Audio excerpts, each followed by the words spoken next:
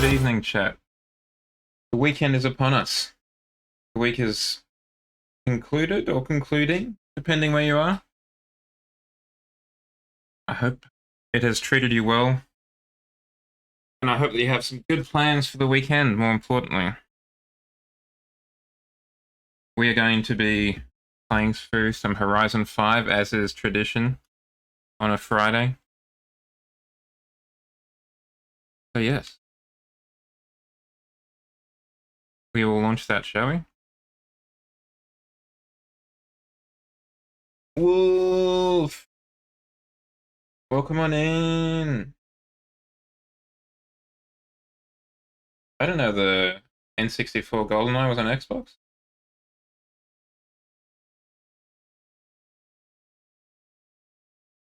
That is interesting. Ah, okay. Let's move that mouse out of the way, shall we?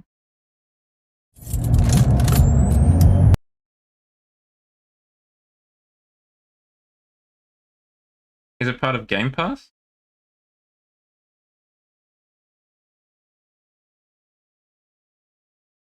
Okay. Now that is very interesting then.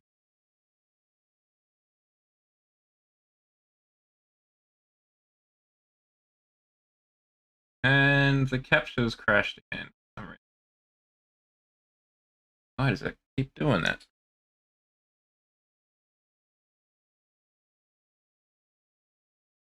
Okay, time to break out the old task manager.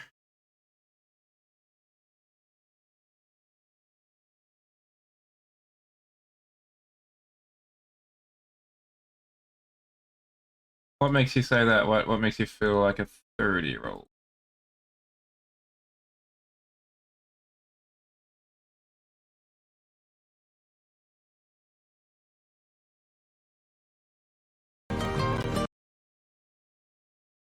I'm gonna try and increase the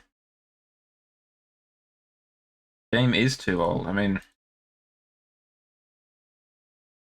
probably is pretty close to 30, right?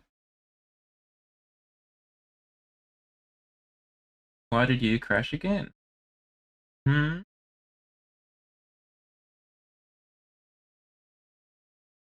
Why do you crash again, sir?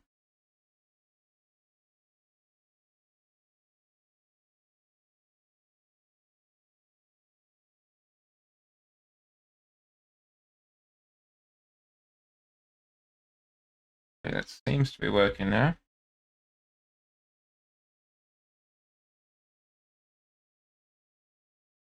Change the screen back to that. Tab into that.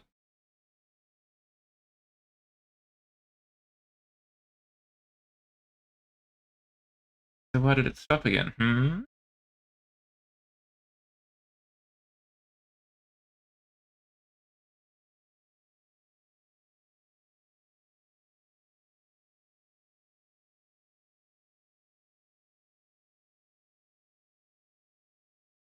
This is just what I wanted to do, troubleshoot. Always a good way to start the stream.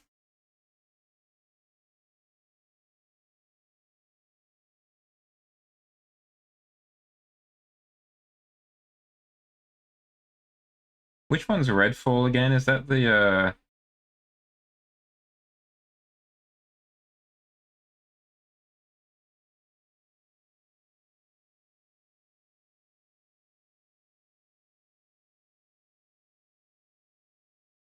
is that the vampire kind of one?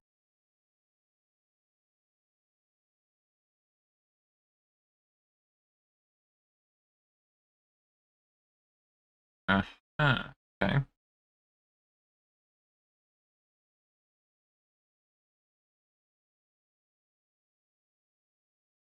that co-op? Like, is it a multiplayer thing or is it um PvP?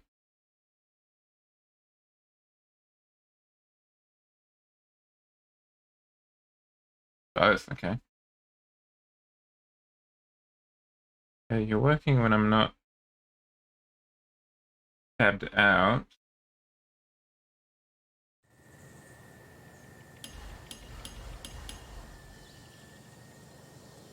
Yeah, we'll get the MG6 X power this week, which is nice. Welcome back, comrade.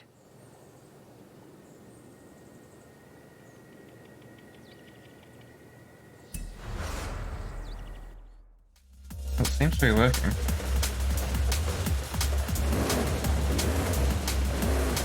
Don't know why it took so long. It's a nice sounding car though. Alright.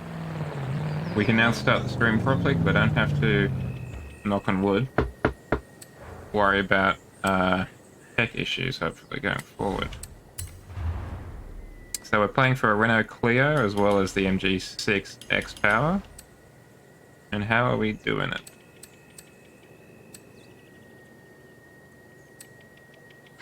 Oh, we don't have an event lab, which is always a bit of a letdown. But we do have the time to focus, which I imagine we're using Ford Focuses.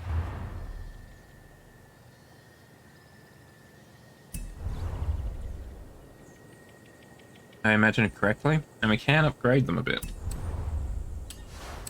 It would be nice if we could use like the 05 Ford Focus as well as the... I actually don't know which one we're using. The more recent one. That much is certain.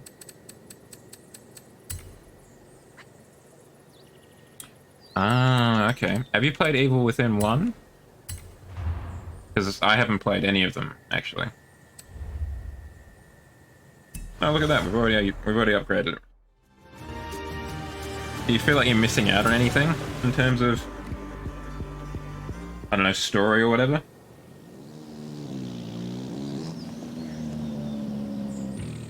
Okay.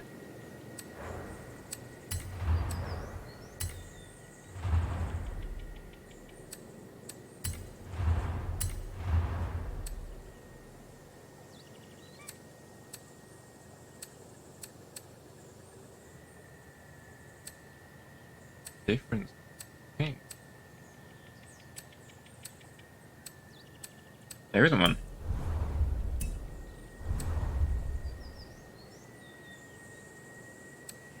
I'm not sure how I feel about the body kit we've got going on here.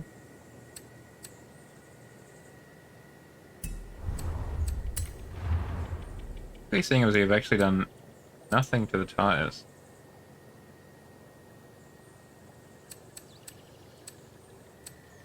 Make them a bit fatter.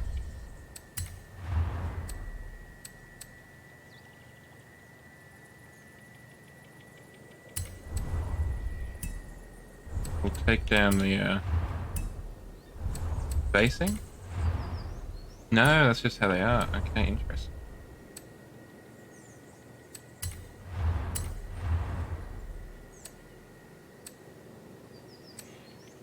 Okay, yeah, we definitely want to keep those. That's significant impact by reducing.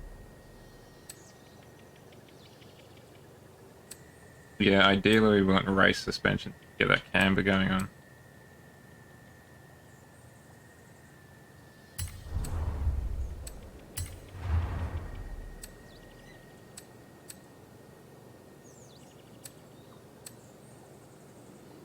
Okay, there we go. Got the camber. Oh, but wait. What kind of races are we going to do? Let's have a quick look at the thumbnail. Here's tarmac, according to that. Okay. I think we'll be alright then. Let's get a different colour going on though.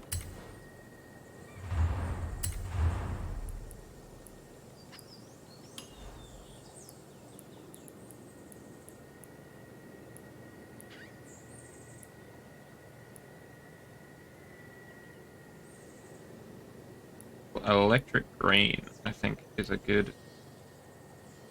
But let's try it a bit metallic so we can try and get a little bit of kind of definition in it.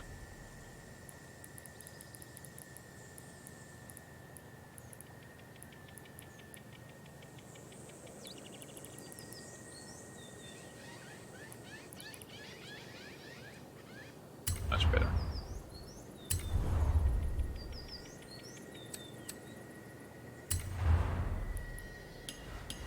Otherwise, I think we're crushing it here.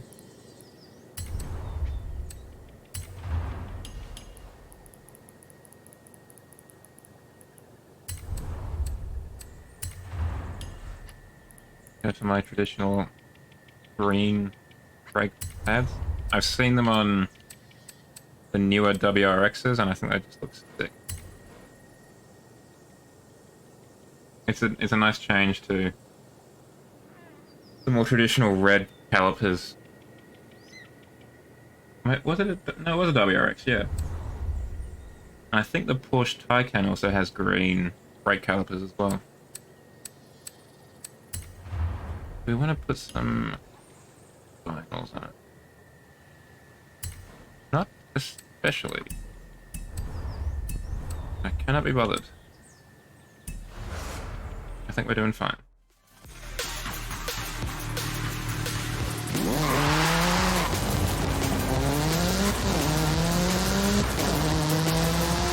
Okay, real rally car hours with that exhaust note.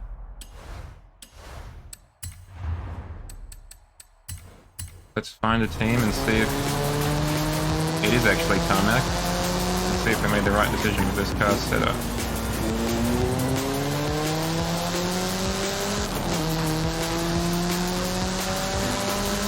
Does anyone have any big plans for the weekend?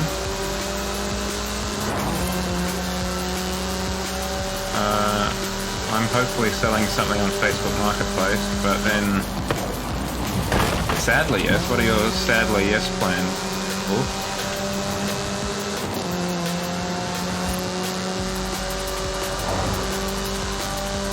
Is that because you'd prefer to be having a look at GoldenEye? I see. Is this the army brother? I feel like I remember you saying one of your brothers was in the armed forces. Yeah, okay. Yeah, that sucks. I can see that'd be rough.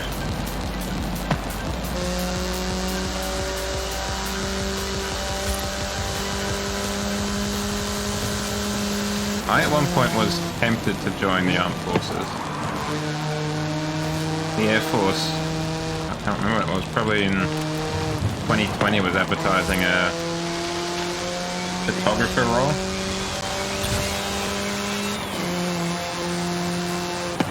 For all the kind of promo stuff and what have you. I thought that could be good, so I did the various tests, like the paper ones that you have to do before you can move on to the next round.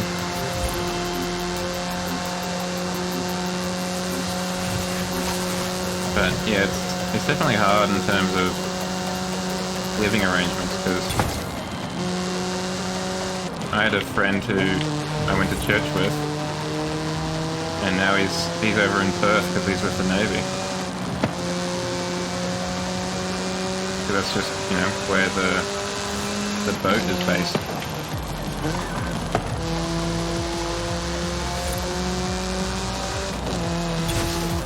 Okay, we just finished the feed zone. I was worried we wouldn't.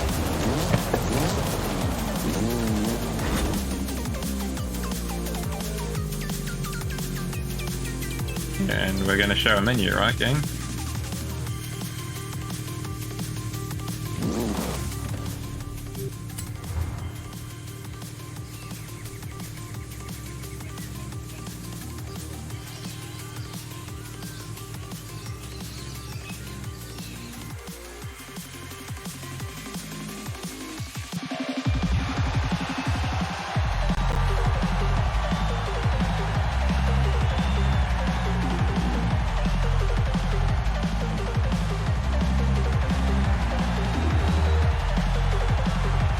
Oh, it's also come to the Nintendo Switch. There you go. I was just having a quick look at the GoldenEye news you'd mentioned.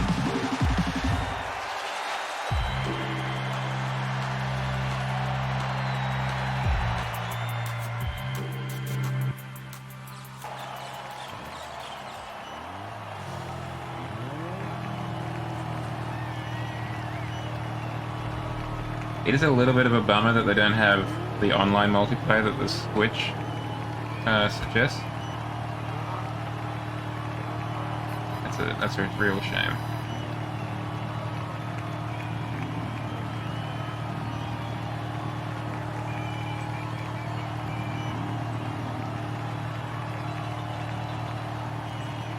I didn't see what the rest of the pillar was running in terms of... Okay, there's some variation in colour. Lots of body kits, unsurprisingly, white body kits.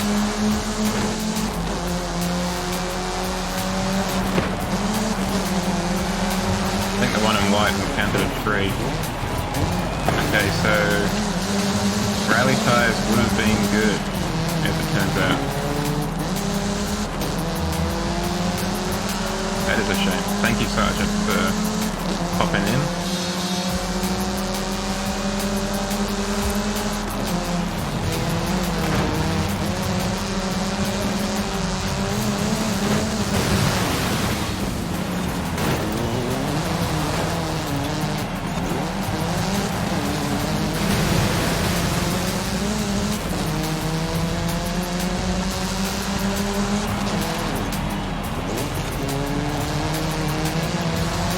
I don't think I've ever actually played all of the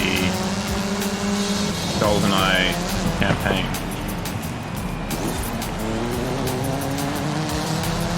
Because I played at least part of it when, back in high school. I want to say around year 7 or 8, kind of, we discovered that emulators existed, and more specifically that Nintendo emulators existed. So I was very excited to play some 64 games. GoldenEye, for example. I think I found that a bit more frustrating than anything, to be honest. Like coming from a PC shooter, or even just a modern console shooter, it's a little bit archaic in the original 64 version.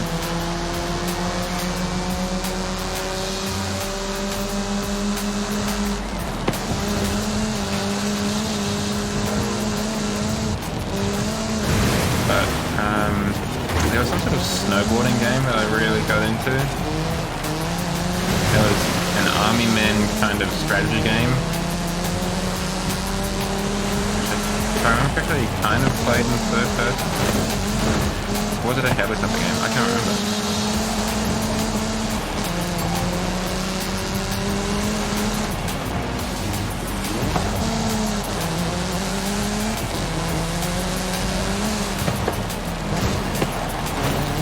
Right, Beetle, you're not really nailing the corners, huh?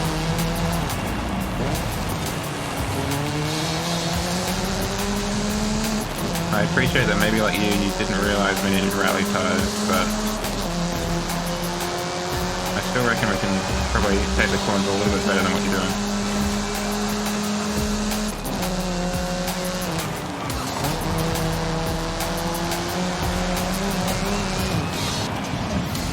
This car does sound the business though. Sounds very rally-like.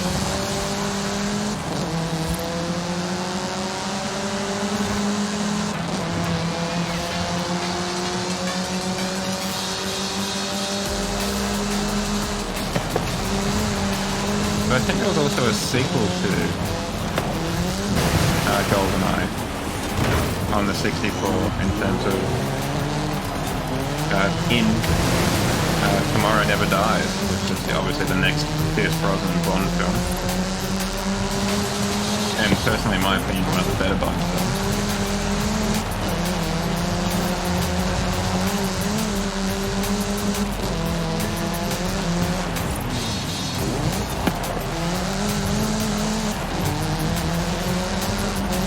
But for whatever reason, that one didn't get any kind of cult status or just regular status that GoldenEye received. Why am I facing backwards? Oh, whatever. But you got the points we needed, that's the important part.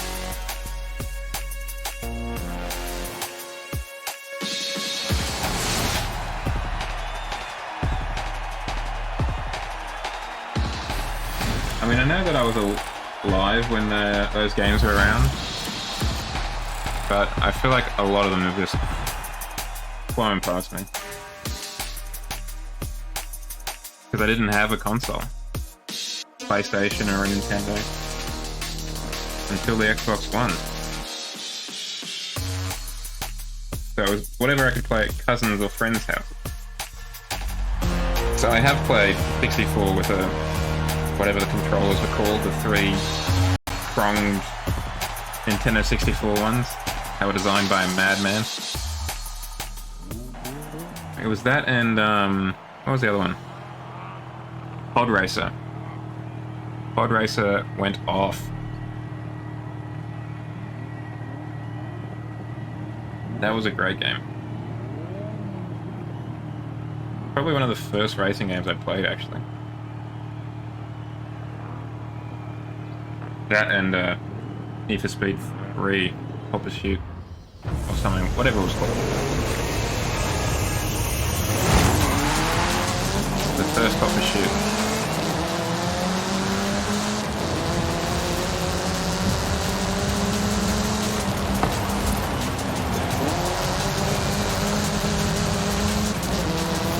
I can't imagine how much easier this would be with the correct tires.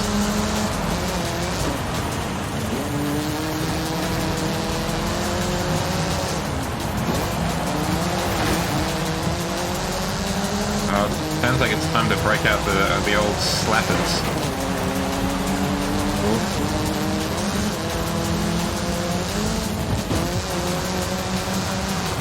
Because you've suddenly created a slapper only run by accident.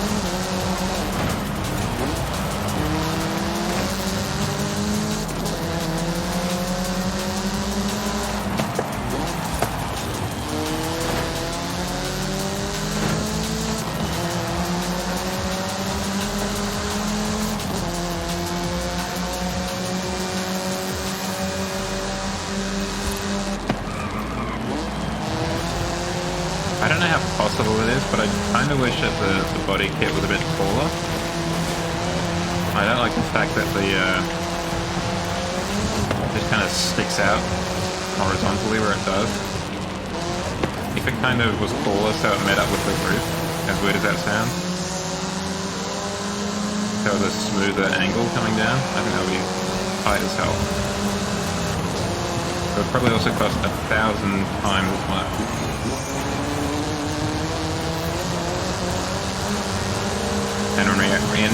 And in reality, was nowhere near as good.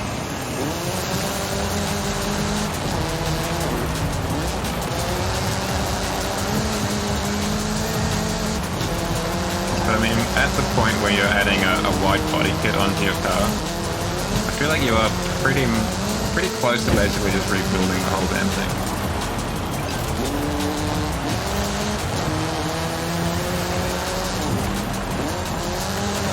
Because you've got to do, if you want to use the wide body kit properly, obviously, you've got to do a lot of kind of engineering work of the axles and what have you to move the tires out, the inches or centimeters that you've banded it by.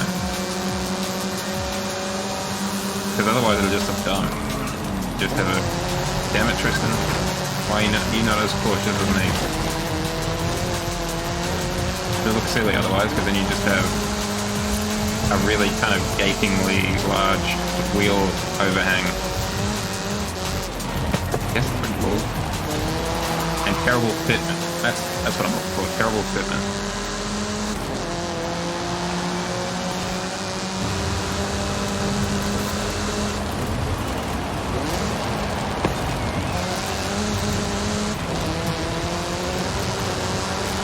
We're not doing too badly, all things considered. For a car that is really not set up for this situation, we're doing alright. And luckily our teammates are doing it better. Go for Brightfield, we're having a bit of a rough time out here in the street. Or the tracks really. We're on the dirt, now on the street. but that car was definitely designed for...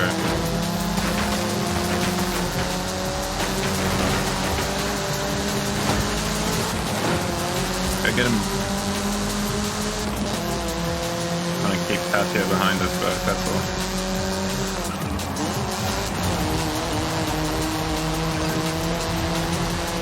Yeah, whatever, bro. I help you come through. I'll have you know.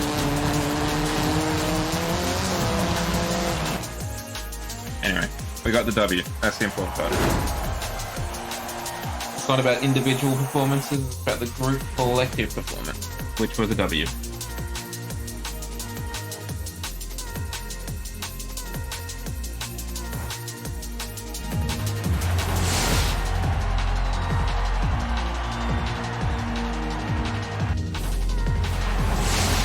Oh, we lost another. Well, no, actually, someone lost their car, unfortunately. That's real rough. Imagine turning up to the victory podium and then, oh wait, my car. Where did I put it? I had it just a second ago. I won in it. Anyway. We got our Escort RS Cosworth. XP?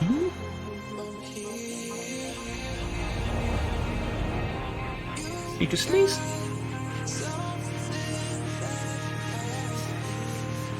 Excuse me. Okay. I'm gonna drive over to the house and turn around when it is safe get to some do rally so. tires on this bad boy. In 400 meters, turn right.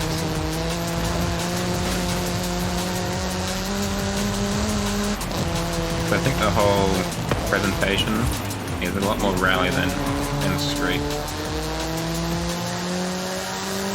Not that I'm going to do the trial again, obviously, but I might take it out this evening on the old online servers. In 400 meters, turn right.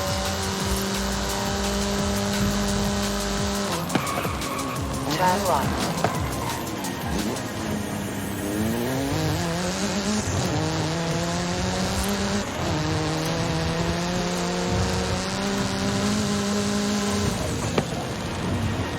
You have arrived at your destination.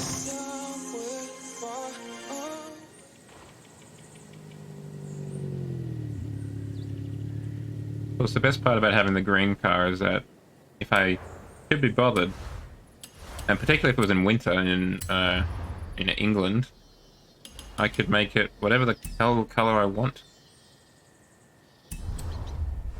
Okay, so we've got the MG6 X-Power, which is huge for us. Let's rally this bad boy. Okay, we were just rocking standards. What, do we want to go off? Let's go off-road. It doesn't really make a huge difference. We could get really fat front tires to really make it worth our while. Obviously, we need some better suspension. Some rally suspension, perhaps. Yep, and we probably... No, let's keep the roll cage. That's definitely on brand, I think, for a rally car.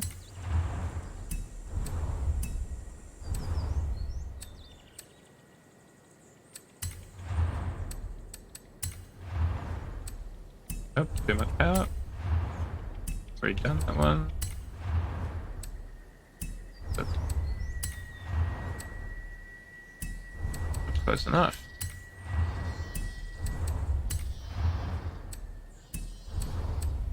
I mean, I know I could just like reduce the size of the... There we go. Size of the front tires, but where's the fun in that, right?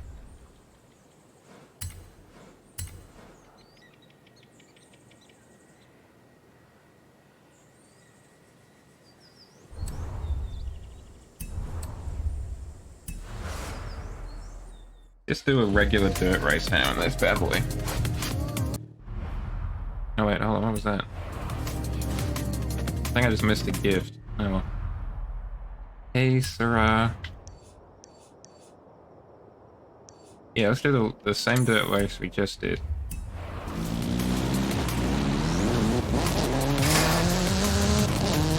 400 meters. You car collected? Oh, that's right, the escort post. I thought I already had that. Yeah. Recalculating route. In 400 meters. Turn sharp left.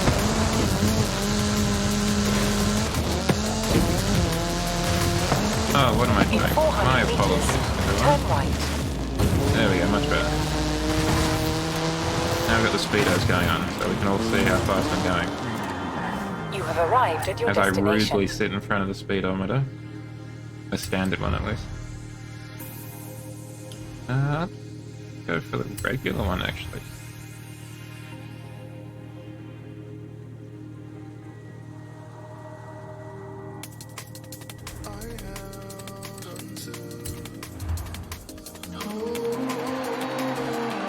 That looks pretty mean. Those fat tires turn left.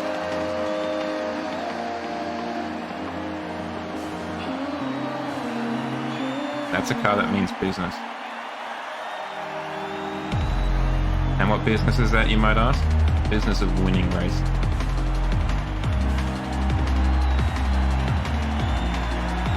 I do wish they had, I don't know, extended the funnel on the fuel. What is it called? Fuel inlet pipe? Because it's just that cutout there, just ugh, you know.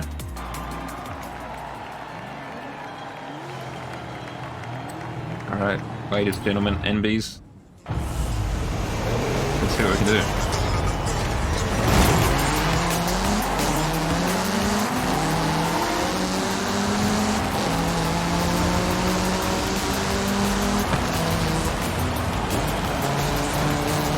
Not much compared to everyone else, I think.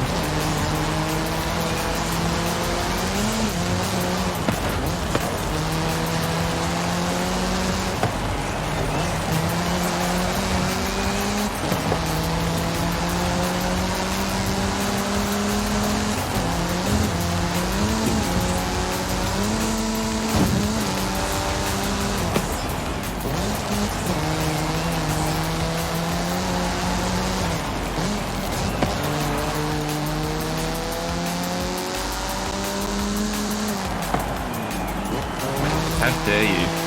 I think I got a pretty sweet Golf R livery.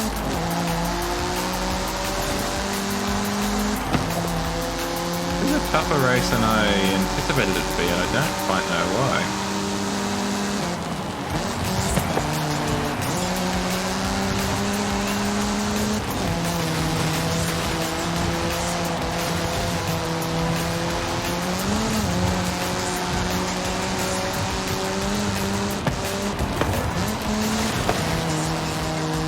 I remember I turned down the difficulty probably almost a year ago whenever Hot Wheels came out, because the Hot Wheels difficulty was for whatever reason a little bit, it felt like all the difficulties were a step higher than what they were back on the mainland, or terra firma, I guess, in that case.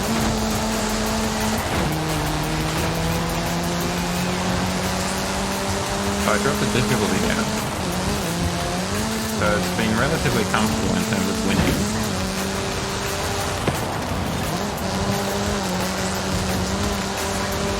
For whatever reason, like, I can't even see the second... no, now I can.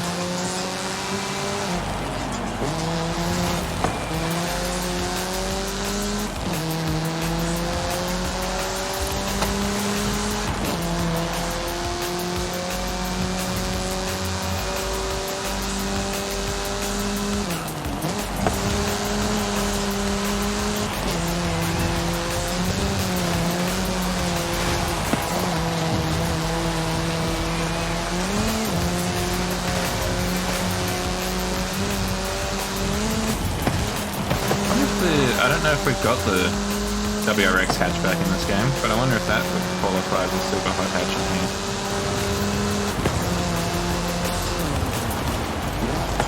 Well, that was a really bad corner. Like, I can't blame anyone but myself for that one.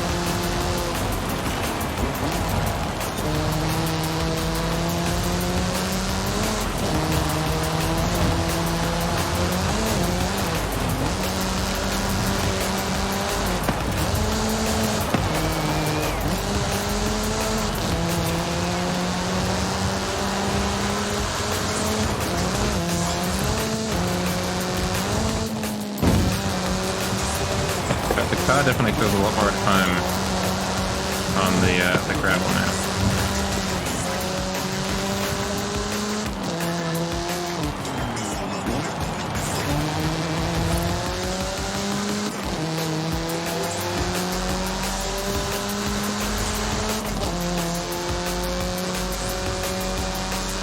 We should have a look at the gears, just to make sure we're not leaving kind of power on the table or short or long gearing ourselves in some way.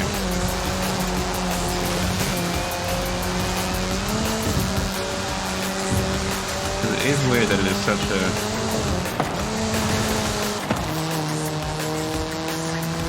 a competition. Because for better or worse, like I said, it's normally pretty straightforward to at least get on the podium.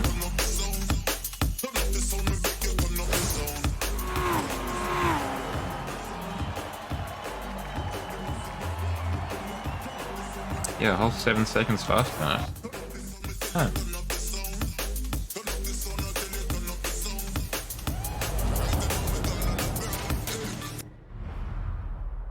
Okay, what else do we need to be doing to unlock the Clio?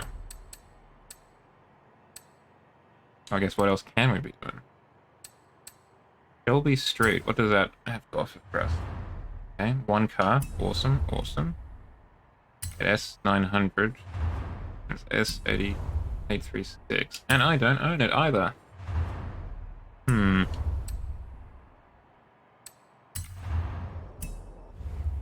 That one? Okay, so that comes from there.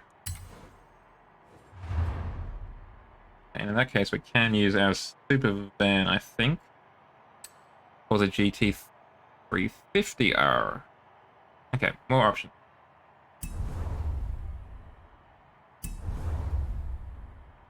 The first level is the one on the dam, right?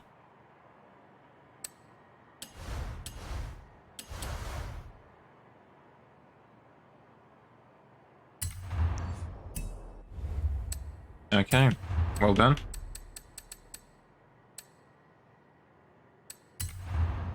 I mean, those games back in the day were never really...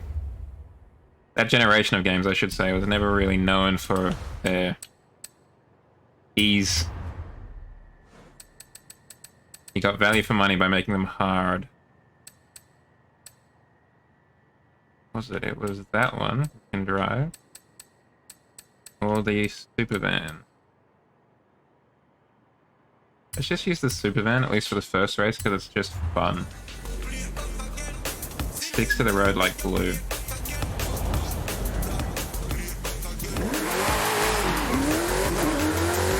200 meters, turn left. Turn left.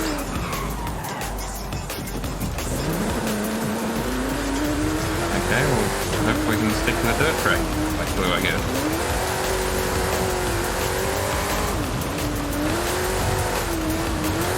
400 meters, turn left.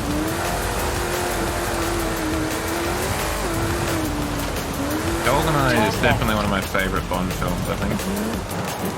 My absolute favourite is the aforementioned Tomorrow Never Dies. And I also would like to say that I think Pierce Brosnan is probably my favourite Bond.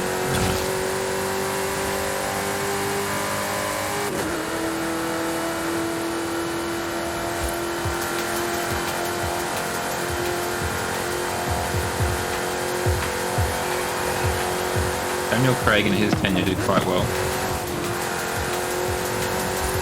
But I haven't seen the last one, No Time to Die. But the second last one... Turn sharp left. Did I see that one? Yeah, Spectre. I wasn't a huge fan of that one, to be honest. I feel particularly Brosnan and Craig that as their tenure progresses, the scripts, I guess, and the scenarios seem to get a bit zanier. Like Tomorrow Never Dies. 200 meters. Yeah. Turn sharp right. Is a very different movie tonally, I feel, than Die Another Day.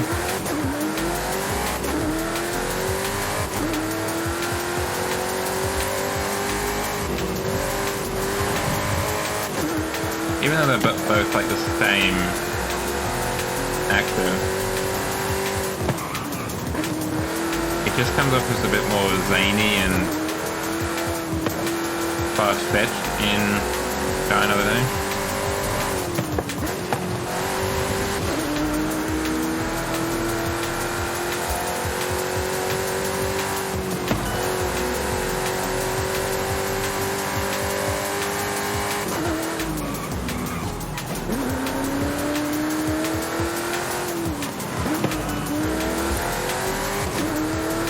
Whereas I didn't get that from Tomorrow Never Dies. Or GoldenEye for that matter. Destination. Hell, even World Is Not Enough is a pretty straightforward and not overly kind of unrealistic plot. Realistic in the terms that, like, the steps that each character takes seem to make sense. You know, there's like... After all of my talk about the transit van, we're going to drive in the Mustang. It just kind of... It seems to make sense that they do the things they do. And the world itself seems to make sense as well.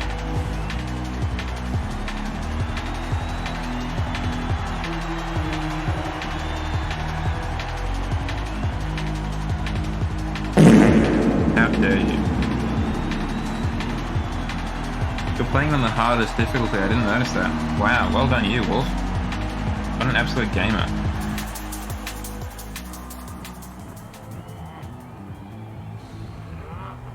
Absolute gamer.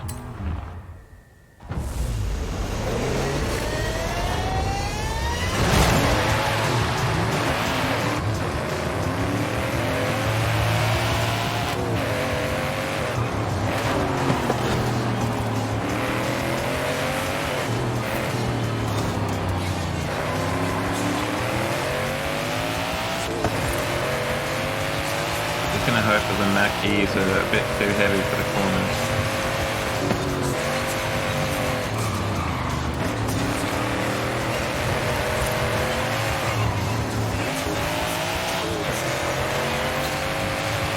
Yeah, that's even more impressive, that someone who's never played it, got no idea, and they're like, yeah, let's do it on the hardest difficulty.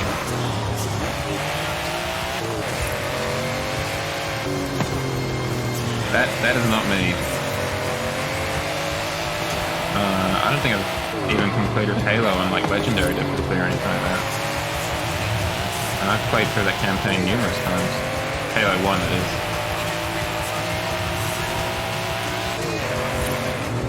I'm more than happy to play it on a normal difficulty level.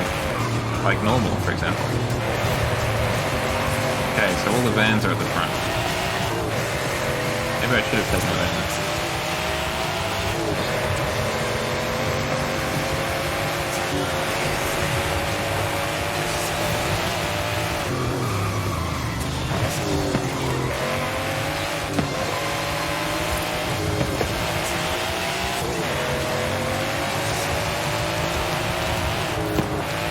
With your talk of Redfall, Wolf, I take it you watched the developer direct thing that Xbox hosted yesterday?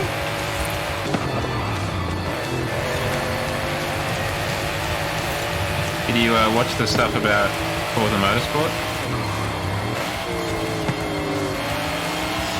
Or was there anything else that got you going?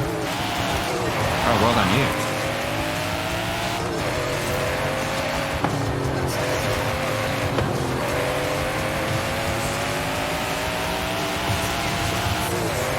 We're on the podium now.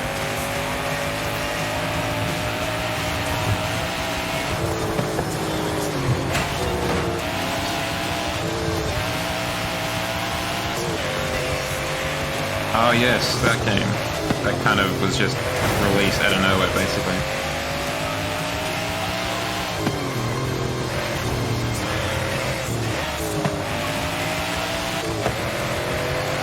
I feel like that must be a huge risk to do. Just be like, oh hey, there's this game, it's released right now.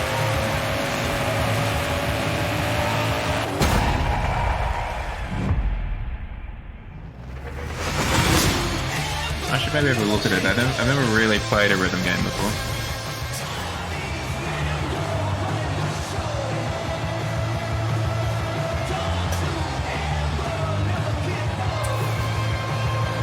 Yeah, so the Ford Super vans are definitely absolute weapons.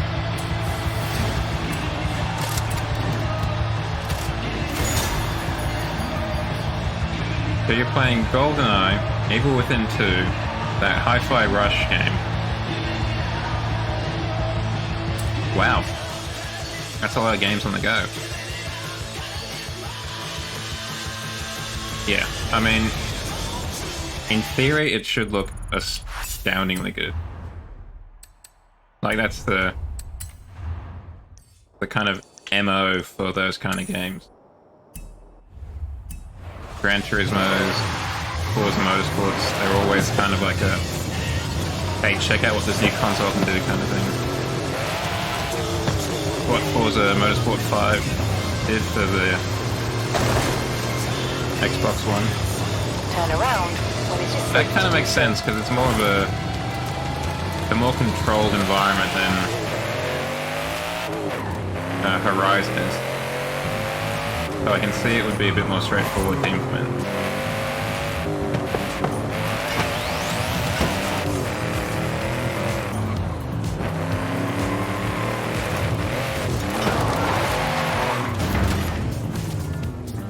Oh, I imagine that's probably only for Minecraft Legends? I haven't really looked into anything about that, to be honest.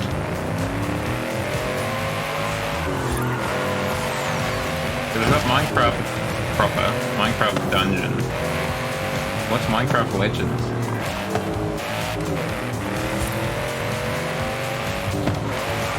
If you don't mind telling the class.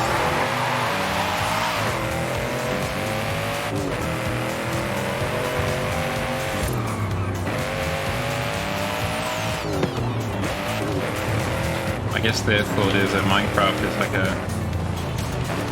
such a recognizable nameplate. You can kind of use it for whatever. 400 meters. Turn left. And you'll get the traditional Minecraft/Fortnite audience to have a look at it.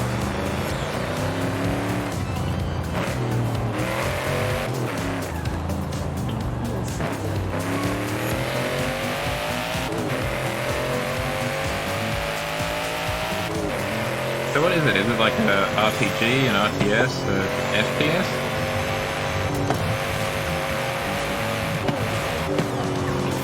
Because the Minecraft Dungeons is unsurprisingly a dungeon crawler like Diablo. Turn left. Or yeah, Path of Exile and all that kind of stuff. Interesting. I wonder if it's like a battle royale or something. Like those servers that they'd always run, the Hunger Games style servers. Huh, interesting. I'll have to look it up.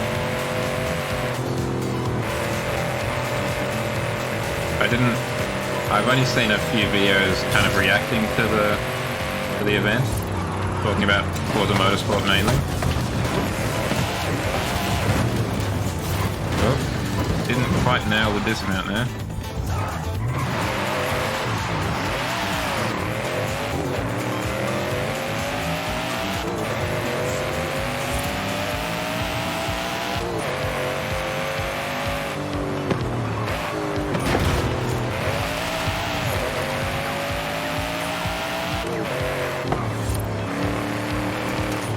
It does sound like there's a lot of good games in the pipeline, so I'm glad that that's happening. Even if it also sounds like Motorsport got delayed, but that's probably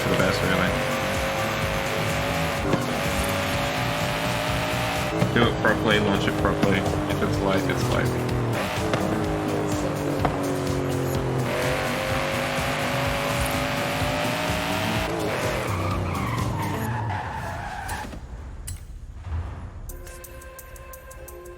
Let's try the Shelby GT again. I'd prefer not to have to resort to a super van, but I'll do what must if I have to.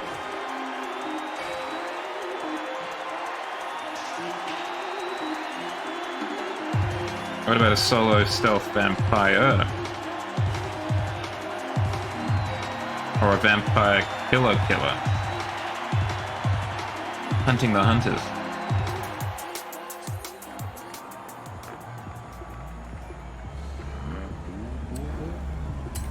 Okay, let's see how badly this goes. Oh, okay, interesting.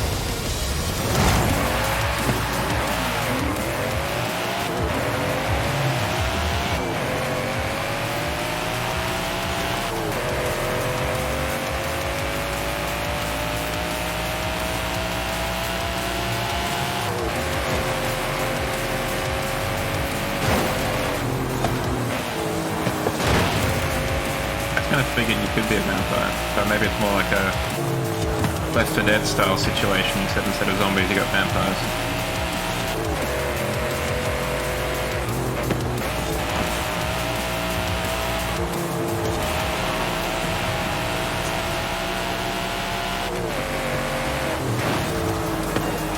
No, I didn't.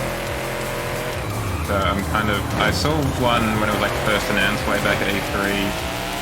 I don't know, 2020 or whatever, 2019. So I'm kind of flying blind, I'll confess. Alright, thank you for that tip. I do want to have a look at it, because they're definitely giving it a glowing review.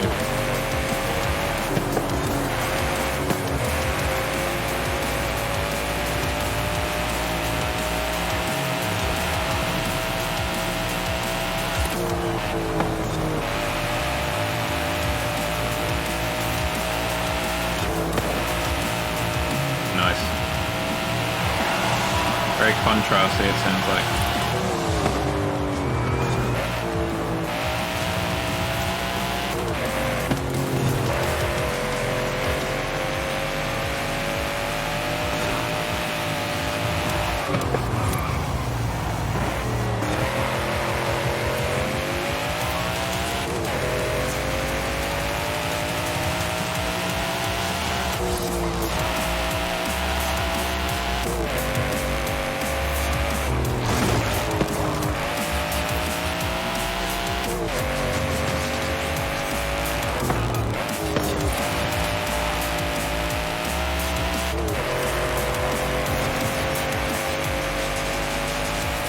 Hey, we didn't need the super van again.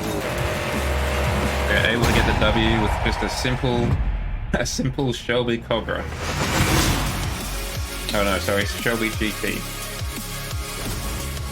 Thank you, Sergeant.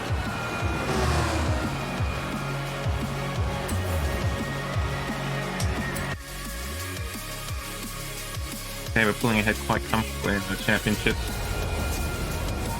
points.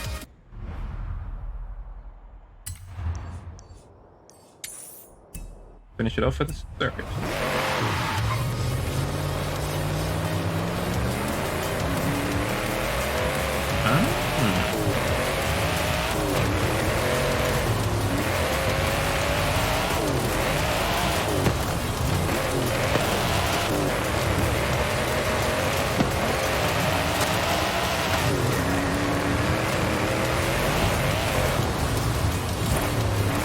I haven't played any of the recent Far Cry's, but I really enjoy Far Cry 4.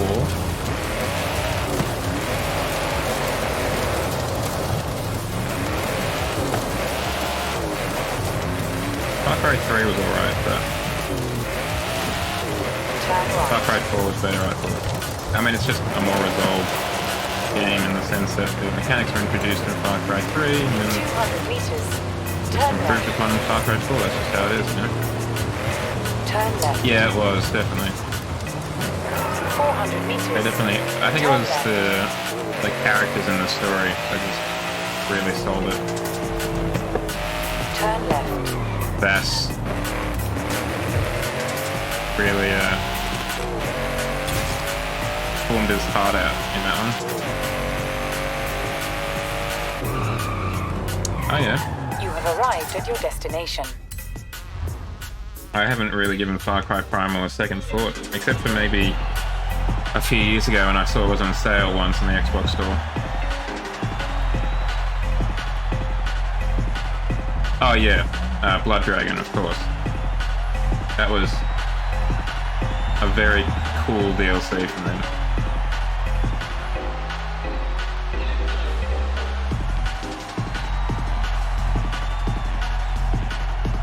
I think I got that on Game Pass.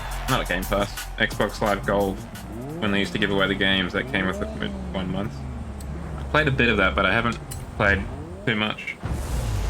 Might add that to the list.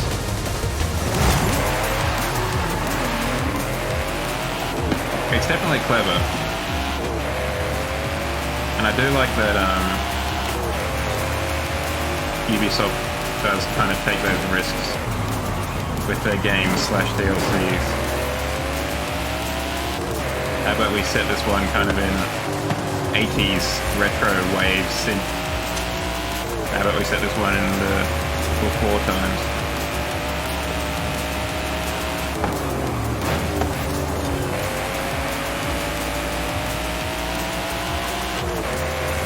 It'll be interesting to see what they'll do with Far Cry 6 if they end up following that pattern.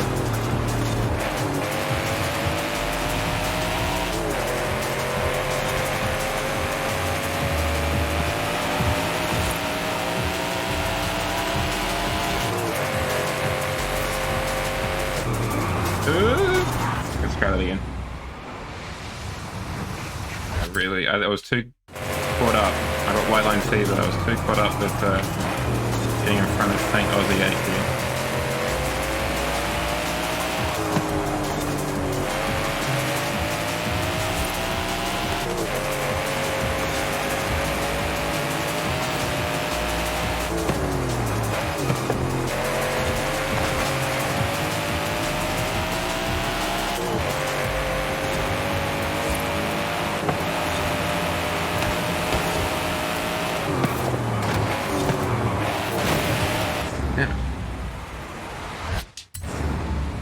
Digital, you mean, instead of disc, or?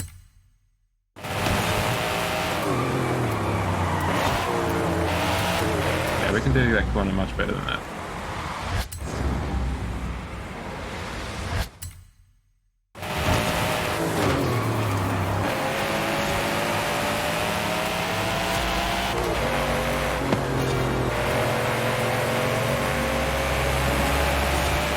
You can do that with a disc game, can't you?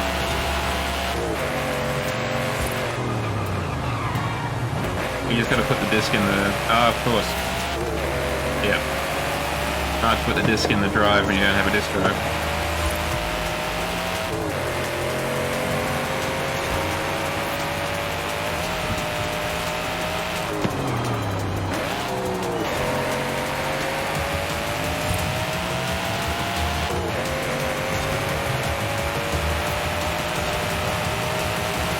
Come on the inside.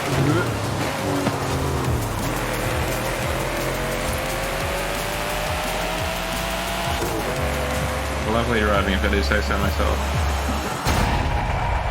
It is a bit weird that they didn't just include a simple, just a basic Blu-ray drive. But I guess their argument is it's smaller, cheaper, because you don't have to pay the Blu-ray licensing fees stuff to Sony or whatever. There's less components in it. But yeah, it's a bit dumb.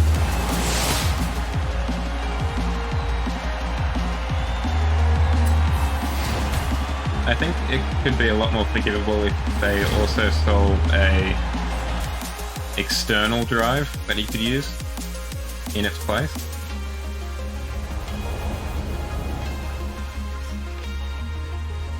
Sony versus the Activision acquisition. That's a bit of a tongue twister.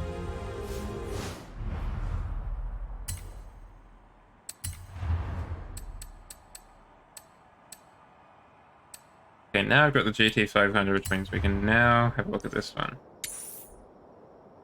Because we can only use the GT500 for this one.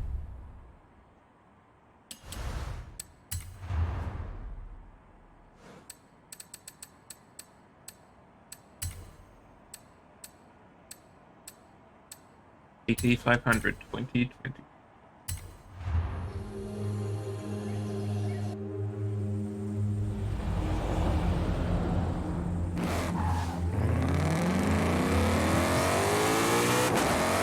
Well, they've got an agreement as long as the government allow it to happen, because it's a pretty substantial merger.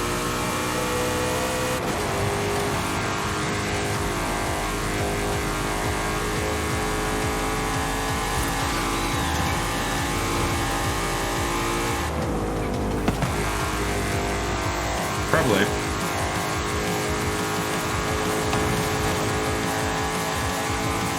I think they're concerned that well, they might not lose it immediately, but they'll lose it in the future, in the way that they've probably, I should say, lost access to the Fallout and the Elder Scroll games.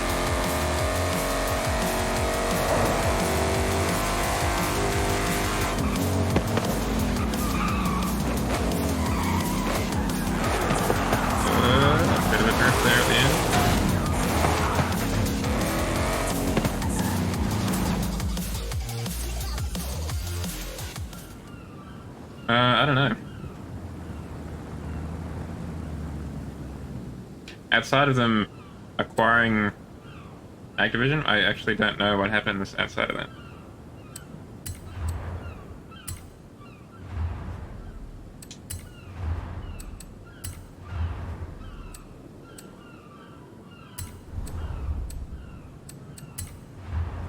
I would have been... excuse me. I would have been more interested in them acquiring Ubisoft, to be honest. Okay, so we've already got semi-slicks, but we could go race. Let's do that. I think we're going to need all the grip we can get on this one. I want all the stopping power.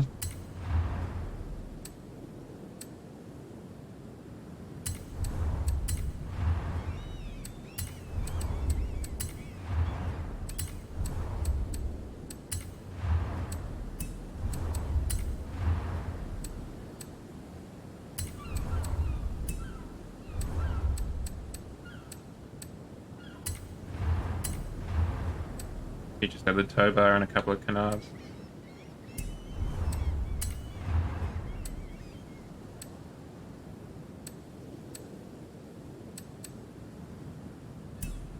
As much as I dislike it, we should probably keep the spoiler.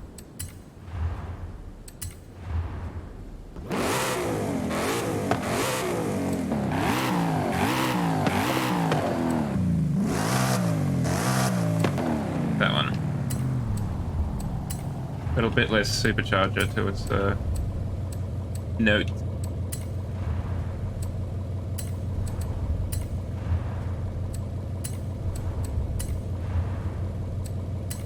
I feel like as you get higher up in the PI classes, your upgrades do less.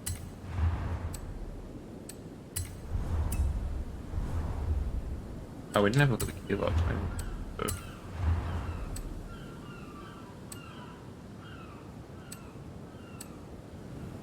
It doesn't really make a much. What was that one? It doesn't make a huge difference.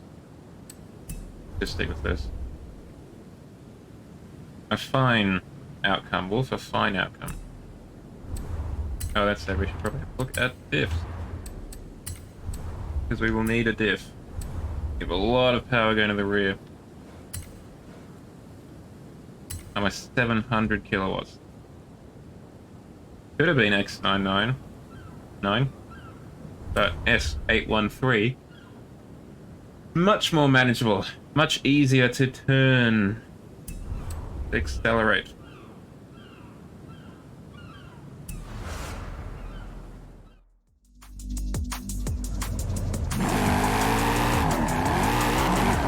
Turn right.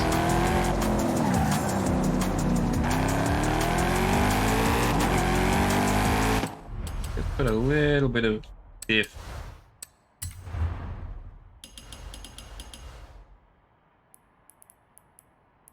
A little bit more diff.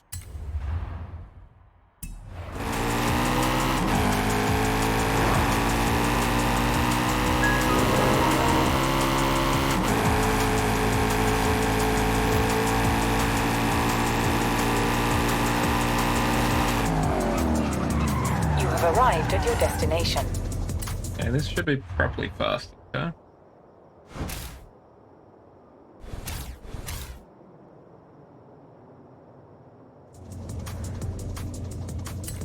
Already have the recommended car game.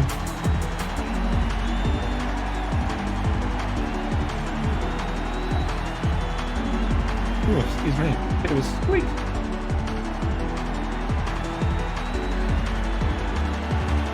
I want to paint that map black now.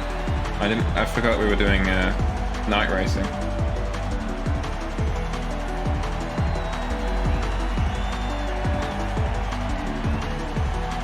Paint it matte black, matte carbon the rims. Maybe put a red stripe on it or something. Oh, well, that's a future problem. And of course, it's raining. Awesome.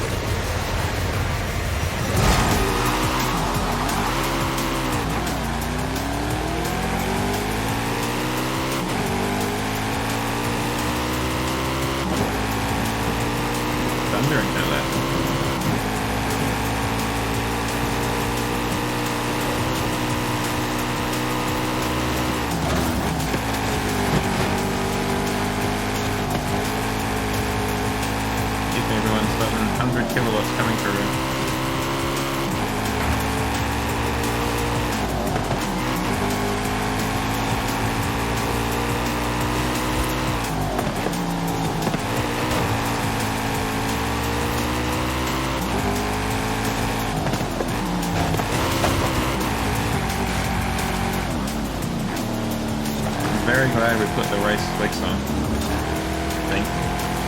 I don't think that affects the rain performance having quick tires like it would IRL.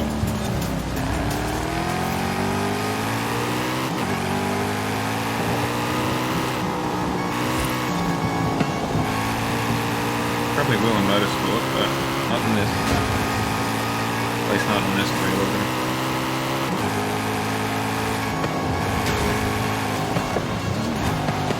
Do that corner much better.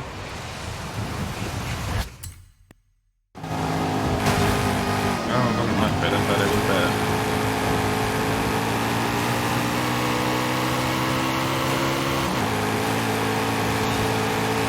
Thank you, Sergeant.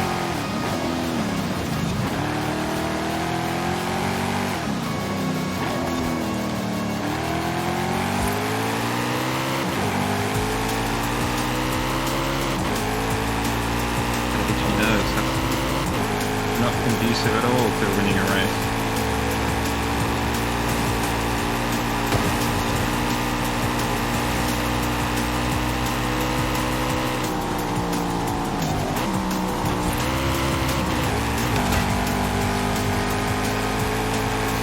Okay, one, now I can scratch my nose properly. Ah, yeah.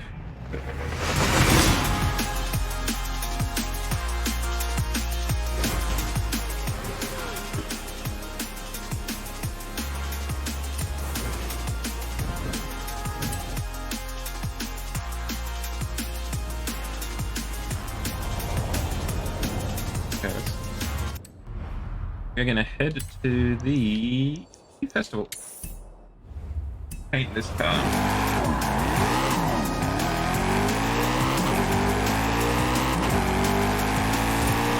want to make it more of a stealth mission. Yeah, I feel like the AI has been a lot tougher night than other nights.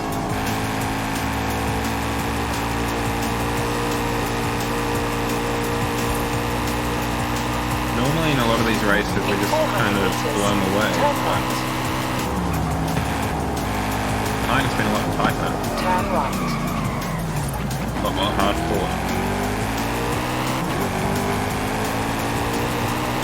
Not a bad thing necessarily, just different. In 400 meters, you will arrive at your destination.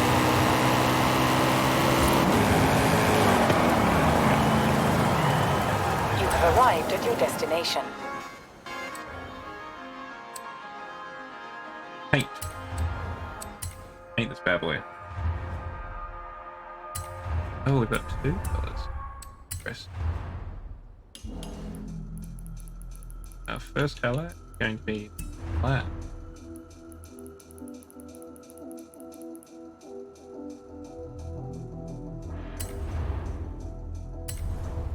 Our second color, I reckon on stream. Oh, interesting. It's these pieces.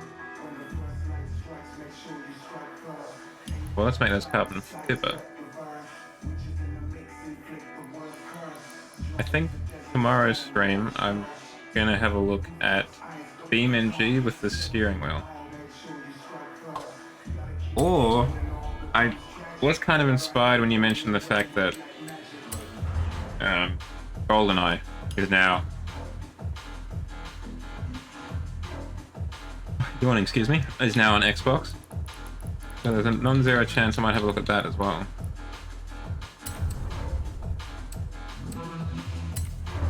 Black out the windows a little bit. Proper stealth mission. So yeah, one of those, either PNG or something similar with a steering wheel, or possibly GoldenEye. Don't know.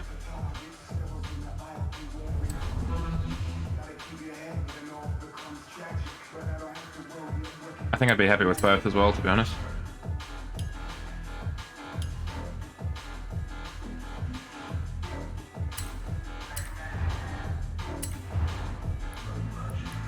Get a nice red.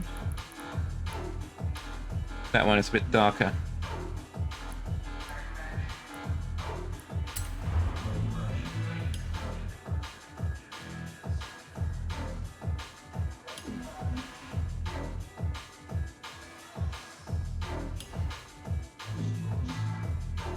I just wanted to have it to be like basically a tangent off wheels. Wheel arch. I like that.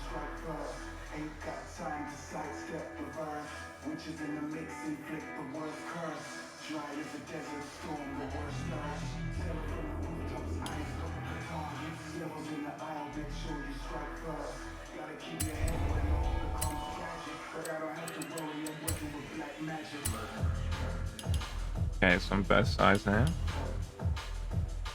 But I think we can do something a bit cooler than just that.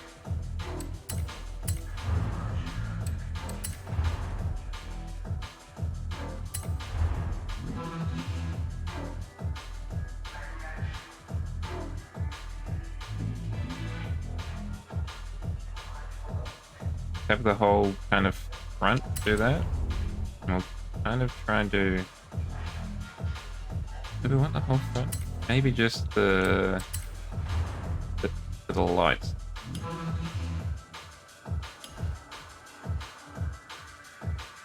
Big enough so the lights kind of like a big eyeshadow almost. And then we'll do the same back here. It's going to be a bit more difficult because we could hide it in the wheel arch over there, but we can't do that over here. We have to be cunning.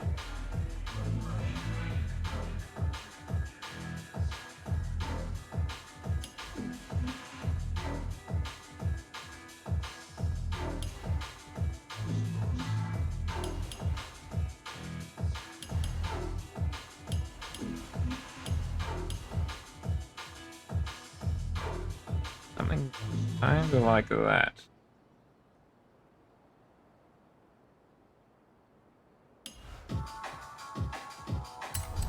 And we might have to angle. We might have to do this again, actually.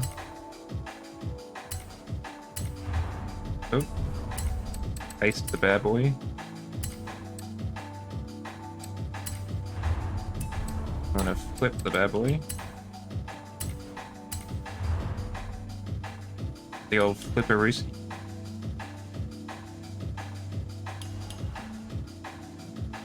Something like that. Now I just need to figure out how to fill in that spot. Man, that sucks. It is very tropical down here in Sydney. Got that kind of perpetual feeling that a storm is coming, but it just never does. At least that's how I've felt.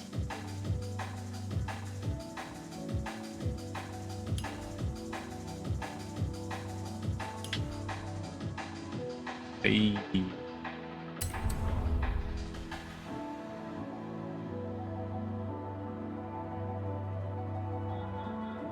We might have what the kids call something very cool on our hands here.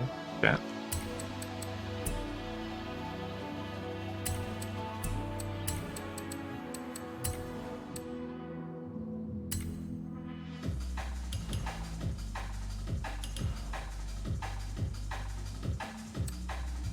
Aha, okay. We don't need two of you. We want to do this instead. There we go. We can get rid of that one. Now it matches on both sides. Ooh, good for that. That happened.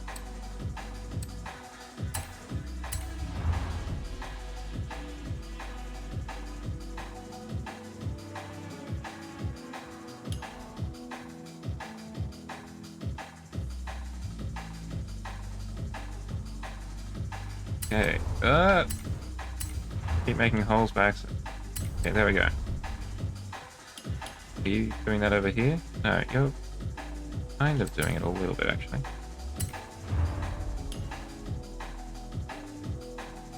Much better. That looks baller.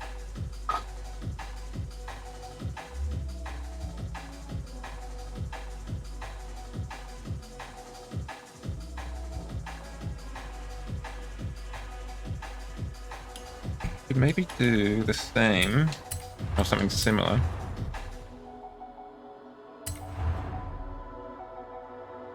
Just behind the hood.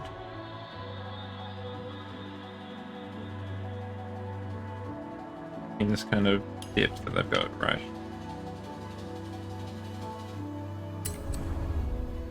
We need a semicircle.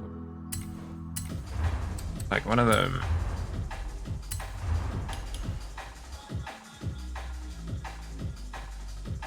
Come on, 270, where you at?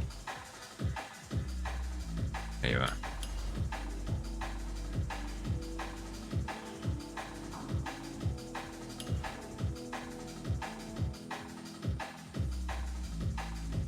Do something like that.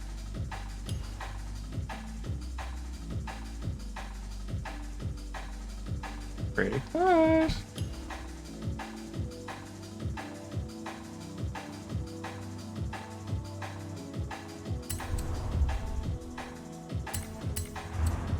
And if we just add in a bunch of smaller ones, there are probably better ways to do this. Like there's a clipping tool that I don't know how to use. So we're kind of doing it a little bit the wrong way, I reckon. And where you are, there you are.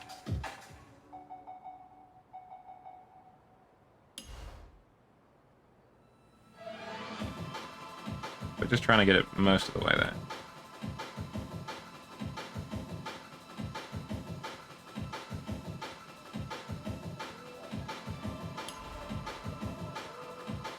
Let's also keep it off of that.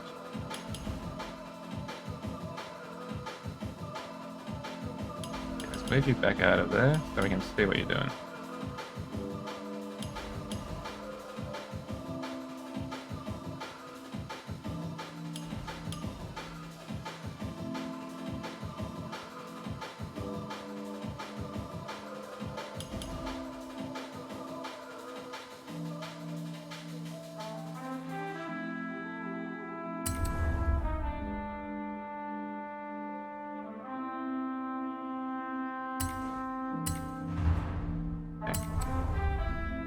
what we need to do is get rid of that. That's clearly not working. Create a mask. Okay. We're going to experiment with masks in the very near future. I'm sure we're all very excited for.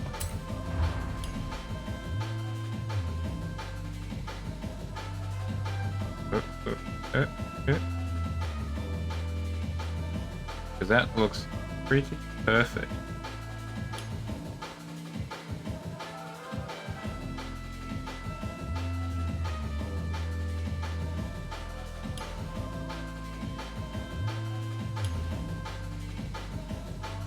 Like that. Then what we're going to do, we're going to get 2 white squares.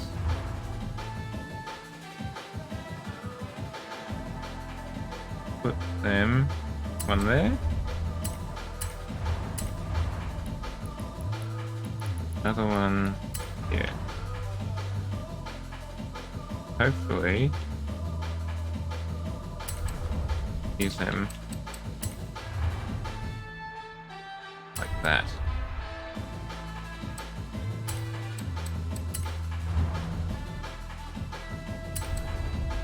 Brilliant!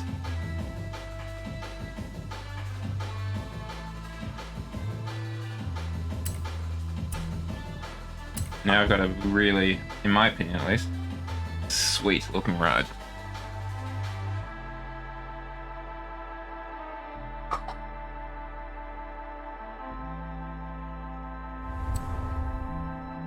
There's one thing though. Can you could do it to the GT500 front bar here? Here's what you want.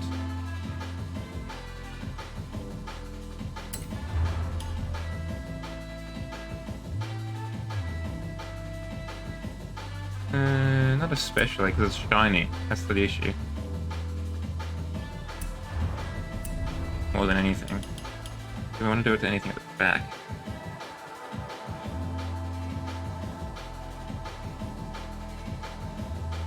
Lower.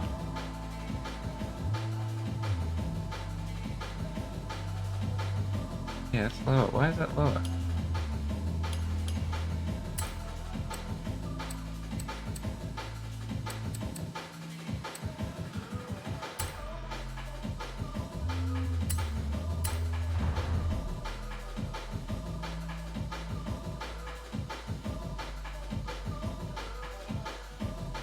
Much better.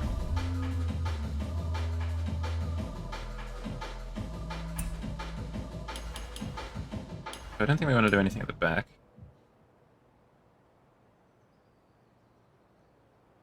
I think the sides look thick as it is, but done the roof well, I think. Might just see if we can do anything with the spoiler, perhaps. But I think we've done pretty well. Thank you, Sergeant. I think we've done very well, to be honest.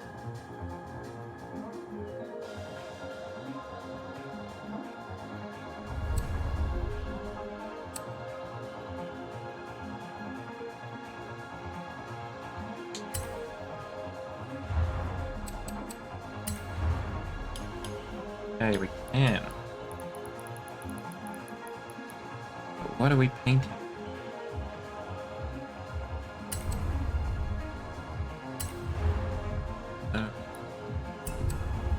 Alright, we'll leave it as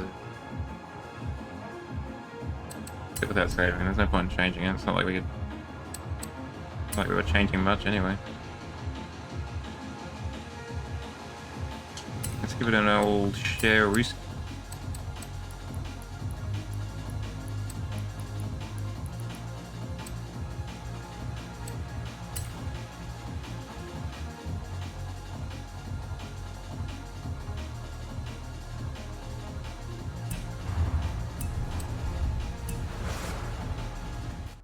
This will look pretty mean at night, I reckon. Where do you drive? You drive that way. Drive that way. We're going first then. Turn around when it is safe to do so.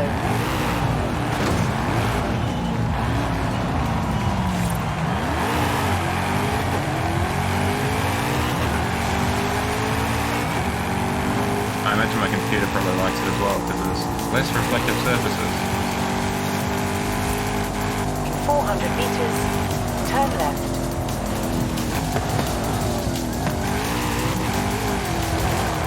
Turn left.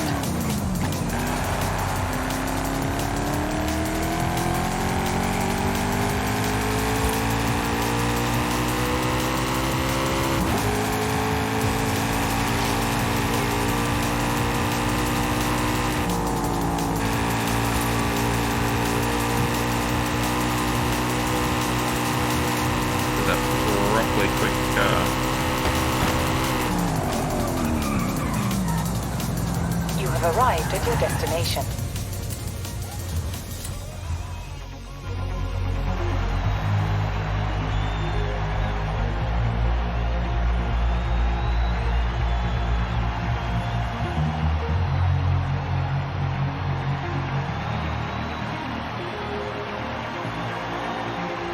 I just wish we could change the headlights and the taillights a bit.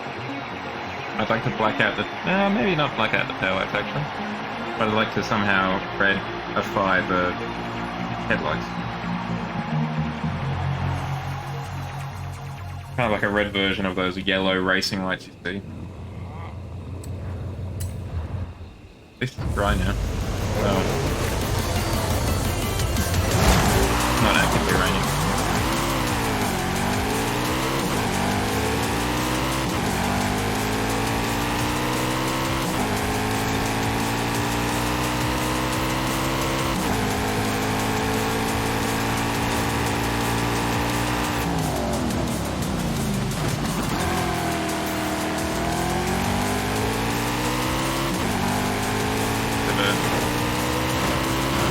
Bottleneck there at that corner.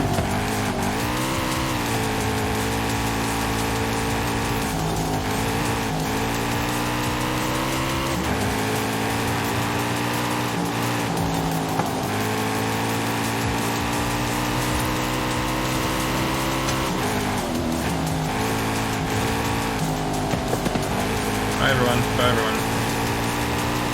Hello Diane JP from driving a Nissan Z. For some reason the tail lights and that colour just threw me off completely. I don't know why. Because the Z tail lights aren't... they're similar to a Mustang. Kinda. But they're not... because the Z headlights are horizontally banded, not vertically banded like this one.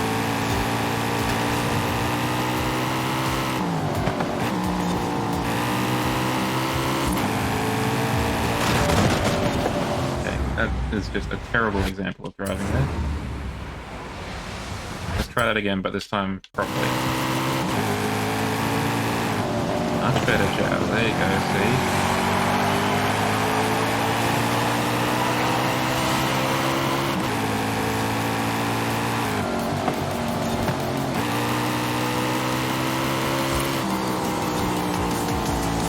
I didn't quite nail that corner.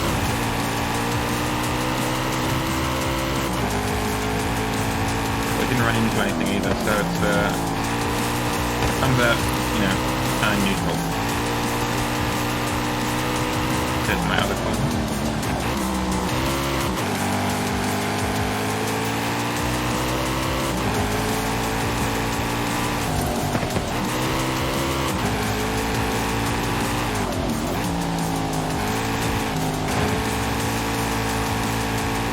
I don't know if I ever just stopped in this game to appreciate the night sky. Just driving through it here, I know I should be looking at the road, and it does look quite pretty.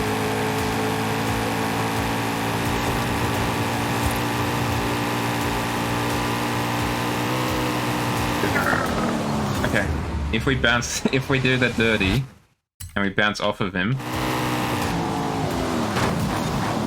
we can probably get around it.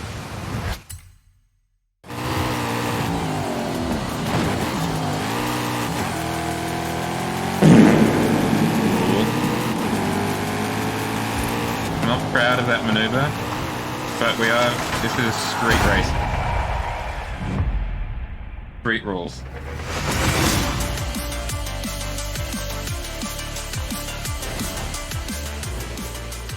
That means that sometimes I'm going to bounce off your Mustang, bro. Sorry. Yeah, the old nitrous.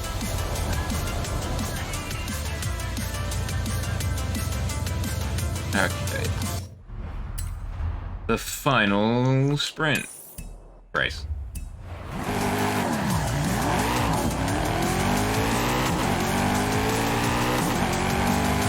If only it were that simple. 400 meters. Or if only the game had quick integration full stop.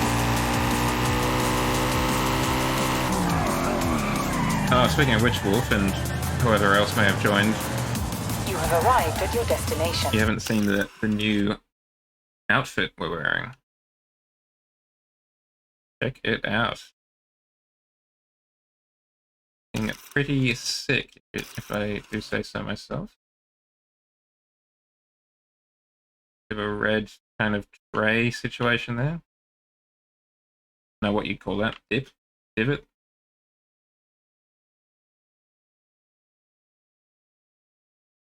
That's not quite nice there. Better over there. That is. But I think it looks pretty nice. Alright, let's win this next race. Obviously.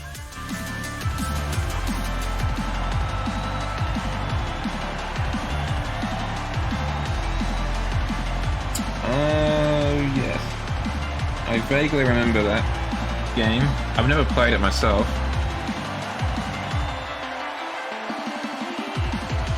I think that was probably the first I knew about Futurama. Seeing it advertised, the game advertised in magazines when that came out. Because I don't think I actually knew that before then that Futurama existed as as an entity, as a property. I mean, why would I? I was probably like 10.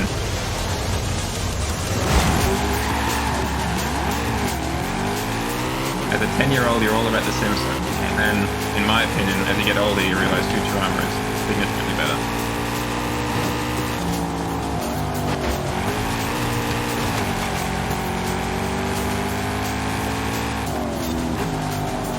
I might also be partly influenced by the fact that I never watched The Simpsons growing up, really.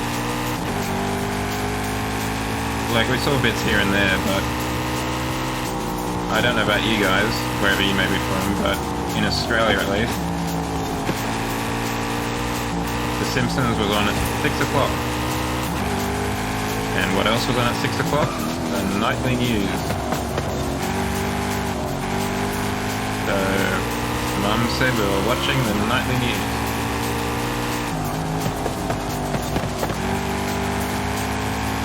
Which, you know, is what it is.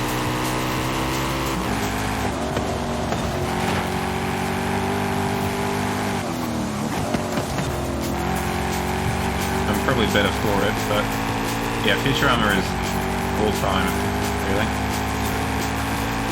I don't know if their newer stuff is as good, but well, don't forget, it's not just me and you in here, there may be others watching.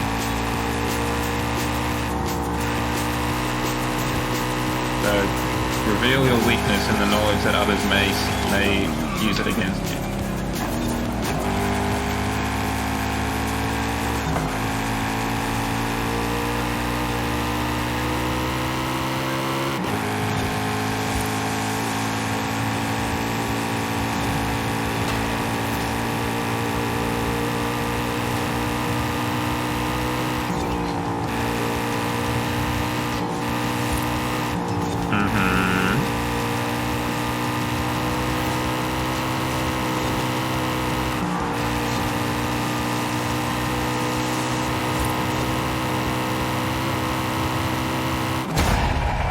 Oh yeah?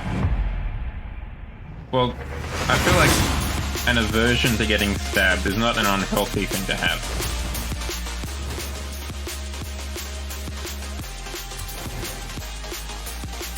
I can see that would keep you in good stead going forward.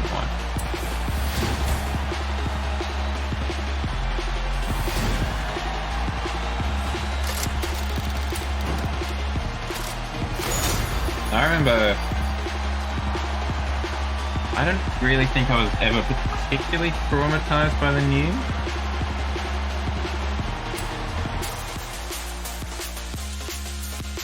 Maybe it's because I never really paid too close attention to it, to be honest.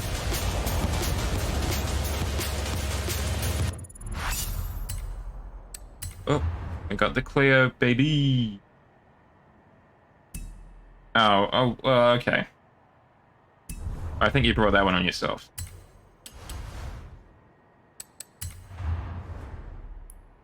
I remember I went to I think I was collecting with my mother my brother from a putt-putt golf course birthday party. And I was stunned. He's 3 years my junior, and I couldn't have been more than 10 at the time. I was kind of shocked when someone gave this kid Jurassic Park 3 on VHS, I think, back then. And that was rated like M or MA, which is 15 plus.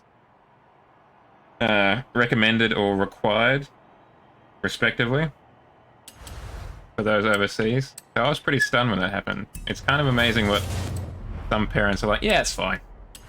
Don't worry, just send it. So hold on. I need to get my head back in the game. Kind of High School Musical style. So we unlocked the MG6 X-Power. We've unlocked the Renault Clio 10. Okay. I think we're gonna go on the line. But first, let's jump in the Clio. Go for a little bit of a hoon around in the Clio and see what she's like.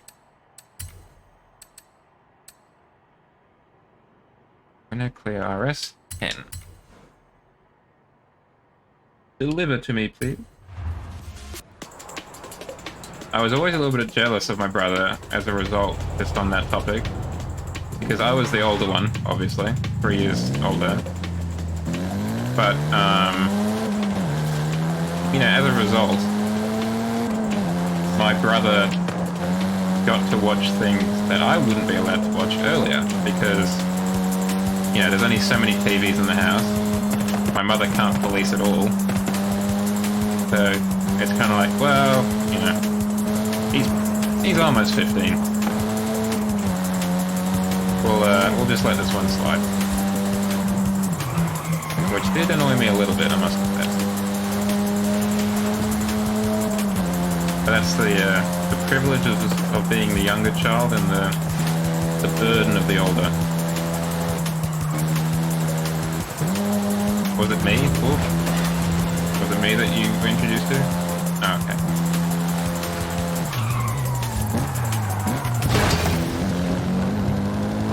I don't think I've ever heard of that fella.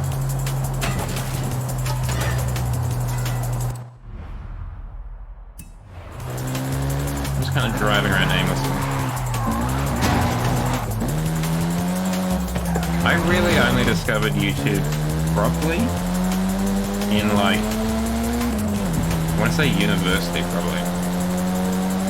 Maybe late high school. Before then, I kind of used it as like a poor man's iTunes or Spotify just to listen to music.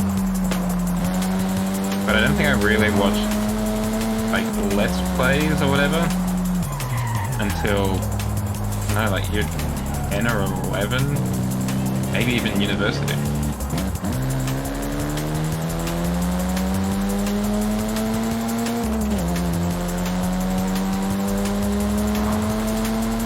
I can honestly say I think I remember the first time I used YouTube, actually.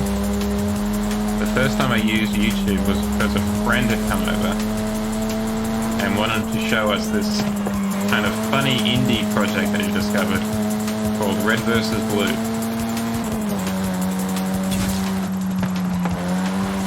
And that was on YouTube, so I plugged in my school laptop into the television and introduced my brother and myself to Red vs. Blue.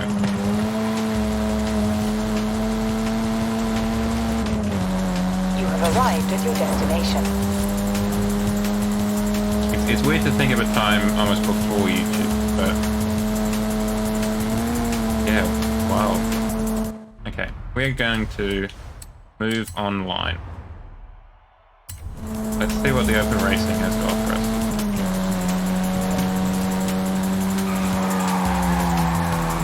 You're a slidey girl.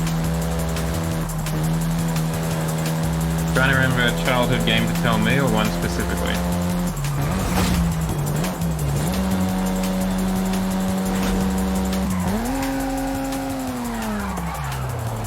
Cross-country racing in the B class, eh?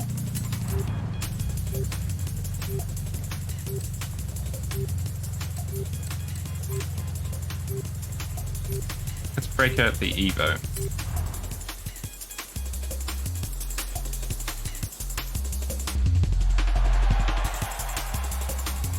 A great spot to look for games, particularly older ones, is My Abandonware, Kingdom Rush.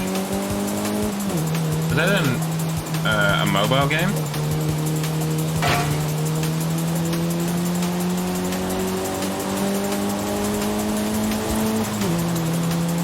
Okay, that's probably why I don't recognize it.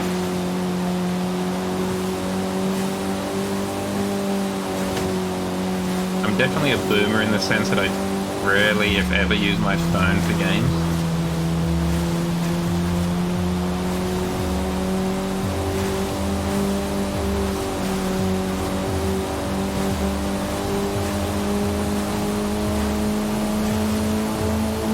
Like, I've played some Mini Metro on my phone, but otherwise it's a bit more utilitarian. None of them particularly interested me.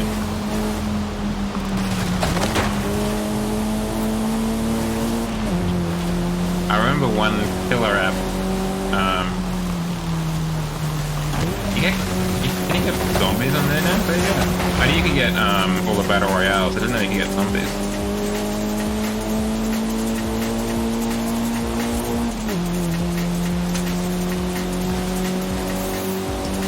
I remember probably around the time of the iPhone 4 launch, one of my friends got an iPod Touch, and the killer app, in my opinion, on that was air hockey. That was pretty cool.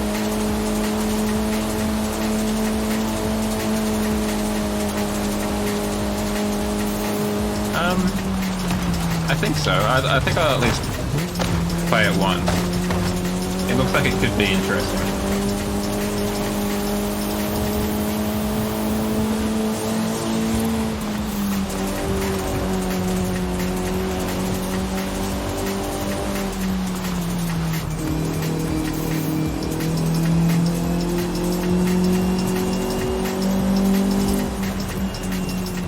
Why do you ask, Wolf? Are you playing Deathloop, Luke, or looking to play Deathloop?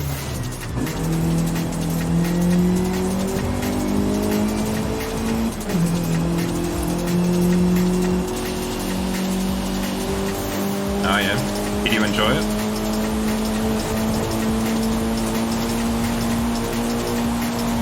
Would you recommend it? Okay. I need to have like a list. I should probably set up like a Google Doc or something. Just feel like games could probably be played in the future.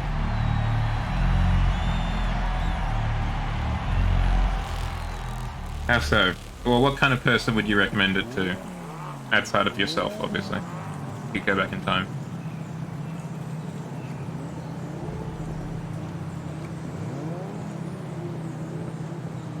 I am tempted to set up a Discord server, which would be very intimate, obviously. But that would be a good place to kind of... yeah. Because I have been wondering... like, I've been thinking I should try and do a Discord server or something.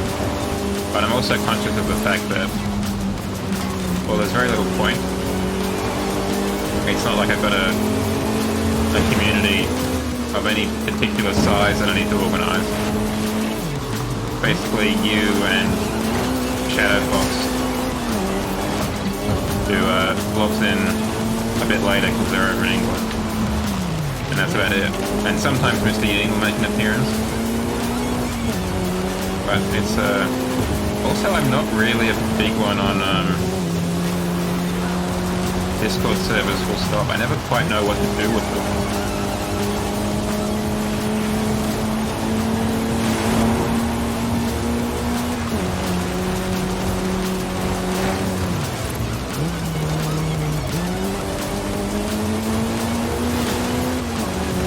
Like, they're good for the voice communications and stuff with friends, but I don't know, I've never really felt comfortable posting in, like, never posting in general. I've posted in kind of meme pages of different servers every once in a while, but yeah. I feel like most of the Discord servers I use are principally like as another form of a Twitter notification for when someone goes live or something.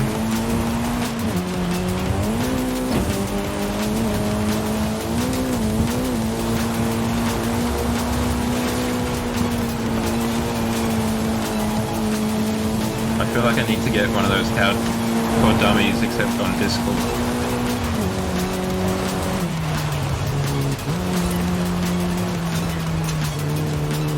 Wanting that gear change there. Okay.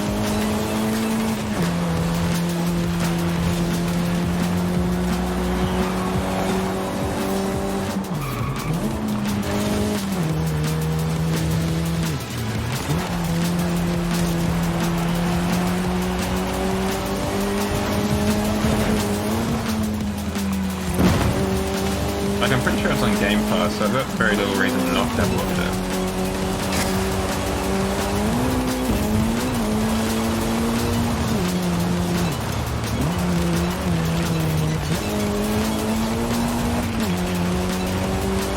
Just gonna make sure you read up on all the lore, I guess, scattered around the place.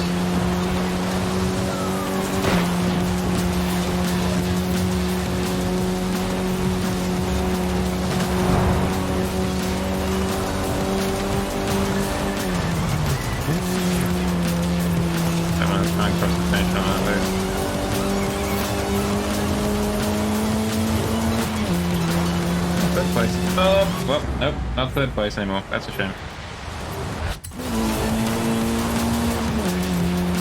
That one I can mark down to hubris. Cat, that was entirely hubris.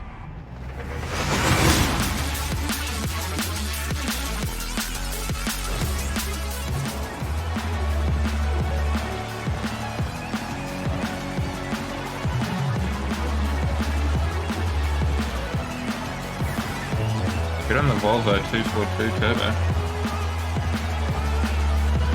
Truly an inspiration to us all.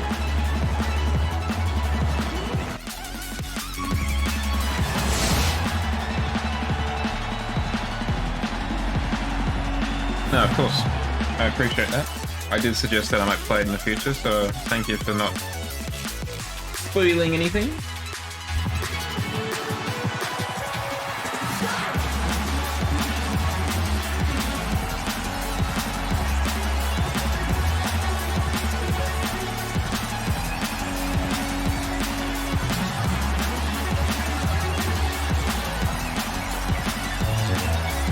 One more race. Let's see if we can get on the podium for this one. That's sweet Brembos. DBSs.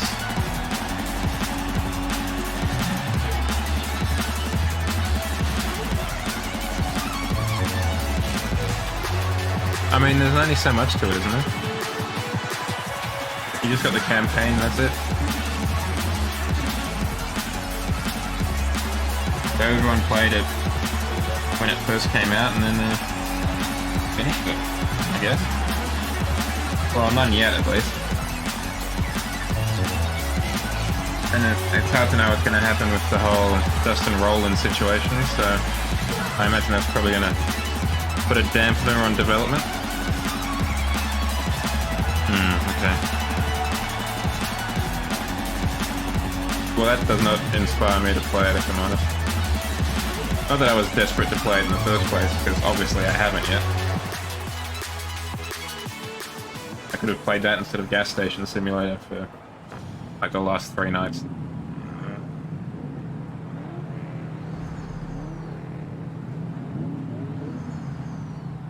Two GTRs, both of which are underpowered. Interesting. Yeah, definitely. I don't think there's anything wrong with those kind of games, to be honest. I think the games as a service thing is a bit much sometimes. Like, not every game needs a season pass or whatever, or, you know, constant updates. I think there's something to be said about just releasing the game.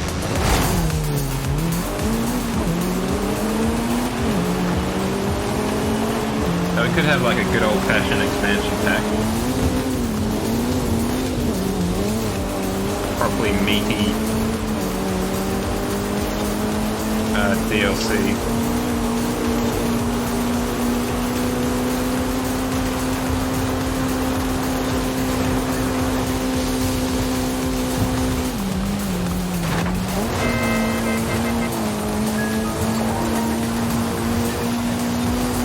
That was my fault. I think I just appeared in front of it. I came out of Ghost.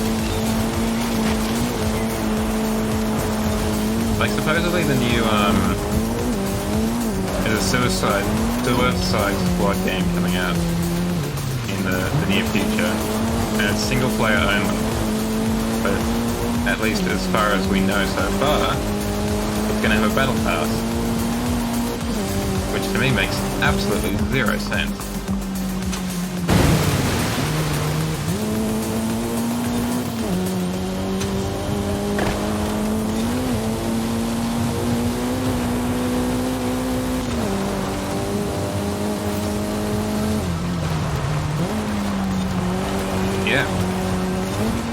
I think that was kind of the internet's reaction.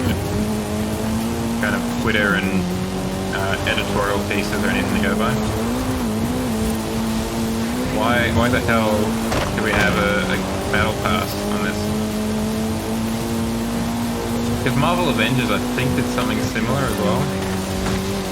Trying to kind of games as a service, a single player game. And it just doesn't work.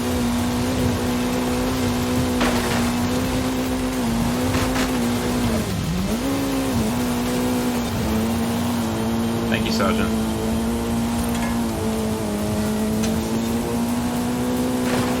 Because you're probably going to play Suicide Squad once, maybe twice if you're going for like all the achievements or whatever. There's no reason to keep playing it.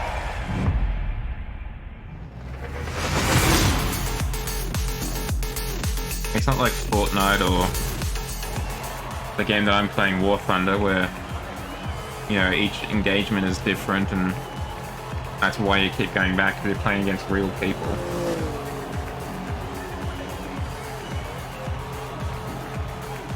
I don't know.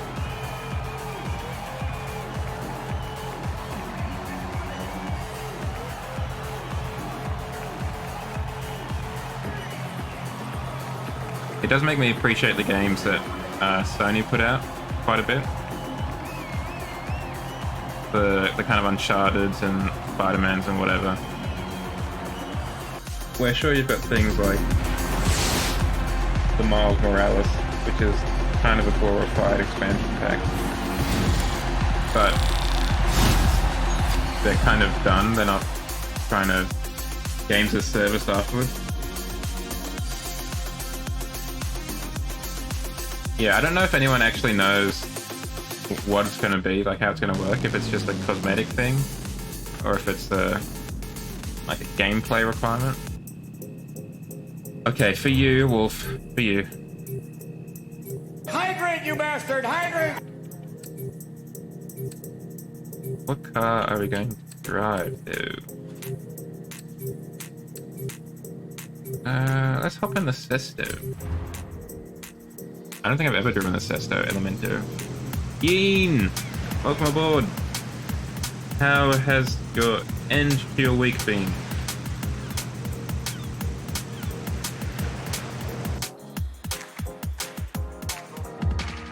Well, excuse me. This is Forza Edition, I'll have you know. Look at the tires, it says it right there. I'm doing well, thank you. I had the day off. So I had a public holiday yesterday and the day off today, which has been lovely. So I did some errands and didn't do as much as I thought I would. Because I just kind of blazed about. Nice.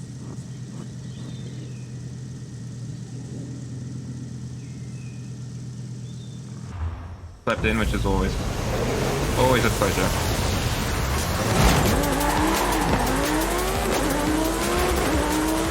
Old charity.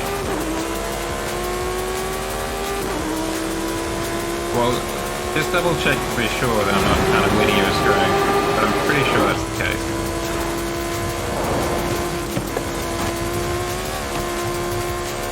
Now I'm the only one still on the road.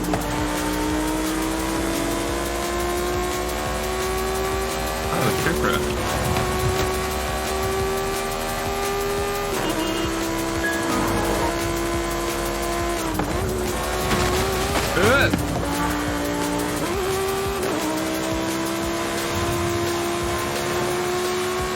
I did not expect to see the electric Tuber here. See, I don't like S2 races or X races because I have so little time to react. Everything just comes at you so quickly.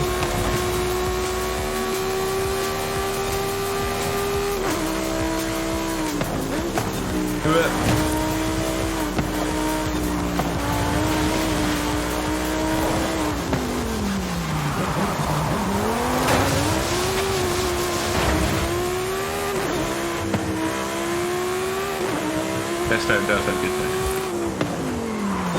Well, that's one of the 10 stats for turning.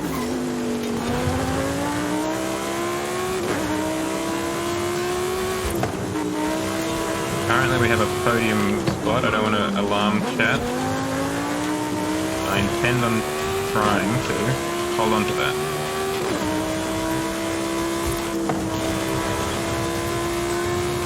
You got any plans for the weekend, Mr. Yee? Oh, thanks!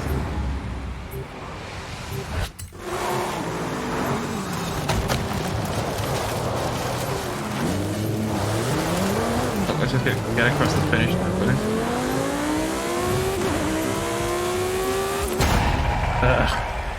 I don't know what happened there. I really don't. I think I lost traction. Just.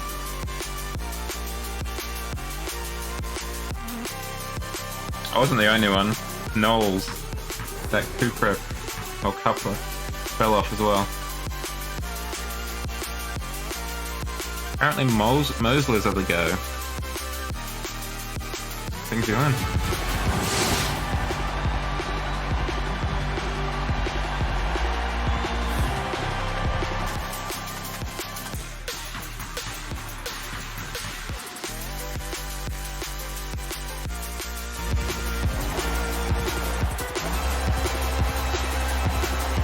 It does look very nice, the Sesto. It is a gorgeous looking car. But then again, all of the Huracan kind of Gallardo derivatives in my eyes look great. Oh, it's a pretty full pack.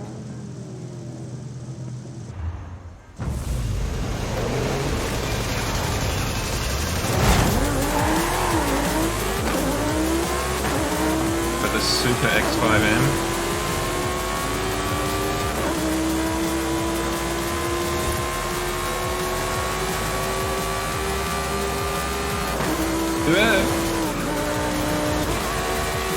Thankfully I lagged through that, I think. Good handling and brakes, that's what the Sesto brings to the table.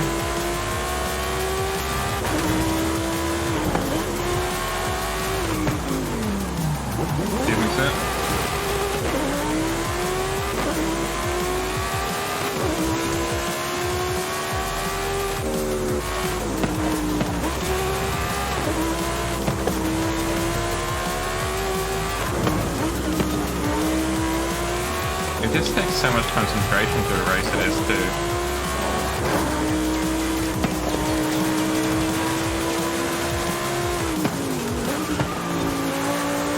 Probably didn't need to break as much as that.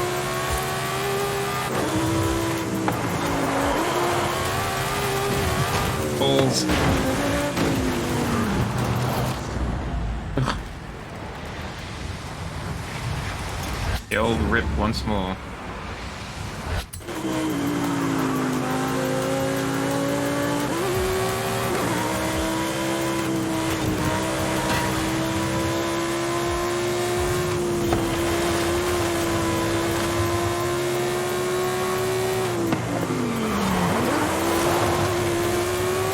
I am frankly a little bit surprised that they don't do X-Class races in this. I guess it's because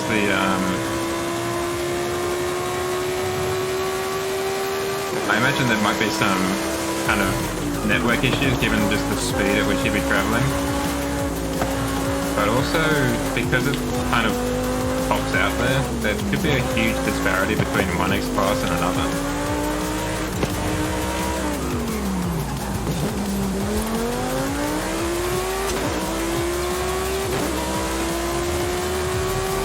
I hope they take them both out.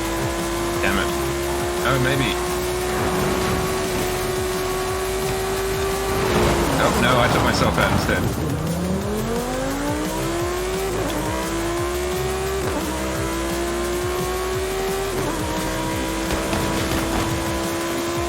If I hadn't hit that bus, probably would have crossed the finish line.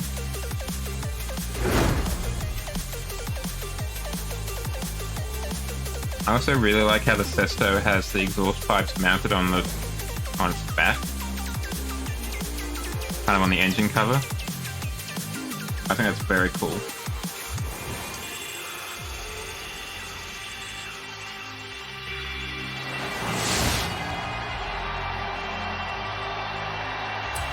Oh.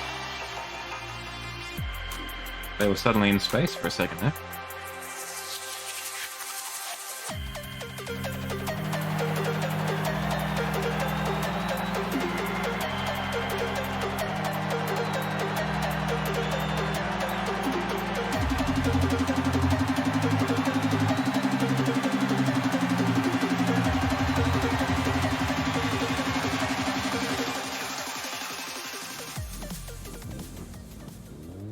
And on the run.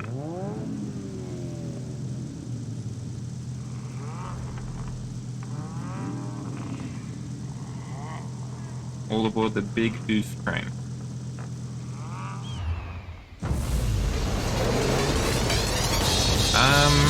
Yes, I think I did.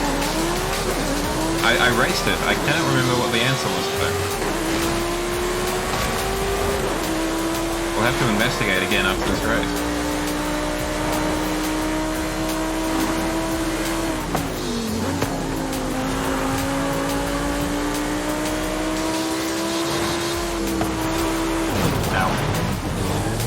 Well, I didn't hit the Bronco, I hit a tree instead.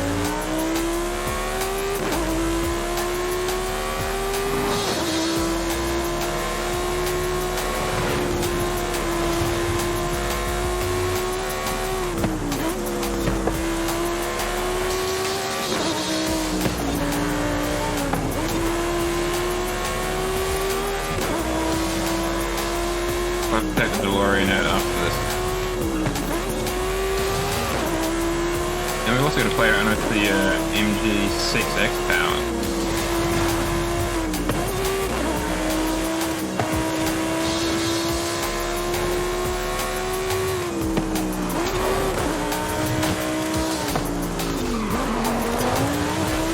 Okay, that wasn't too terrible.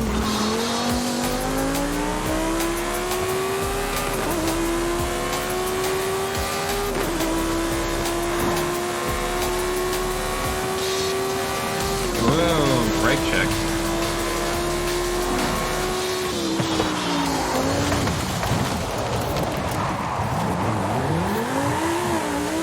Probably done with a bit more braking there.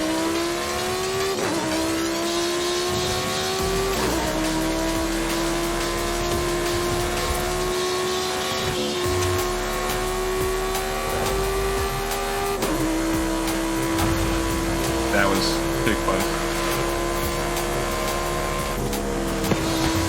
On the inside. On the outside. Whoop. Yeah, that's a pretty beat up Sesto. Stress.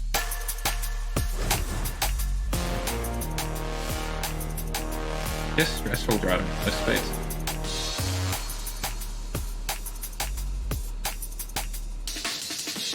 That high Cumic, he or they, I should say, is pretty good. Yeah. Absolutely. Launched out of the car straight into a stable orbit. And it's in Mexico, so it'll be a pretty good launch pad actually. It's not too far from the equator. Depending where we are in Mexico, so...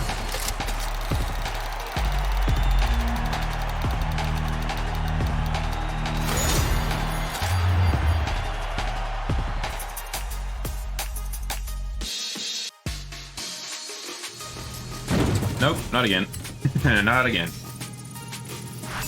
Alright, let us figure out what the DeLorean is. A. Let us get in an A-class race. Go straight A.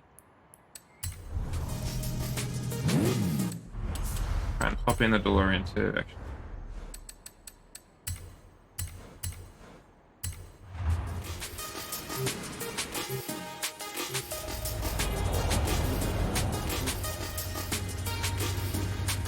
Level 200 what?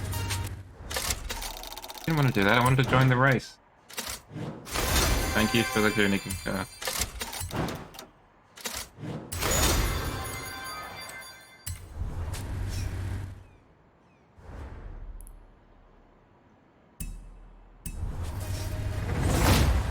Oh, I joined it anyway. That worked out well.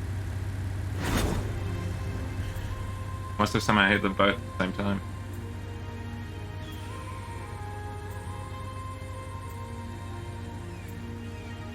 Neat. It was all from hitting the tree at 200 kilometers an hour. That's what promoted me.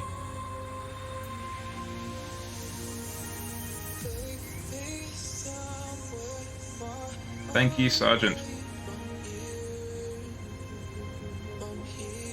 I'm gonna say that we've glitched somehow. Let's try it again. Stop. Custom racing. 3. A-class. Let's go.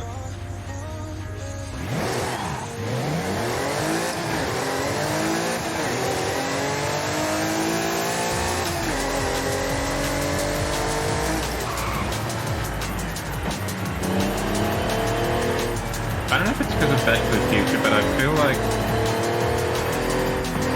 the DeLorean should definitely have like a digital speedo or something. I'm kind of disappointed that it's just got regular dials.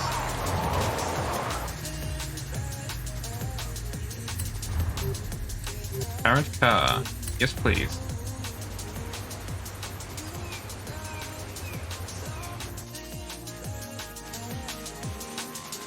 Yeah, the trouble is that when you're driving the DeLorean, you can't go too quickly. Because if you go over 88 miles an hour, you'll end up back at the start line, back at the beginning. And you don't want that.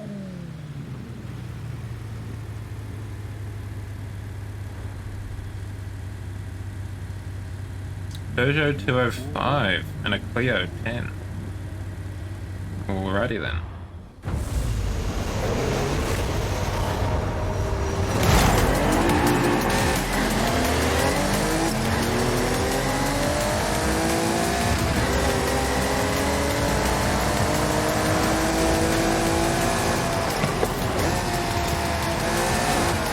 The one thing about this car is it makes a weird chirping noise. Almost like it's got a funky blow-up style.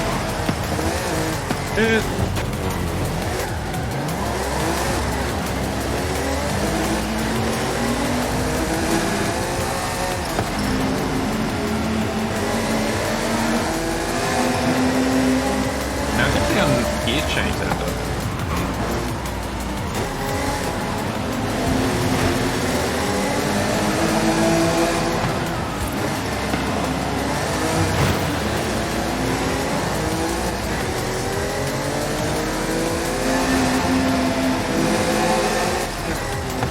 It's definitely the most unique.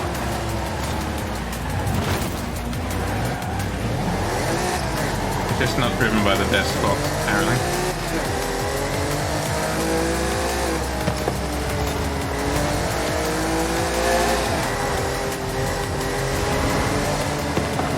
Oh, for flip's sake.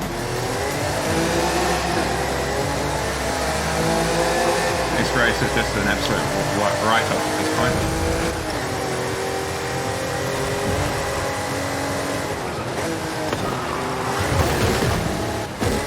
Trying to ensure we can cross the finish line.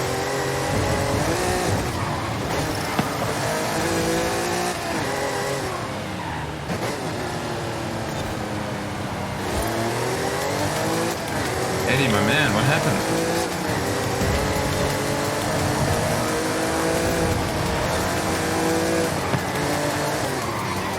Probably something like that, huh?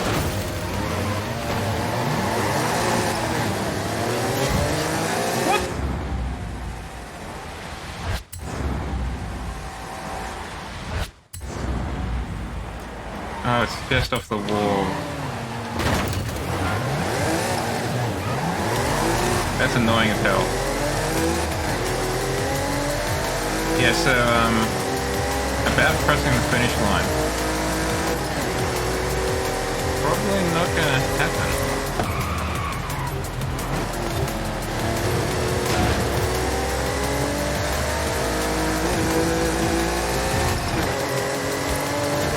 Where's your sense of honor, Wolf?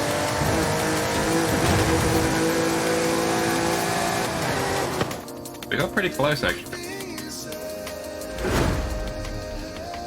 You gotta stay in it.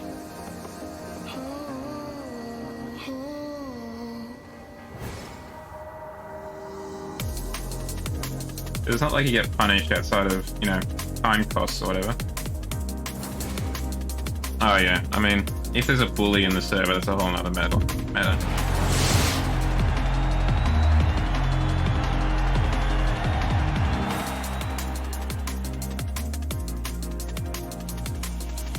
Yeah, that's fair enough. Sometimes you gotta leave because they're just toxic. That's true of relationships as it is of Forza Horizon 5 server.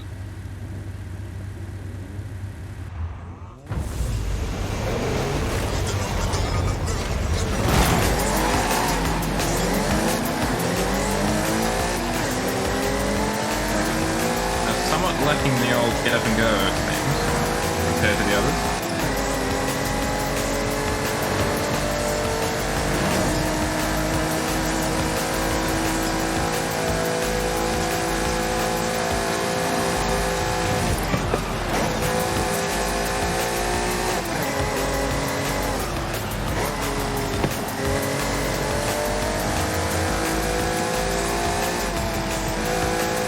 As to the answer of your question, it's looking like the answer is it's alright as a race car.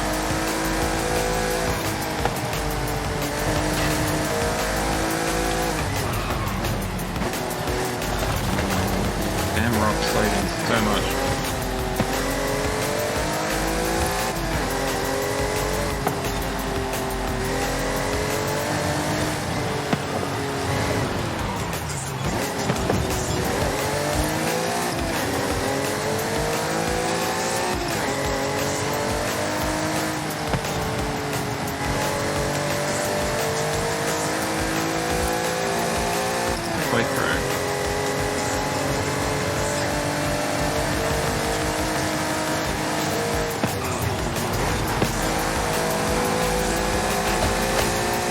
How come he can rocket through that door?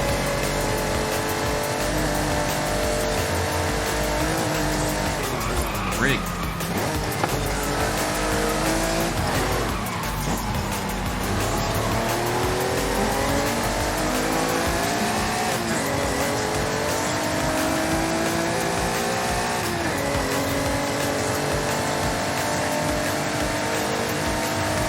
Yeah, so I think I can conclusively prove at this point that the DeLorean is maybe not the greatest sports car. Or at least my tune of it is definitely not the greatest.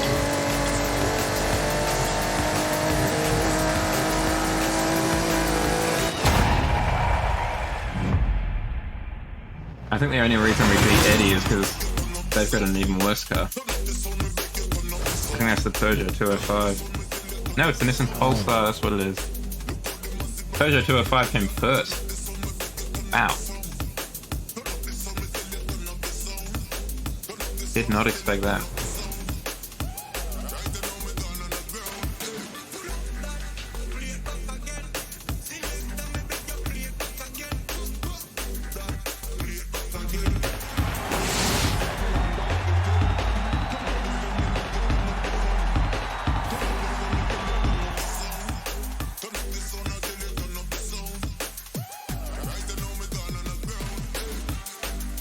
Let's see if we get another player in, so it's not just 5 of us.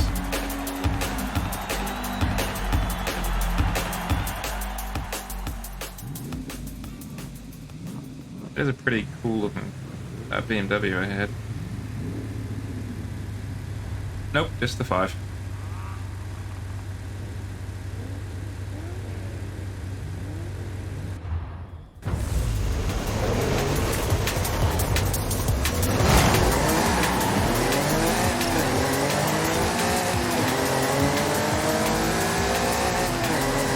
Now that NSX has some real get up to go.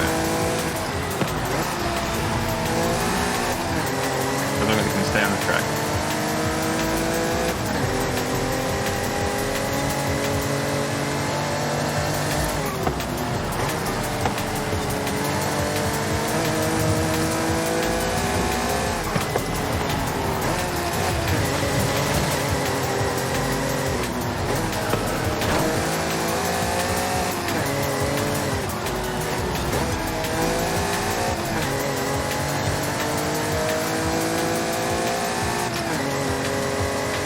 I think by far my favorite.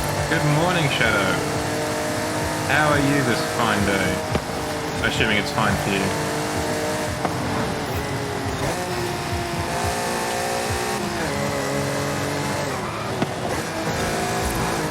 We're discovering that the DeLorean is maybe not that great a sports car, which I think the world already knew, to be honest.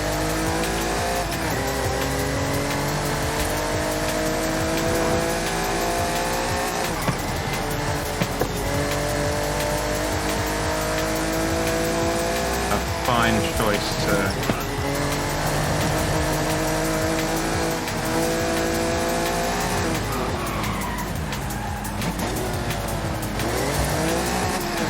It wasn't great.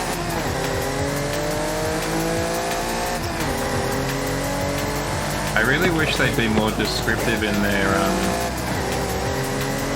trial thumbnails.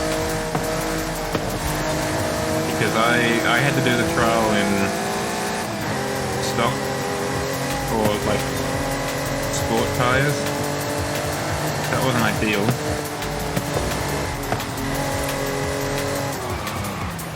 What's my fastest car? Also, Fat Blunt 45 is a pretty stellar username, firstly. My fastest car from 0 to 60. That is a very good question. It'd have to be one of the electric ones, I think. Like the Avaya or the Lotus Avaya, that is, or something. Thank you for the follows, Fat Blunt. I'm glad you like what you see.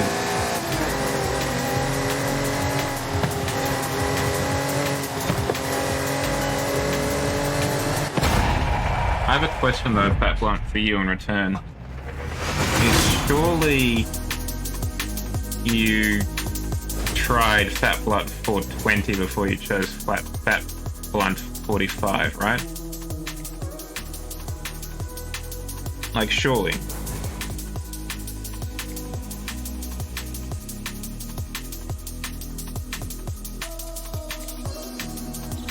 I don't know, I'll see if I can actually have a look. I don't know if there's a way to filter it that way, but let's find out.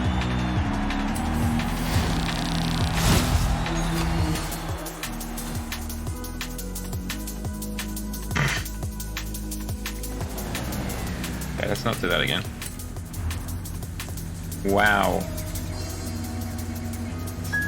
That's pretty quick. Don't think I'll be able to top that.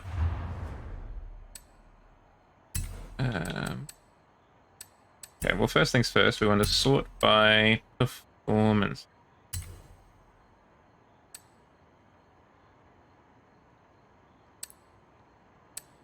But you can't toggle it to show the 0 to 60 / 0 to 100 anymore.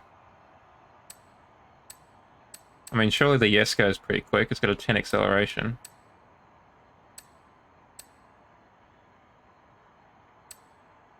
I think it's the Avaya. For me, at least.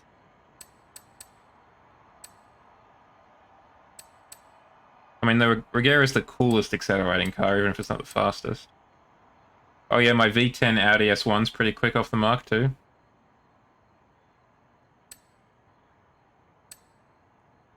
How did I get a Pulsar in S2? That just raises more questions.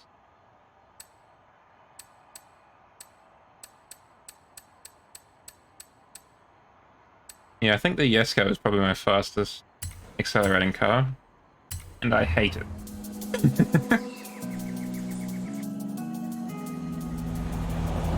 Oh yeah, the Jesko's native habitat.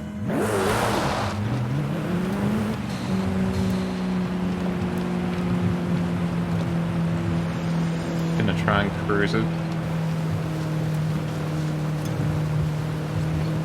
Yeah, I imagine the 918 would be very good because it's got that hybrid drivetrain. I'd like to bring to everyone's attention the fact that during skill songs, at least, my avatar bops along to it. So, you know, just a PSA for everyone.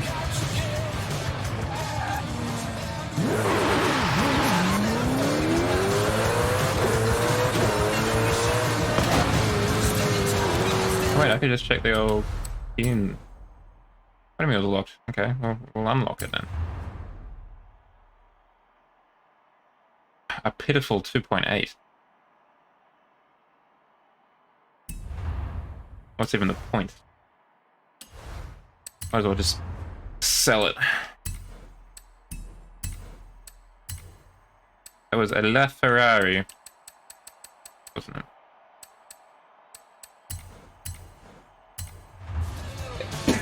Excuse me. Couldn't make it to the mute button. My apologies.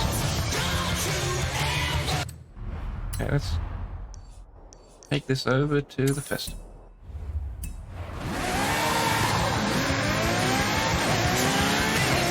Meters. Turn left. Turn left. Thank you, Sergeant. Yeah, the rematch as well. Actually, I'm driving over. The other one that I do think might be it for me, at least. So I may have changed it to more of a top speed car. Probably the Avaya.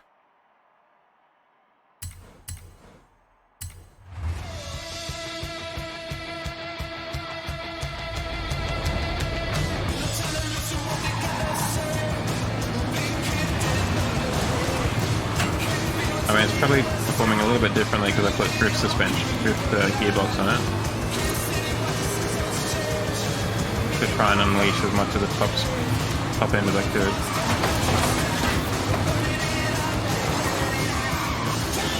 I'm going to try and stay on tarmac road. When it is safe to do so. Recalculating route. In 400 meters, turn right. And by that I mean take a quick detour through the swamps.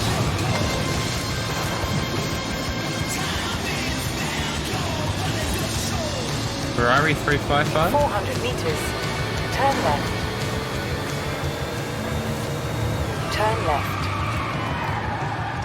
But yeah, Fat Blunt, I reckon your best bet is probably an electric car to start with, at least. Or the LaFerrari that Shadow recommended. You have arrived at your destination.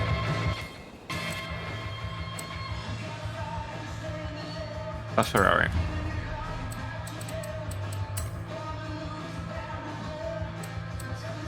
La la la la la Ferrari.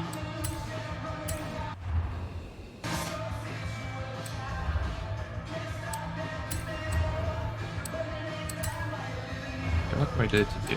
We could put a front splitter on.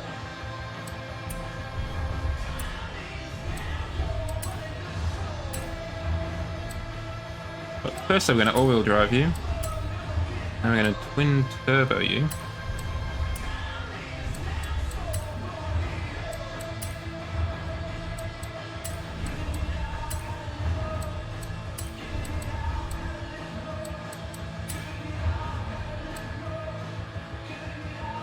I suppose drag tires are probably the fastest option, right?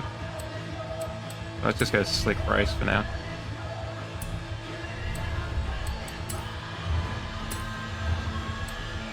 A rally LaFerrari for sure.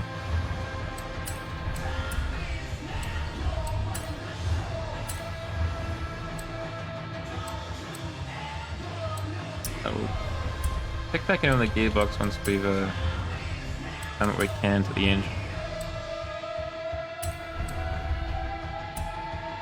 I do like rally versions of supercars or hypercars. I think that's... Like, I've always liked those kind of Porsche rally cars that they take to Dakar. I think they're releasing one of for sale, like, in the coming months.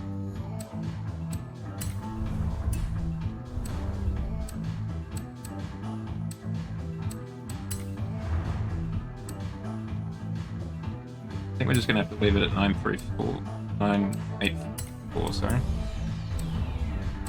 I don't think we're going to be able to get it up to X. But I guarantee, yeah, these are just going to add weight or not reduce it at all.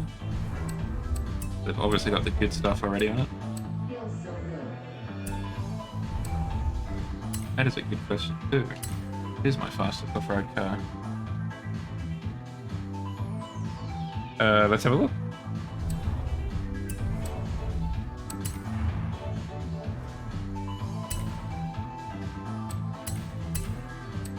I really wish there was a way to, like, ask it to show only off-road tires, like special tires. Probably this Corvette, actually. But I think the fastest one that I've actually driven is probably the STI, or ST1 Zenvo. Or possibly the 959.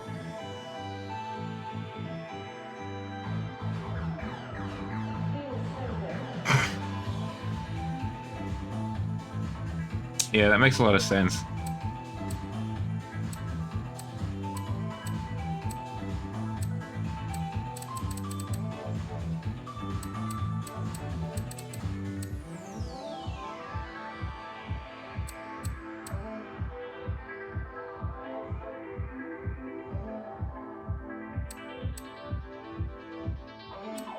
But it looks like I don't really have that quick a rally car. Maybe I should put the Jesko on rally tires. That'll definitely be sensible.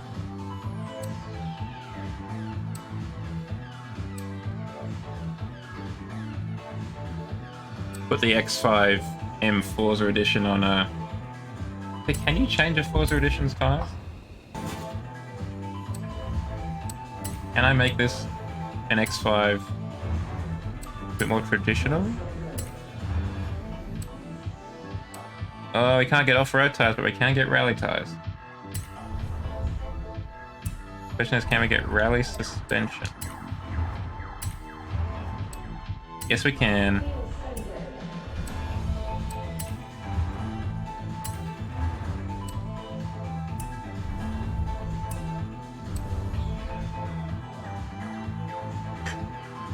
The stats are just too high, Fat.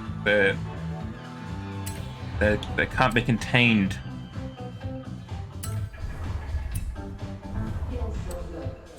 Can you do an engine swap? Wait, it's not turbocharged? As if it's not turbocharged.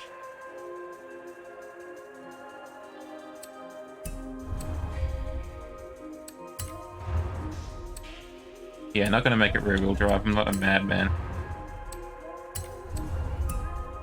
I thought for sure this car would have been turbocharged already.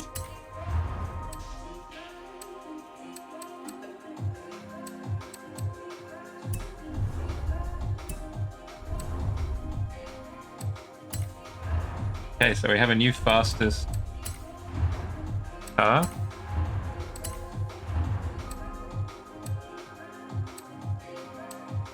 Okay, we need to lose just enough weight that we're not an X class.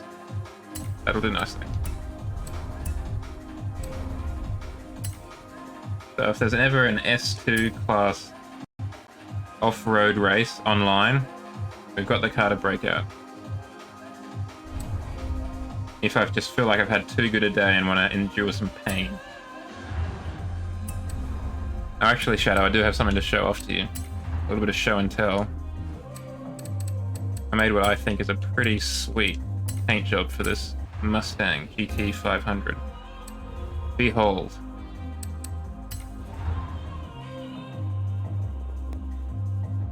I mean, it's nothing special, obviously.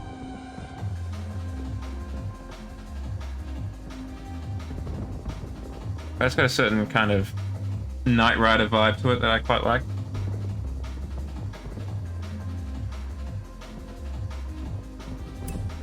I was using it in that street race thing, and I was like, this definitely needs to be matte black. Oh, that's what we should be doing. We unlocked the...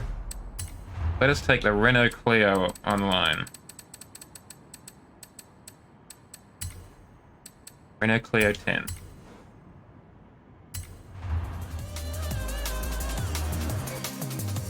Thank you, Shadow. There is nothing I yearn for more than your approval, I can assure you. Particularly when it comes to paint jobs, because I know that you spend a lot of time on yours.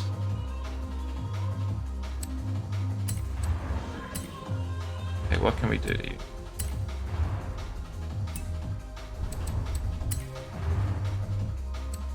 What engines can we slap in you? Okay, turbo rally, nothing too exciting. I'm gonna suggest we go rear-wheel drive. We supercharge it just to be different.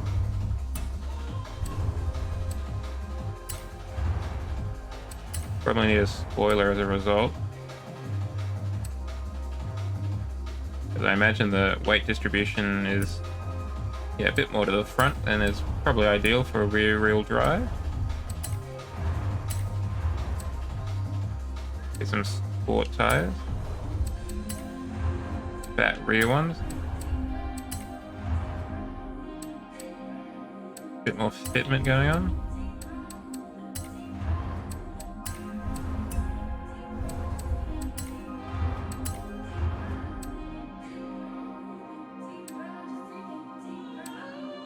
Just sport springs, I think.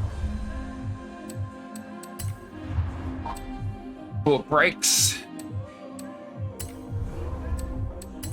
Probably need some significant roll barrage. Most of my paint jobs are inspired by what can I do to get the most return for the least investment, which is why that Ford Mustang I showed you was nothing too special when you look at it in terms of the individual parts that went into it.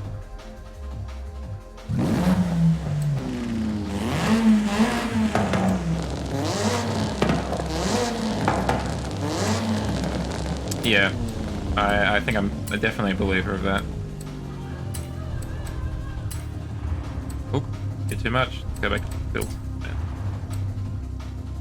Too much. What about the valve? Alright, we found it. Got ourselves a nice B class.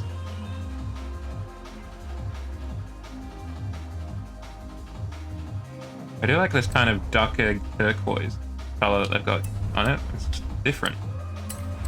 Not a color you often see on cars. Like purple. I'm always stunned when I see a purple car because it's not one you see very often.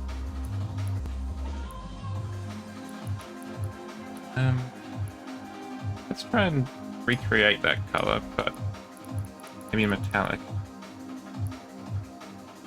Damn. That sounds tight. Metallic or semi-gloss?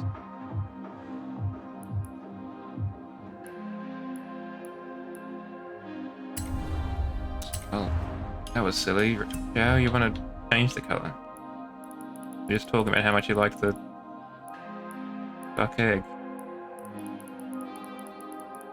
I mean, kind of like that.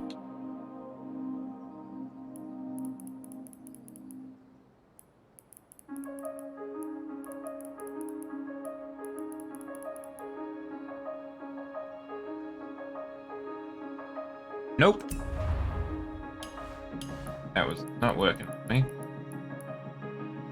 Let's have a peekaboo.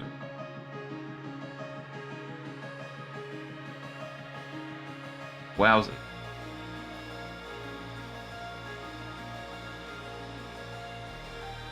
Very impressive, sir. Very impressive indeed. It definitely looks the part on the... Is that the Reventon? Or Rebenton? However you pronounce it accurately in Italian?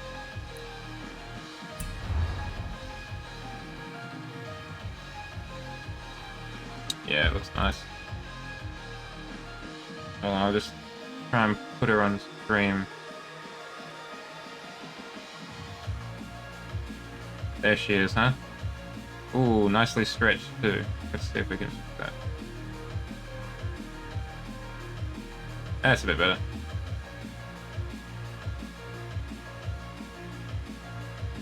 There we go, that's pretty much perfect. Not a bad looking paint job, huh, chat? Shadow knows how to paint a car, that's for sure. Alright, let us try and paint a car here.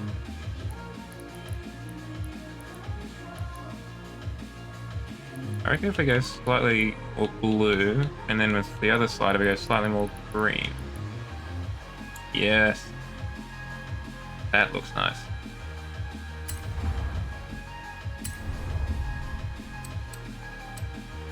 Okay.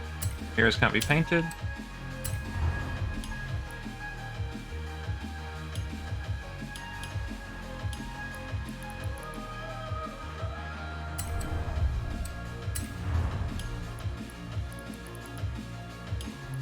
Gotta have the matte wheels. I never like the look of a gloss rim. You're right, actually. It is very TVR, isn't it?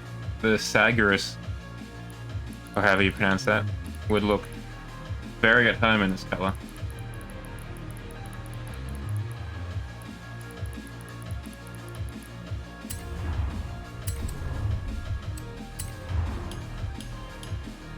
Yeah, oh, the Tuscan, you're right. Yeah, I mean, any of them, really. It is a very,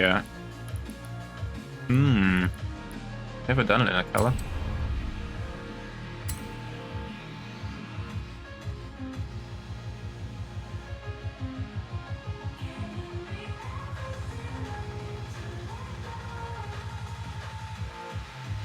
Please wait, chat. So I want to apply a vinyl. Yeah, certainly from the factory at least. I can't think of any others. Or that used to. I don't know really what's happening with that company anymore. I can't be bothered to apply any decals to it. Let's take it online. Let's try and show B-Class who's boss. Actually, first, let's have a look at the tuner car. Yeah, we can probably afford to tune that back a bit. About there.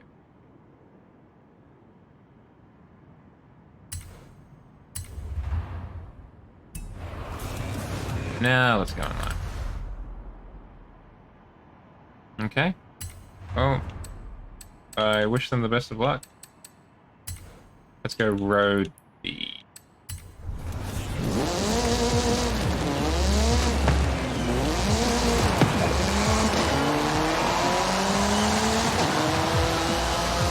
Okay, that is a very hot hatch sounding engine.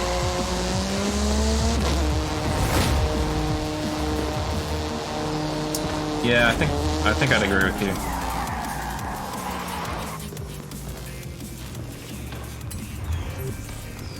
Current car, please.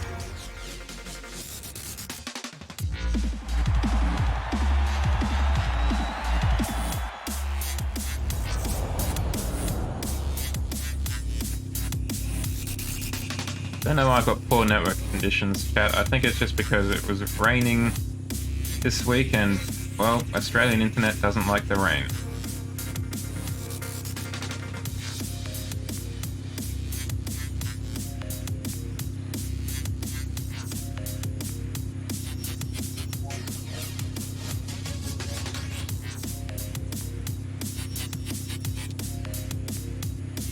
Anyway, let's take it for a spin.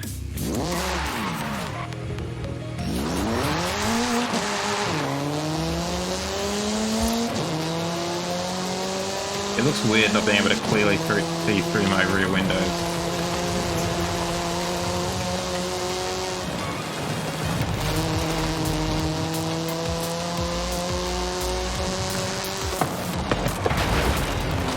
No, I was wondering if it had 5 doors, only 3. That'll do though. But I imagine in reality the rear seats are significantly compromised by the fact that we're now a rear-wheel drive car. Nope. It's very unceremonious when it takes you into the race. It's just like... Wait, hold on. There you go. I had trouble clicking, sorry.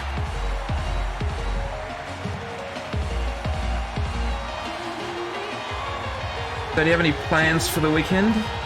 Shadow? Or anyone else, for that matter? Yeah. Well, you might as well... I think you should probably remove the back seats, let's be honest. And just put the speakers and the amps in there. Ooh, intimate. Well, at least we're guaranteed a podium finish, so small blessings.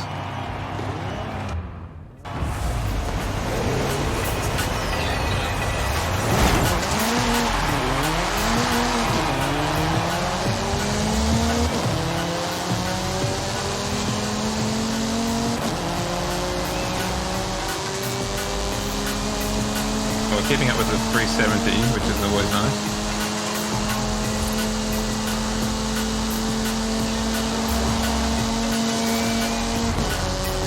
Were you able to get the head of the engines sent off in the end?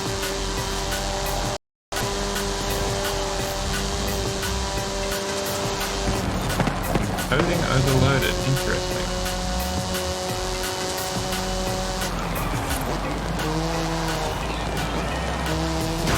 Up.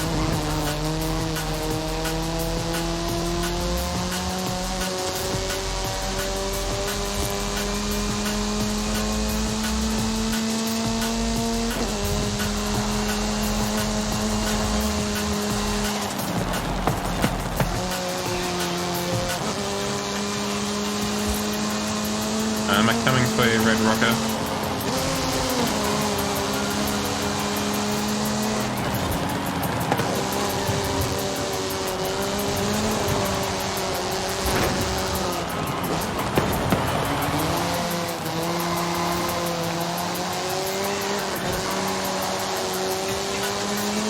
See, now we've earned our podium finish.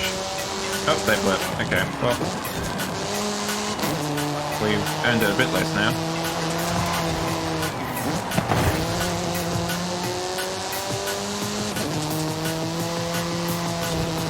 You know how long it's going to take until you get it back, out of curiosity? Yeah, it's, you know, it's not designed to be driven how it is. That's surprisingly quick. I was expecting it to be like a month or 2. Not that 3 weeks is a huge distance of a month, but I was expecting a lot more time.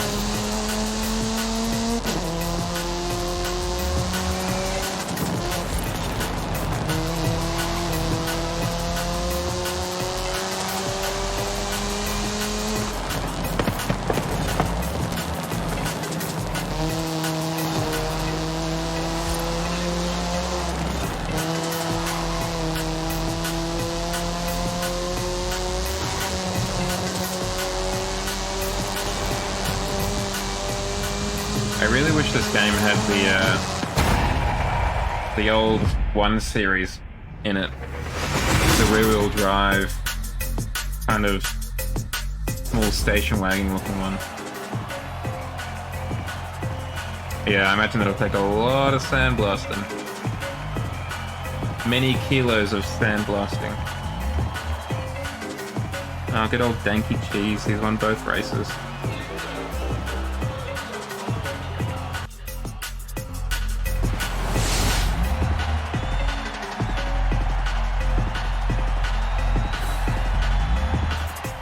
I really like the M140.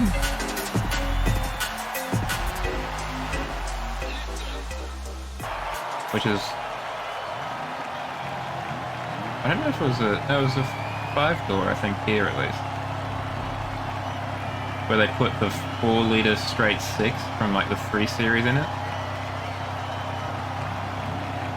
I really quite like that as an idea.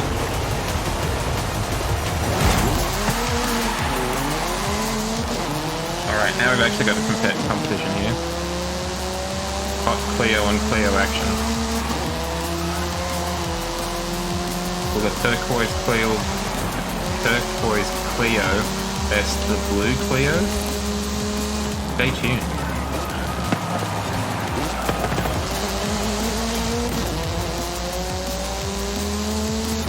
Is that the E32?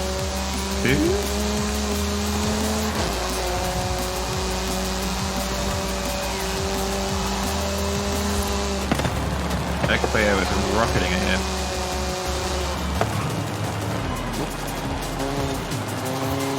E36, yeah, I always feel like the E36 is too modern, but I guess that's the E38 I'm thinking of. Those are super sought after these days, aren't they, the E36s? I don't know why I can't speak tonight, chat. I swear I only speak English, which just makes it probably more embarrassing that I can't. Yeah.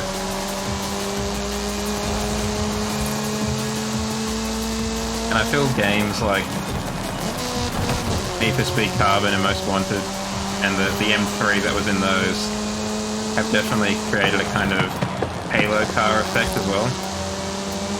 Of people my age or whatever that grew up playing those games and seeing that car going, I could get E36.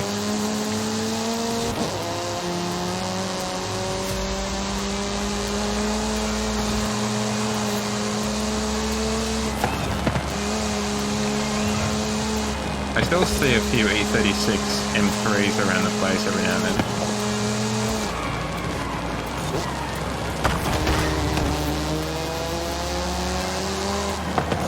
Ooh, nice. I like the E36. I think the E36 was probably the first one that kind of did that inboarded, slightly quad tailpipe arrangement that they've had for a while now. Ooh, okay, that's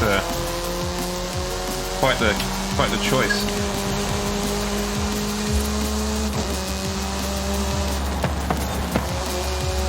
I don't know why I'm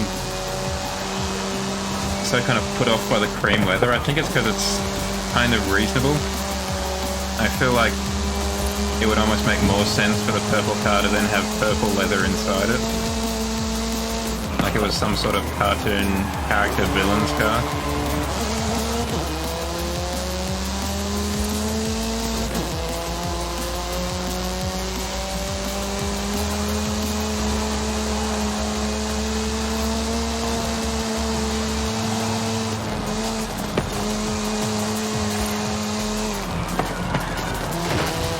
Yeah, that's a bit much. And kind of surprising for Volvo, which is normally pretty staid, pretty Scandinavian in their whole situation.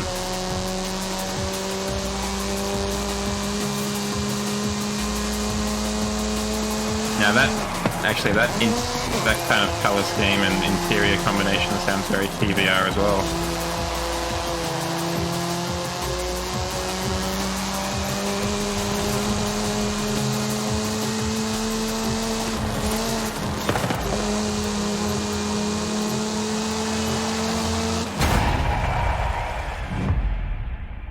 Yeah, and I really like the...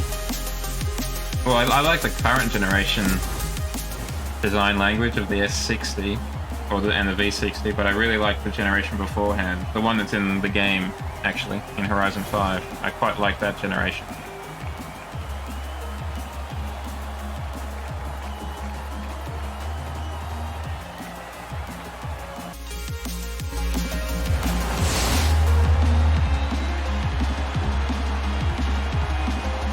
Well, I mean, at least my car looks cool. So there's that.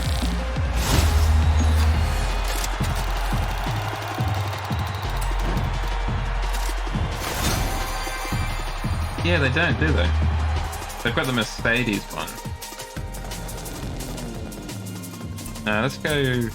Well, let's have a look at the MG6 X-Power that we've unlocked now. The non-race car MG6. See what we can do with that.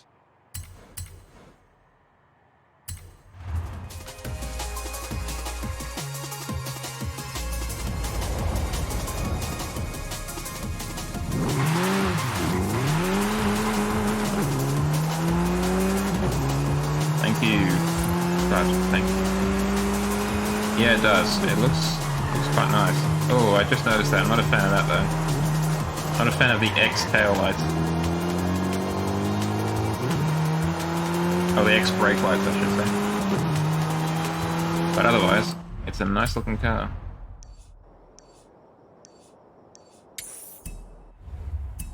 Turn around when it is safe to do so. And again, I'm not a fan of the new Mini with the latest version of the new Mini, I should say, with the kind of half Union Jack on each side tail lights. That's a bit much. I feel like I've mentioned that before, but just reiterating, not a fan. Turn left.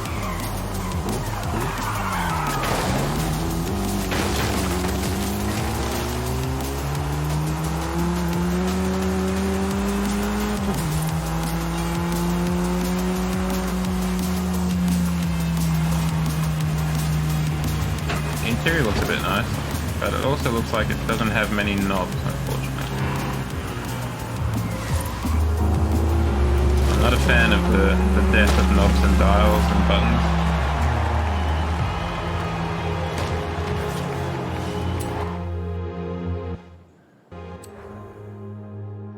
But I feel like, can't you still get the Union Jack on top of that car anyway?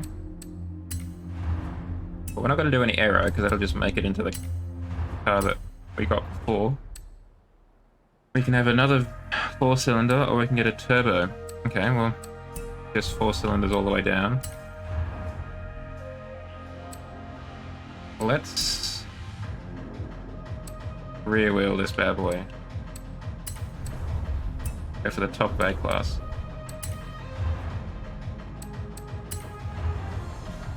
Yeah, you'd reckon, right?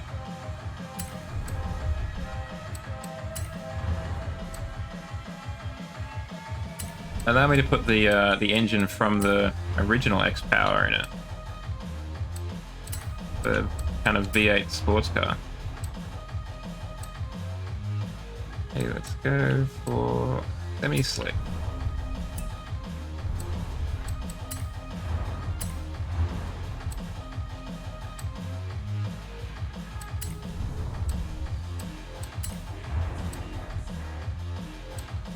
Forward suspension?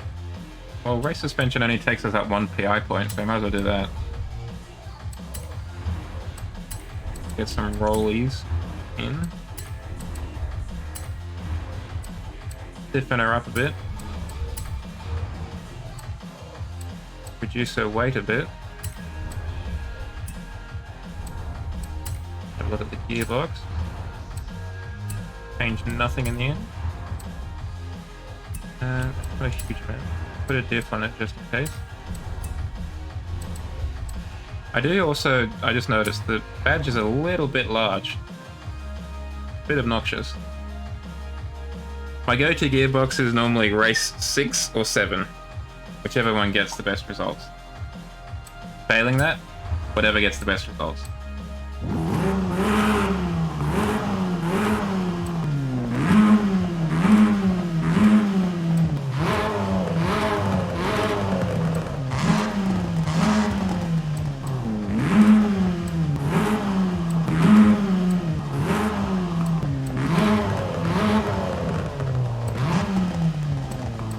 That one sounds the best, the Sporters.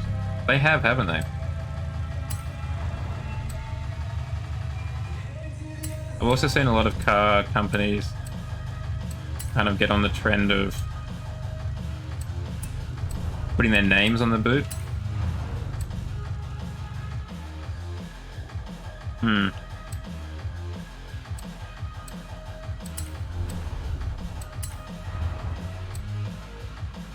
I don't know if it's happened over there yet, but I'm not an enormous fan of the new Kia logo either, for that matter.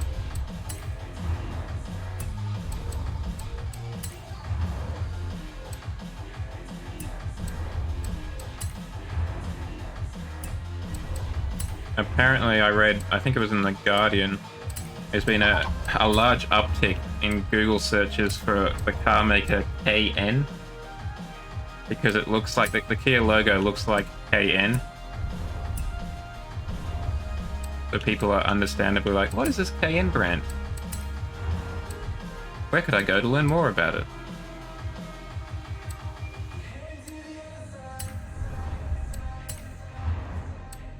There we go.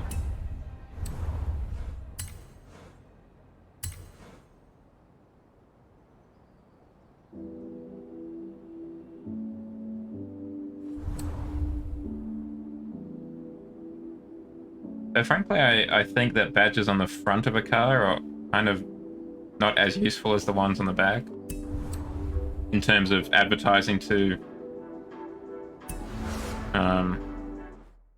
other drivers.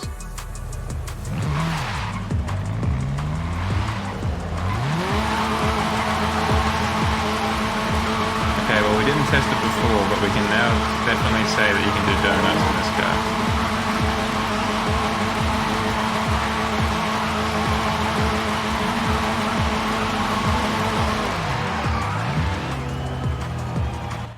Alright, let's find an A-class race.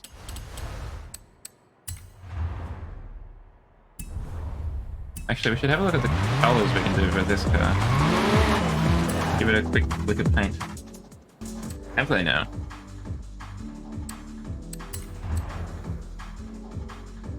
Frankly, I didn't know that was a double diamond before. Ugh. Okay, so we've got Christmas colors, basically.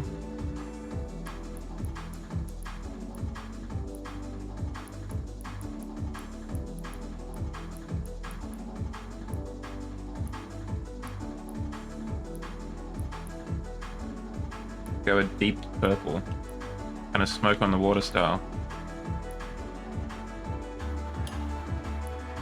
But we're going to do it metallic, just because it adds a bit of interest to it.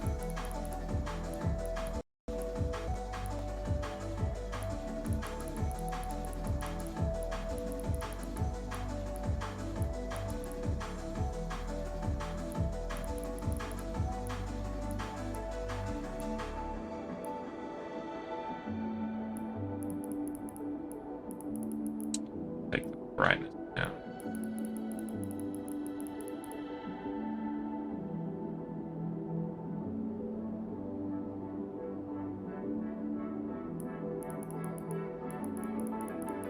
Be affecting it too much, does it?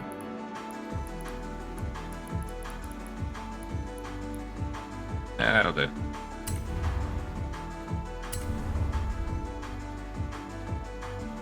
Gotta get the customary calipers in though.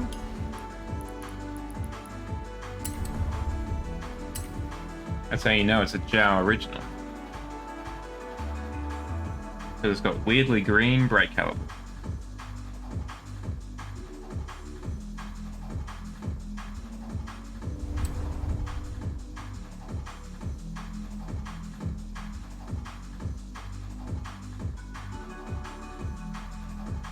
Oh.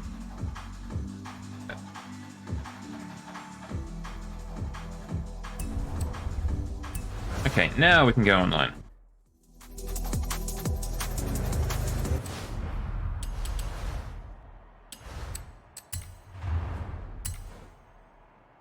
Let's go straight. Fast.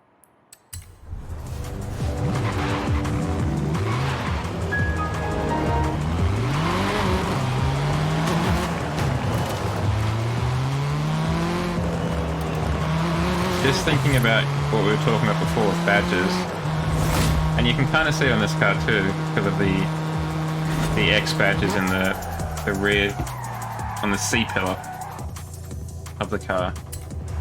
I think the most egregious example of badging I've seen, probably in the last 4 years, is the BMW X2,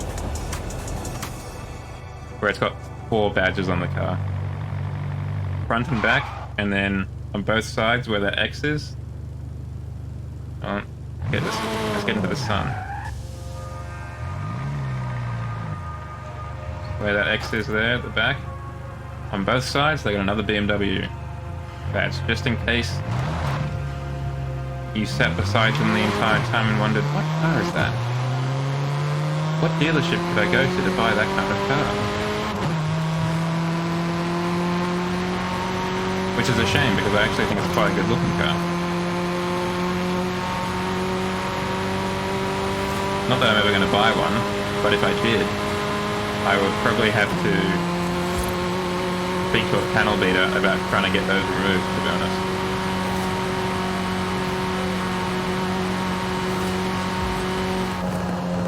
Yeah, I missed that as well about the RS cars too.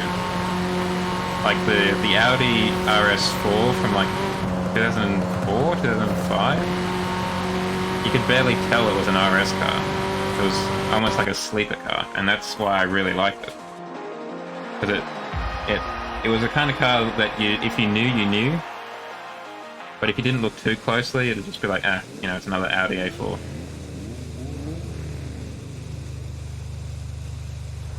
Ooh, intimate.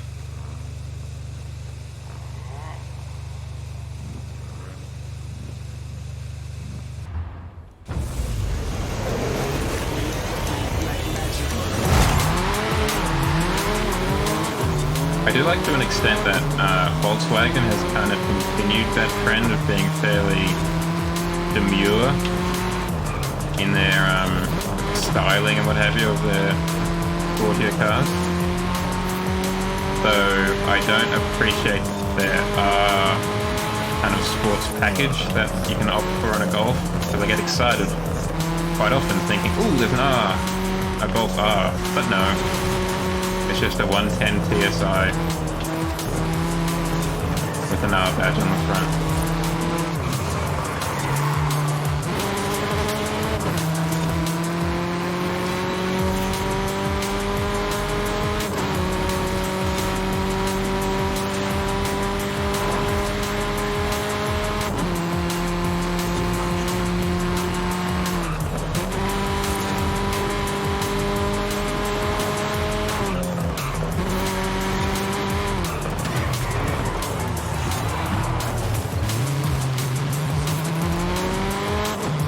Yeah, I like it. I like how they're a bit more subtle about it.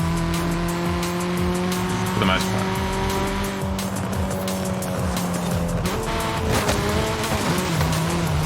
I meant to do that.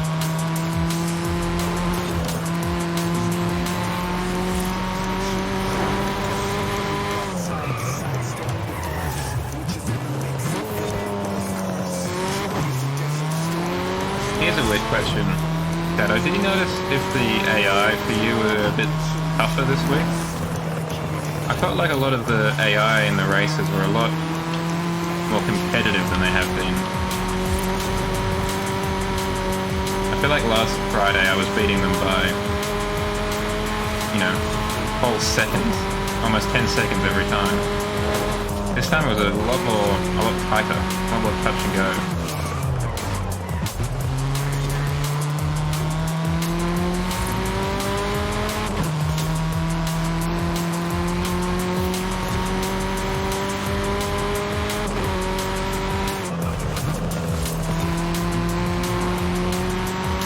Another thing that I also appreciate about Volkswagen is their naming conventions.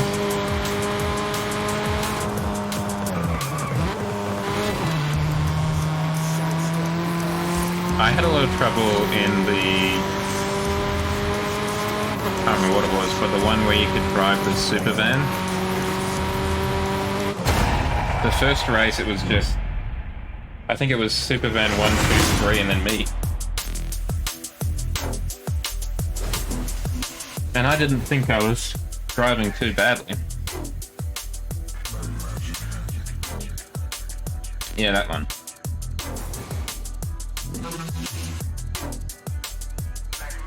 But yes, I appreciate the way that Volkswagen goes about badging their models, how it's just the kilowatt output and the engine type afterwards. The 110 PSI, the 105 TDI. It makes so much more sense than the Mercedeses and the Audis particularly, I find, just have completely detached themselves from reality.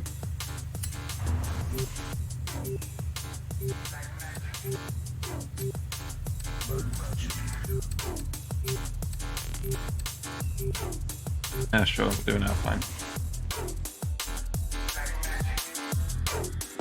Yeah, and I also find it weird that they're still selling a C63 AMG when it hasn't been a 63 for a long while.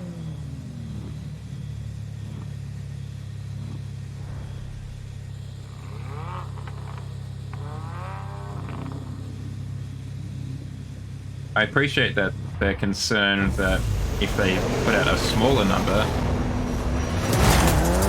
people would be like, but I should have just bought the last one because it's a bigger number. But it's also just kind of detached from reality now. Just taking on a life of its own. Yeah, well, I mean that too.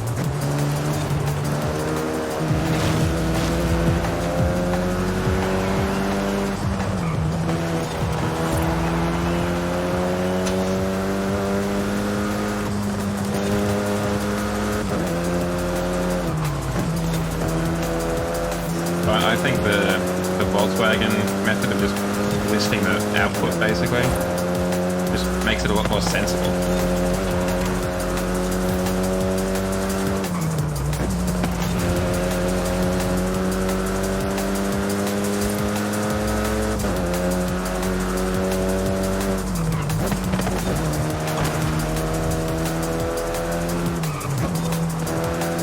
Yeah, I think I never...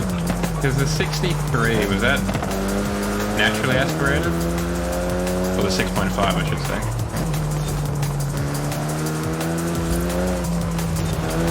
Because I don't know why, but I've always got a soft spot for the 5.5 litre supercharged one. Okay, it was. Wasn't sure. I think I've got a soft spot for that because of the CLK 55 AMG. And the very cool test that Top Gear did when they came out, driving through a British Army training ground, running after you get shot. Isn't that the one which had 1,000 Newton meters of torque? That was a monster of an engine.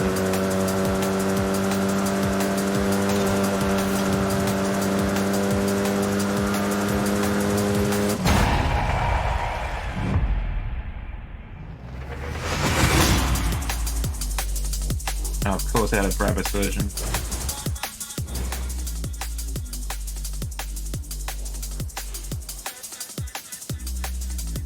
That Brabus version must have been something else.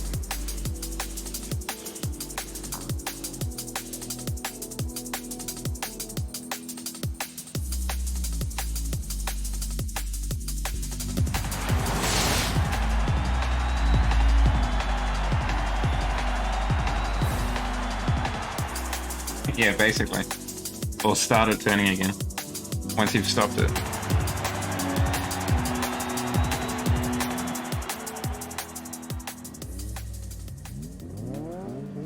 Now, it wasn't like the Audi V10 or V12 diesels as well. It had the horsepower to back up that torque as well.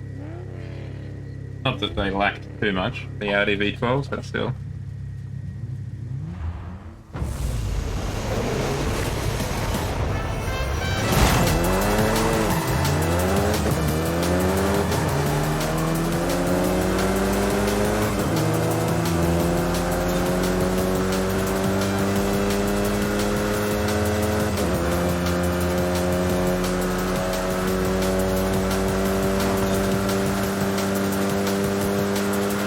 On a fairly tangentially related note, I am interested going forward, like in 20 years' time, what the automotive landscape's going to look like. I mean, obviously in 20 years' time, almost every car is going to be electric. But I would wager that in 20 years' time, not every car company that's around now will be around then.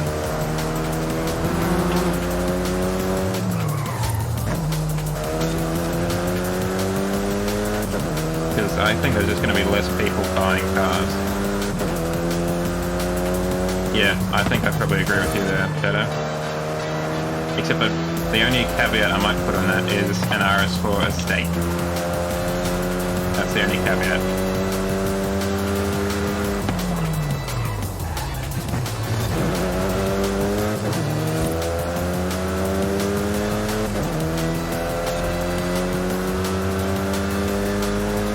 No, absolutely not.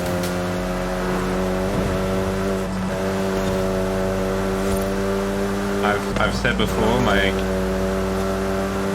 realistic dream car is a Golf R wagon, Mark 7.5, like whatever the last generation was. Just so I've got dials and knobs and stuff for air conditioning and radios.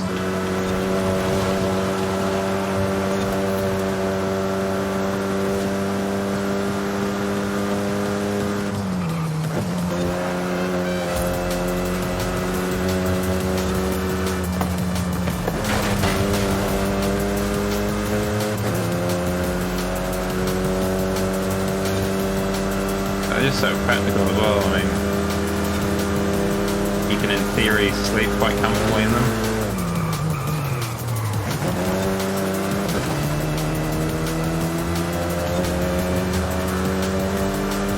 Got a ram or an abtail, chat. Ellipsis does not shy away from the archie-barchie.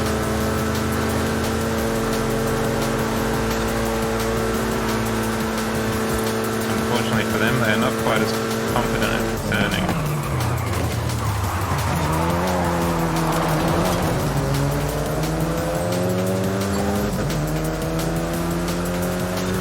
And they're also a dickhead. Blaze guy, huh? Probably. Desperate to get back to second place.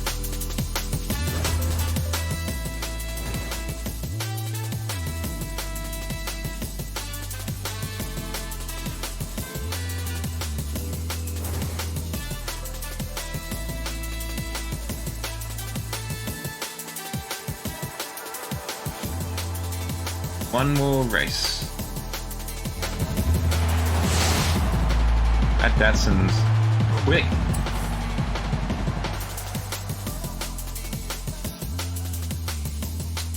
If I was given a choice of car from Audi, it would be that, the 2003 generation RS4 F1. The BMW? I think it'll probably be the Z3M. I've mentioned before that I've kind of fallen in love with that kind of shooting brake body type. Welcome on in, Eon. How are you this fine day? Unfortunately, I do not have a Discord as yet, Eon. But the fact that you've done that has reinforced my desire to produce one. I am doing quite well, actually. I had today and yesterday off. Yesterday was a public holiday in Australia, and today I took off, so I had a long weekend.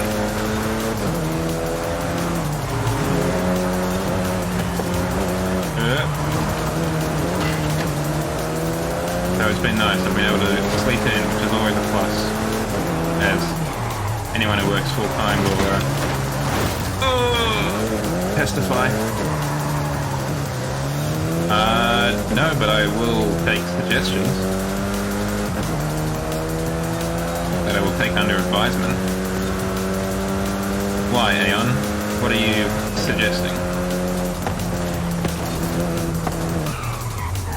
Top-down, skill-based, time attack, spaceship racing game. That is a lot of genres. Maybe? What do you mean by skill-based?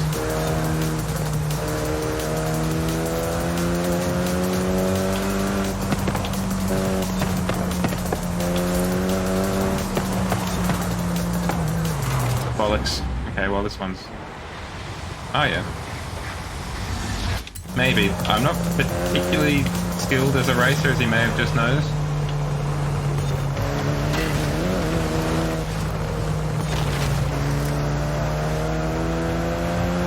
I would also point out that, whilst I appreciate the offer, the reach on my channel would not be significant.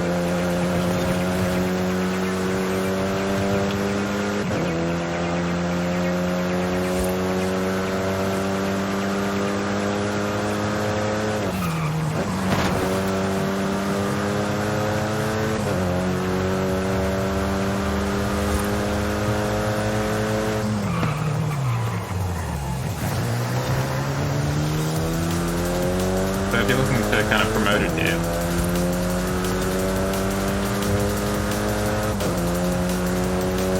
I mean, I can try it out on stream one day, perhaps. Well, if you're not looking for reach, Eon, you came to the right place.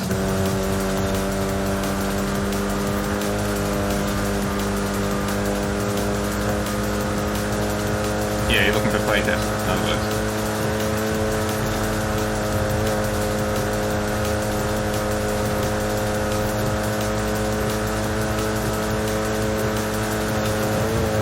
I mean, I'll think about it, but I can't guarantee a yes or a no, to be honest.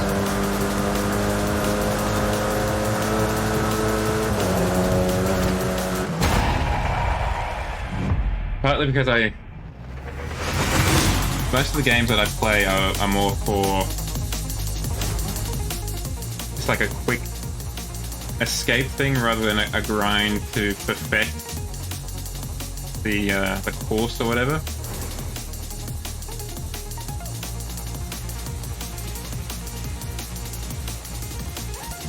I guess a whisper would be the best, yeah.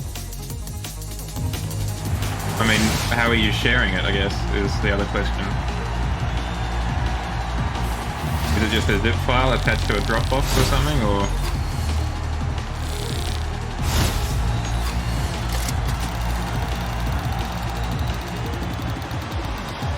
That works. Oh, an exoset.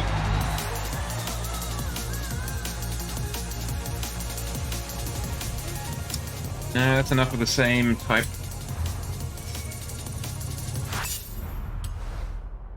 That's one thing I don't like about choosing a custom race. There's no way to kind of veer off into the open world. Coding overloading. Why are things coding overloading? I'll have to add that to the old list of things to do tomorrow, I guess. Alright, thank you. Aeon, I'll have a look at that after the stream. Regardless of whether I play it or not, I wish you the best of luck in your publishing endeavors. Okay, I'll have a look on there. Mixed Surface S1. Yeah, we'll give it a shot.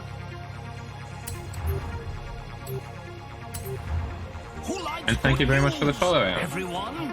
Then good news, everyone. Thank you very much for the follow.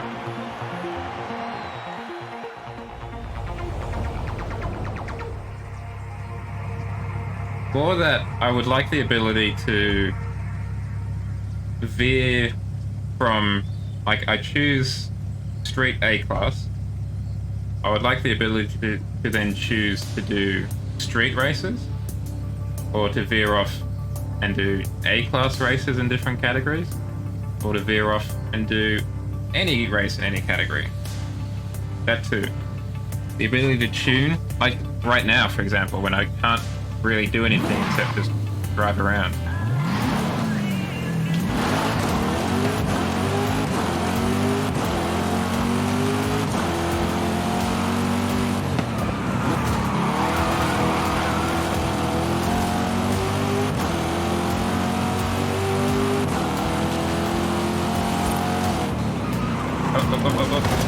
And I died.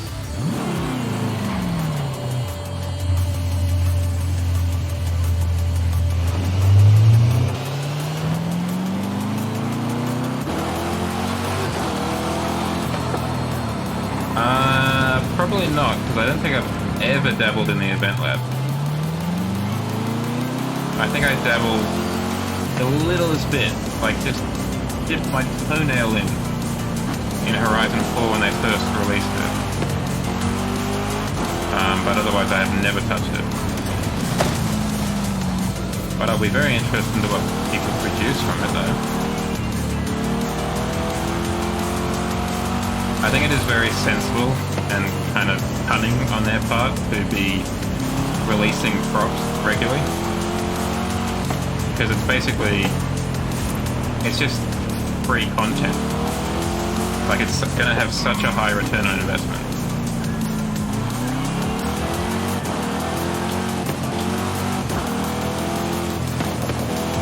Yeah.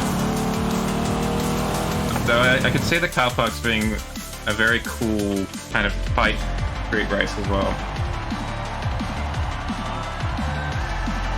That's one thing I would like in Horizon 6, a better AI... what's the word? AI kind of mapping software, so there would be more... Oh, excuse me. Oh, dear.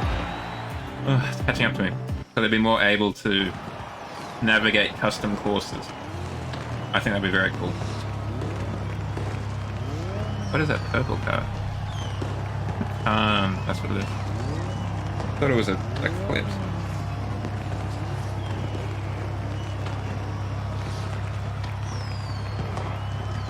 I've never really done it, to be honest. I've never played a Blueprint online. Yeah, I heard they were bringing back the sound part.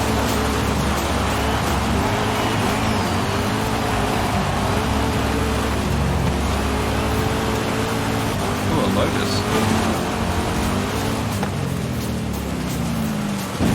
Oh. Probably should have taken this for a little bit of a test drive beforehand. I'm very impressed by that man in the Dodge, though. They're doing very well.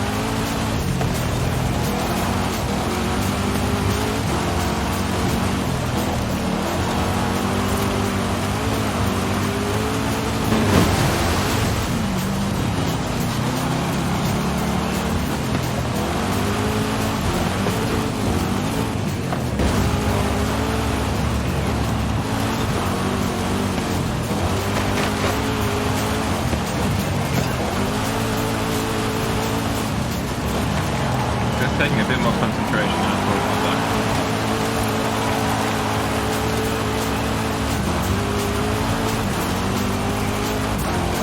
Yep, I think that's what just passed me.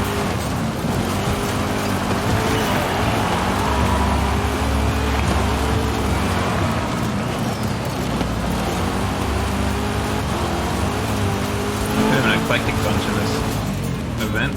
Oh, bollocks. Oh, come on, the invisible water can count.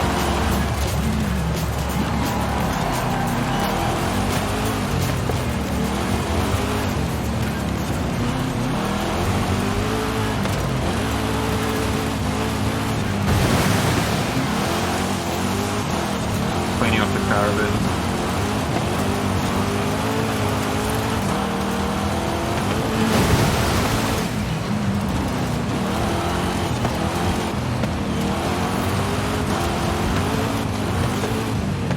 It's always nice when people get a little bit zany, but in a semi-realistic way. Well, not, I mean, you can't really get zany in an unrealistic way, but... Yeah, you might be right.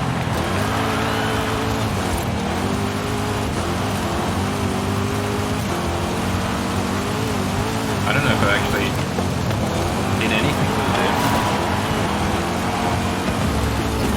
I don't even know if I added one, to be honest. This might just be like the stock diff settings.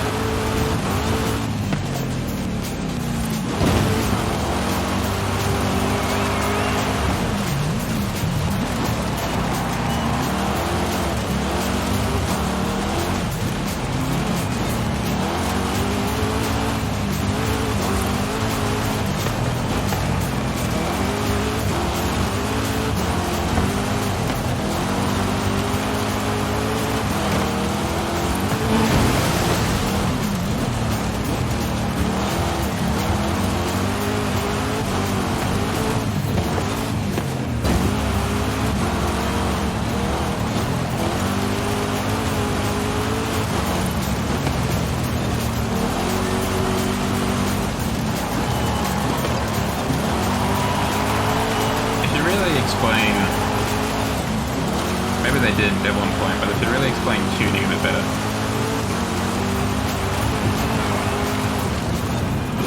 Ow.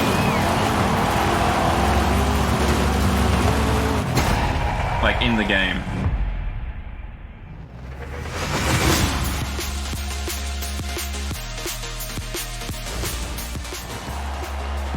Kind of have a Horizon story that walks you through how to tune your car, tune your diff, gearbox or whatever.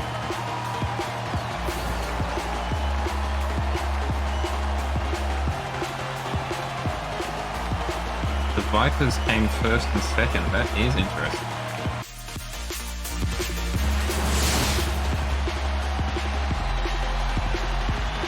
Yeah, I don't like that. Particularly because it has to scroll past because there's just so much text.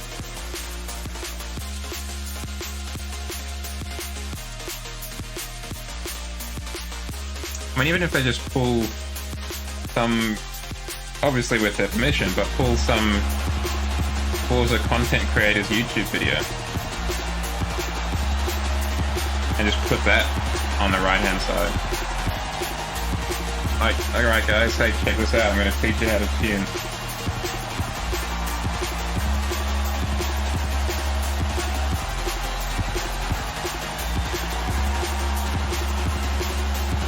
Speaking of which, I was looking for and bought some camera stuff the other day, so I was on Facebook Marketplace, and in the kind of front page of it, what popped up for me was a $90,000 Aston Martin DB9 with 64,000 kilometers on the clock. That's a lot of deprecation.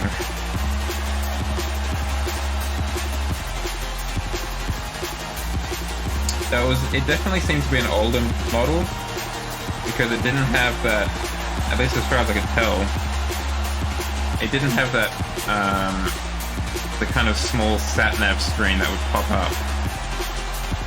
I couldn't see it at least. It looked like it was a very basic in terms of entertainment, just a radio and some air conditioning controls. I do think the DB9 looks better in some respects than the DB11 though. That might just be because I grew up with it. Wow, yeah, you're probably right.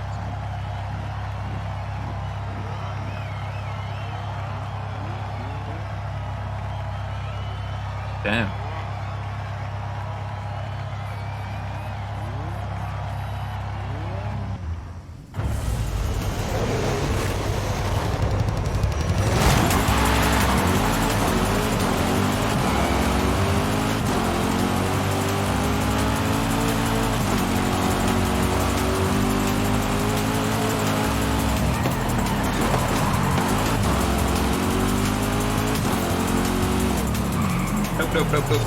Nope.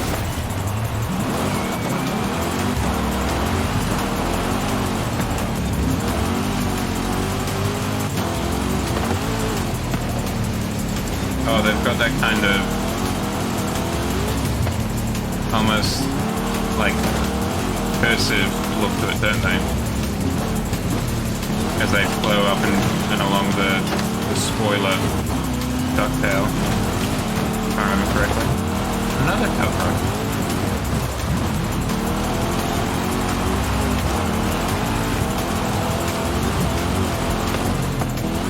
Yeah, the DBX rear end looks pretty atrocious, to be honest.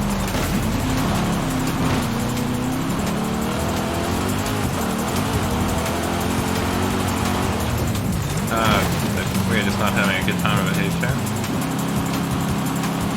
Come on.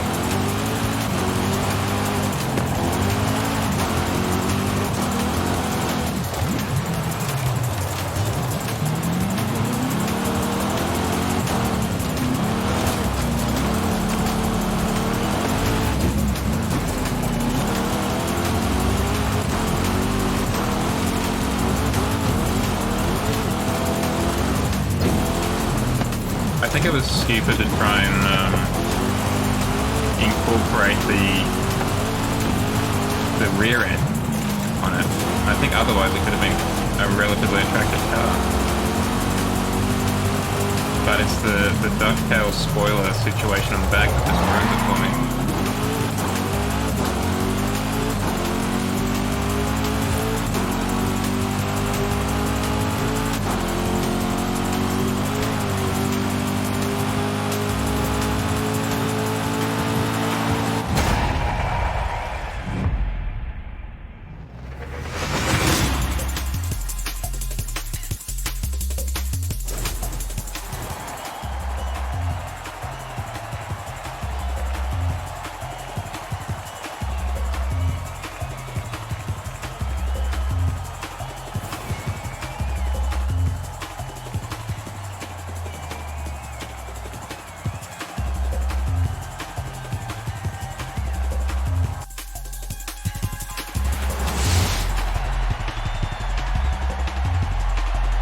Like, it just doesn't look good.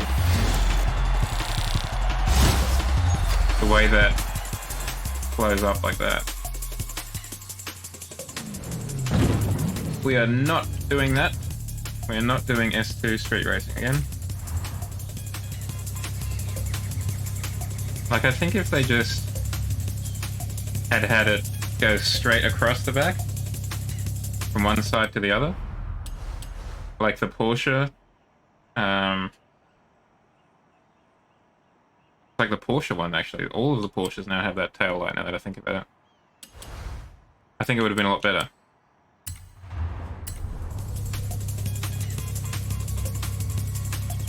Or, which is my personal favorite thing to do with a car, a hatchback style car, the vertical on either side of the door. Like the XC90, the V70, the Honda Jazz in its later iterations. Speaking of which, let's hop in the Aston.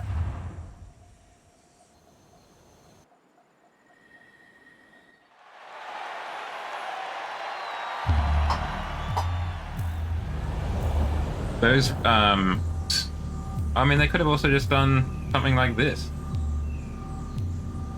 Like, couldn't they have done something like these taillights? Anyway. Far be it for me to question the Aston Martin Design Bureau.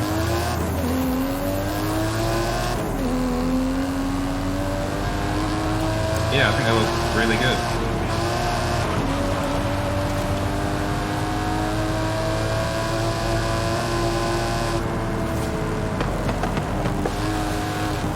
It's the same with, I think the Urus kind of pulls off the Lamborghini styling pretty well. But the Rolls-Royce Cullinan, I think it's called, I don't think looks very good, to be honest.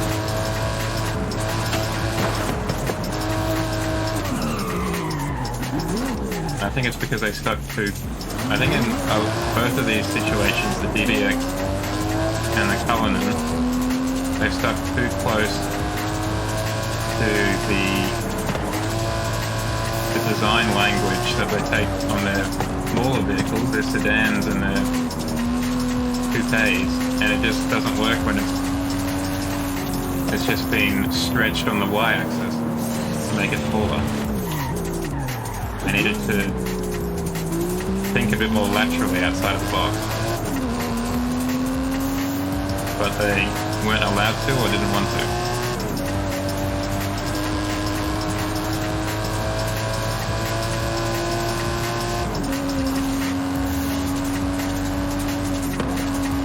Actually, the fact that this doesn't have the DB11, it doesn't have the swoopy with the ducktail tail lights, makes me wonder if there's going to be a facelift where that comes into play.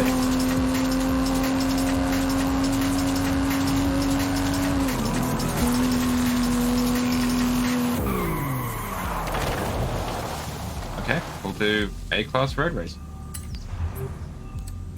in the Aston again.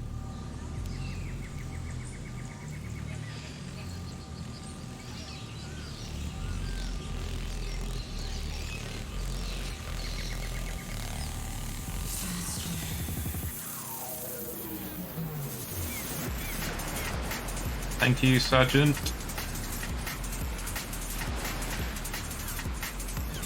Yes. But that came after the DB11, right? Like, I'm wondering if that's the new design language for Aston Martin backs. Which to me would then indicate that at some point the DB11 would have that back end. Because they seem intent on having it on everything.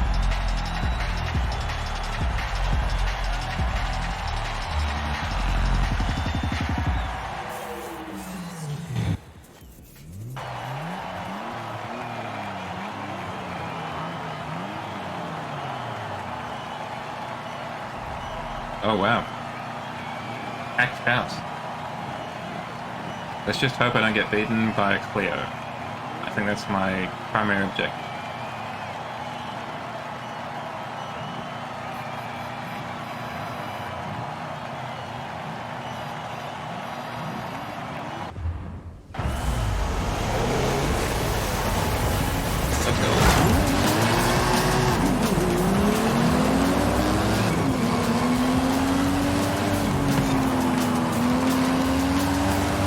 Superleggera of the Vantage, or of the Aston Martin DB11.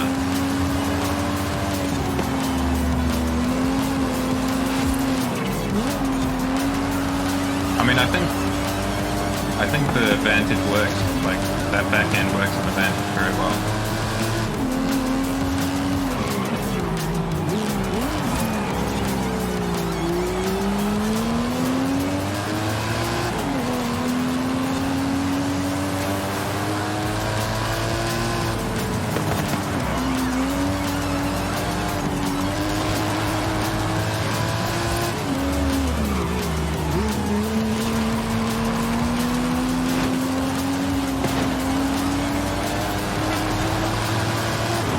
Yeah, I've heard about the Mirage.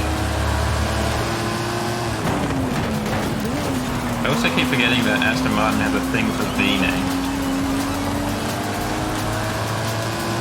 Like the Vulcan, the Valhalla. Vanquish, etc.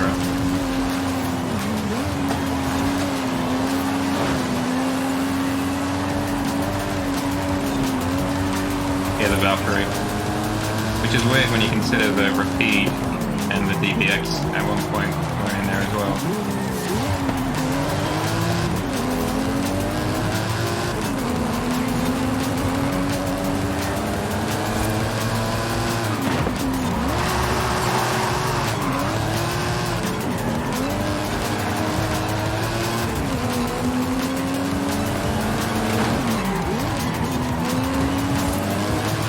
Yeah, the Vulcan is I haven't really driven it that much. I saw it in an online lobby earlier on in the night. I was like, oh yeah, that car exists.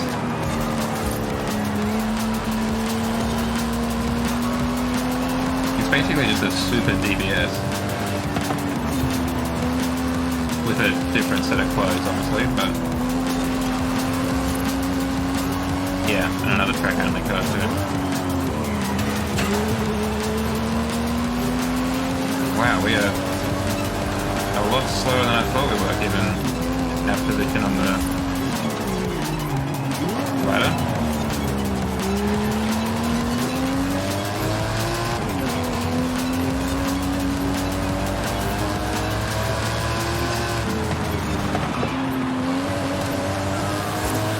Hey, that was significantly faster than I thought it was.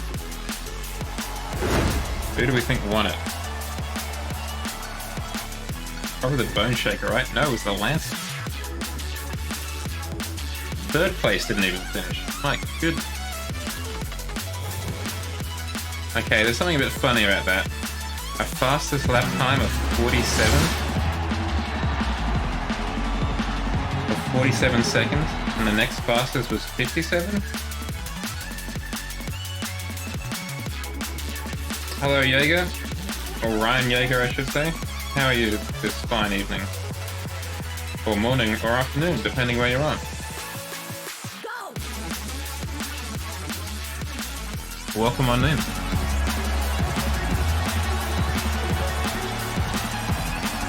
We're currently in the process of getting curb stomped by a Mitsubishi Lancer.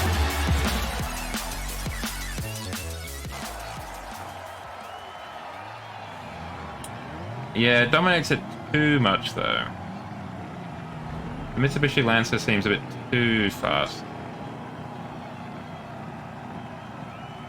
And to you as well, Jaeger. And to you as well. Has been a good evening so far, actually.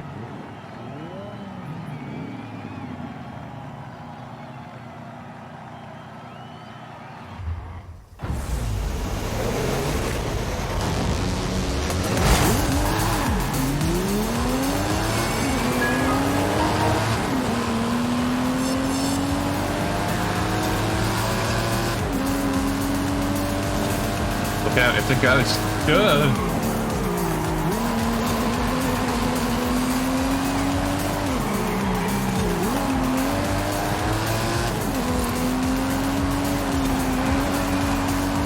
Okay, now we're not a ghost. Has anyone here played the...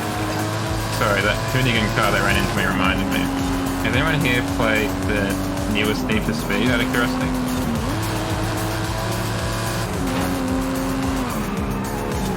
Unbound, that's the one. Unbound. I heard it was good, but a little bit of a grind towards the end. The reason the Hoonigan car reminded me of it is because it's got two different coloured rims, front and back. And I remember that was something you could do in Unbound.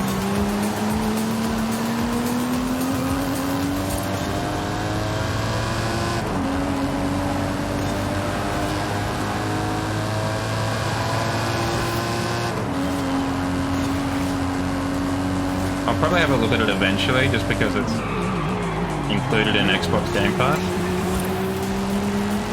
Well, eventually it will be. All the other ones are.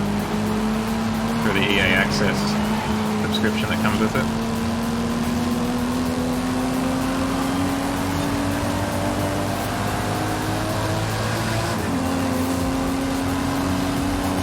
I do not know why first is so fast, to be honest.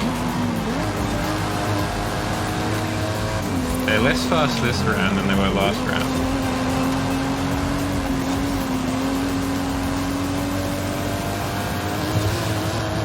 It must be.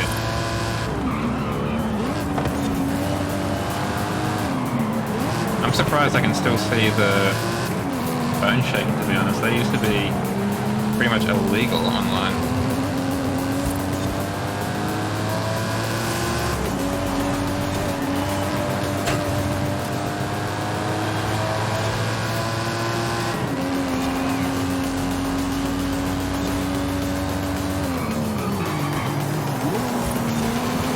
I'm just enjoying kind of taking these corners with a modicum of competency and listening to the V12 soundtrack.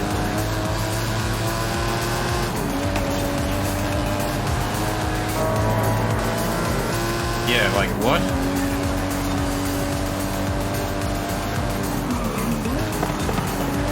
Alright, let's see if we can get across the line.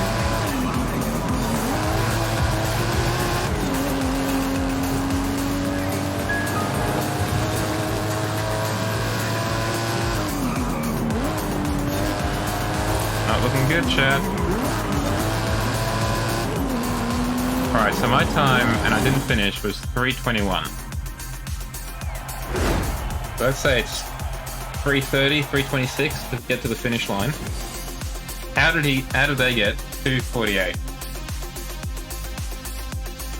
That is wild. Something is up with that Lancer GSR.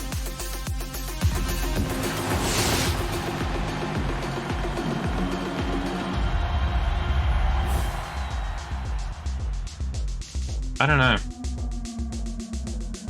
It's just because the Lancer GSRs, it's not like the Civic, like you were saying. It's not in F class and it can just be upgraded with an inch of its life to get up to A class. Doesn't the Lancer start in A class?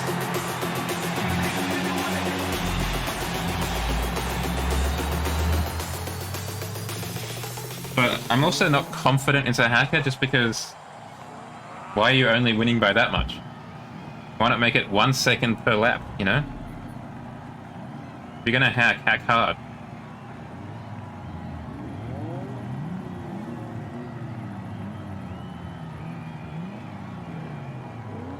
$392 6th prestige.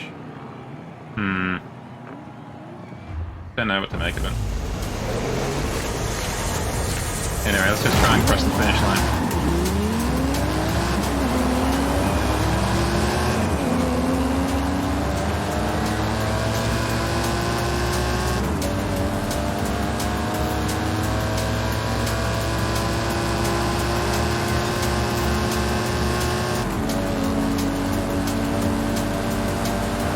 I mean, at that point, if it is like legit driving, it's a compliment.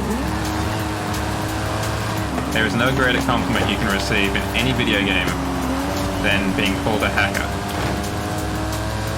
When you are legitimately just taking the corners great, headshotting them, whatever it is.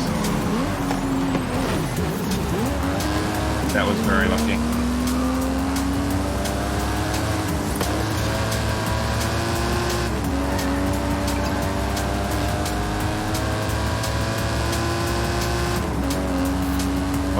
I mean, look at the minimap. He's already at that kind of semi-hairpin and he's gone around it.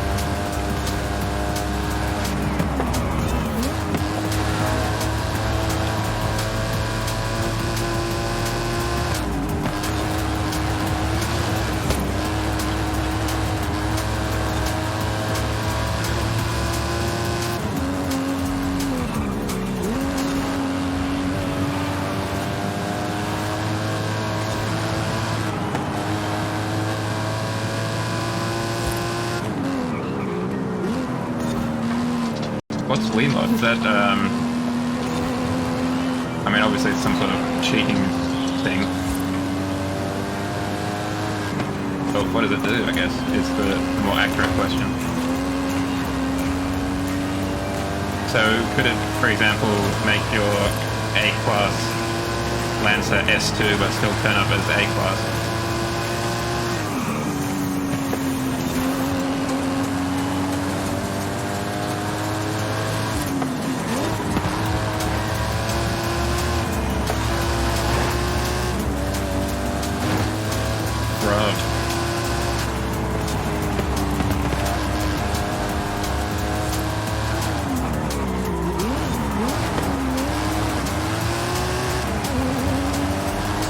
Yeah, it's nuts. I reckon he's got super grip on, to be honest. Only because when he went around that corner, I mean, when they, let's be more accurate, went around that corner, it happened so quickly, there was no way that they slowed down and sped back up, in my opinion.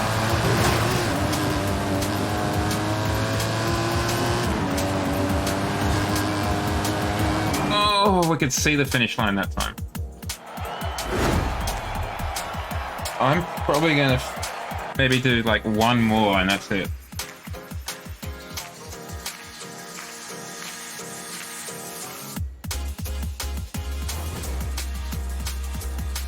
Sorry, Ryan Yeager. It's getting close to midnight and this fox is feeling a little bit sleepy. I would love to. The trouble is I've just never done it before, so I don't rightly know how to do it.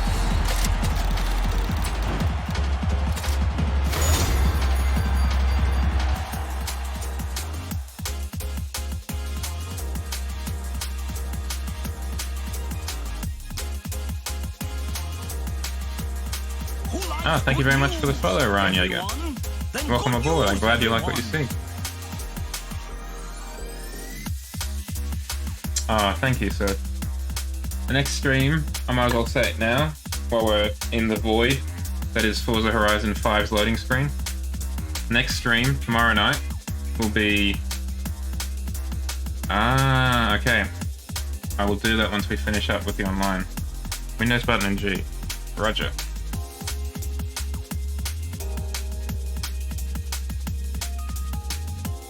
Windows button and... Actually, hold on. Should be on the other computer. Offline suggested friends. Recently played with.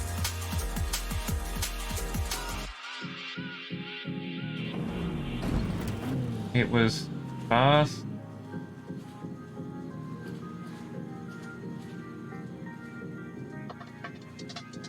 Task statue 82, wasn't it? Hold on, let's choose a car first. Let's get a bit more summary, chat. Let's go with convertible.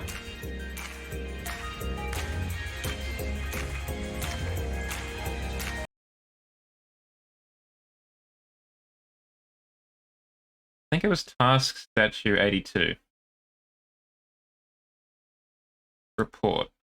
Select reason. Terrorist or extremist activity? No. Spam? No. Harassment? No. Sexually inappropriate? No. Something else, I guess. Cheating!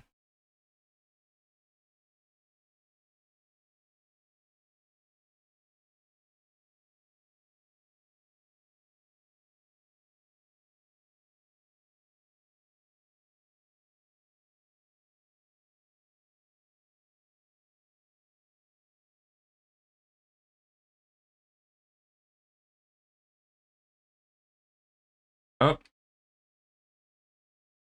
Is that because of... Oof! Why did the OBS decide that now I'm going to stop working?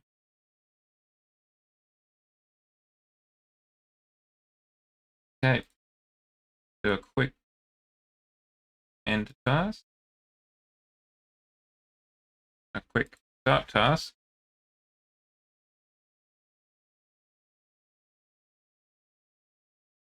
All right, we're back. Sorry about that. Thank you, stay healthy, bot. I'm doing my best.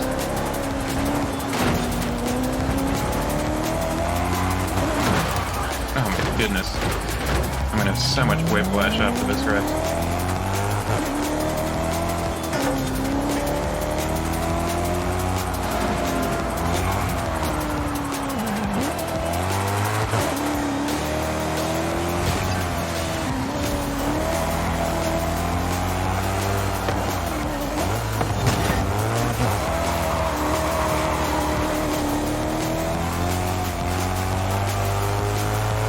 Thank you for the pro tip, Shadow, on how to report someone.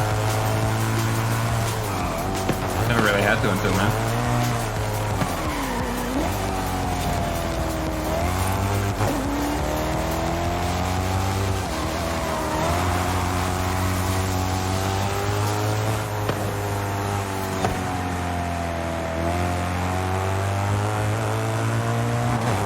So yes, as I was saying before I just started reporting that fellow, The next stream is tomorrow. The regular Saturday installment of Jow streaming. And I will be doing one of two things. I'm not sure which yet. I will be either A, breaking out the Logitech steering wheel and H-pattern gear shifter, and jumping into PNG Drive or a Assetto Corsa or something like that. Or GoldenEye was released on Xbox Series consoles and the Nintendo Switch. So I might also be looking at that. So it's a bit of a decision to be made.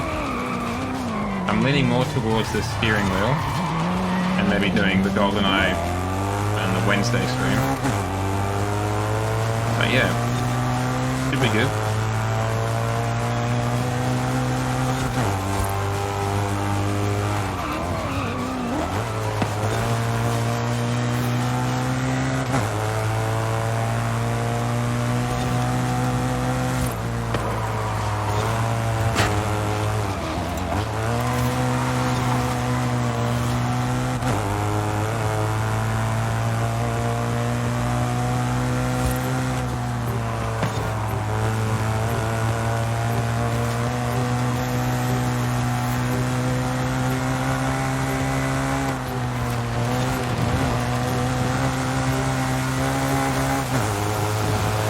Oh, this is a nice change.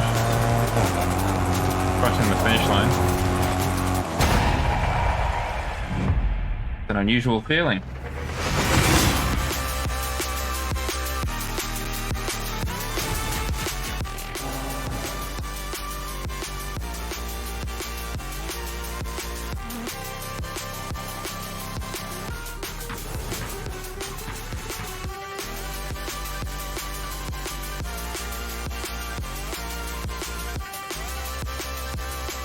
Of all the DMCA free EDM tracks, this one's definitely my favourite one, drum and bass.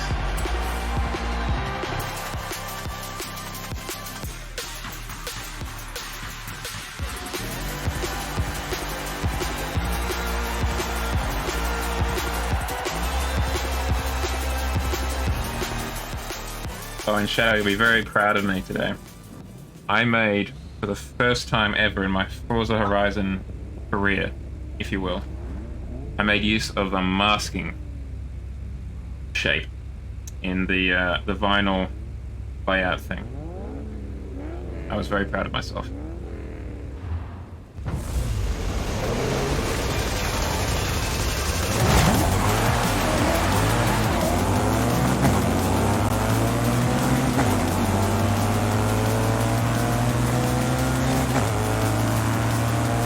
I've used them before in Photoshop and like masks, but never in even this game. But yeah, you're right, it's super useful. I just used it to tidy up some stuff and yeah, on that Mustang that I showed you earlier.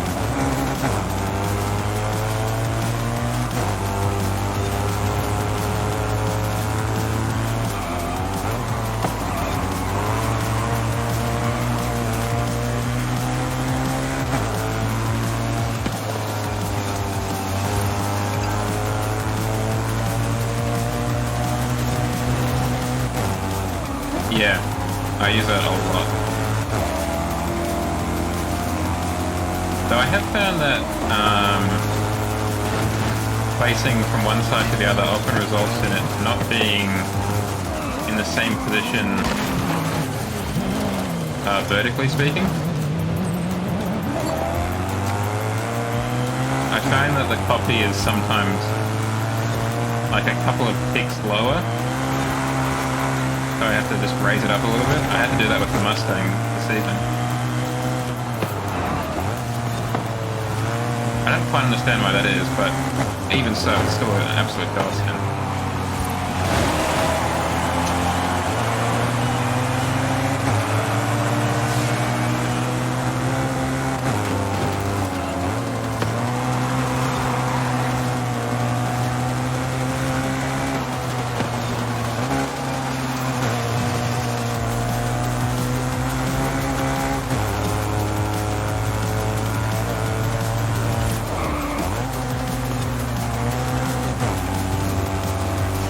Yeah, they do.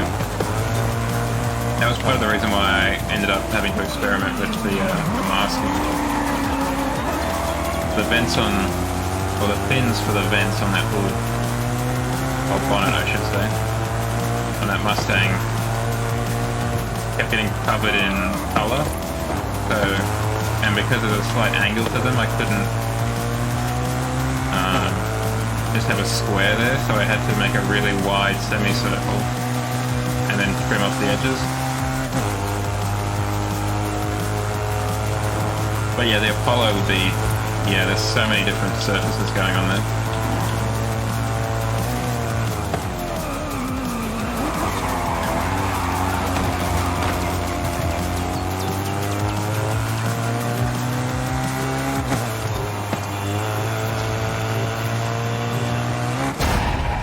It almost makes me wonder if it would be worthwhile to kind of have two versions. You've got the version in-game, which is a bit more civilian and pedestrian, and then you have like a Photoshop style program where you can really go to town and be super accurate.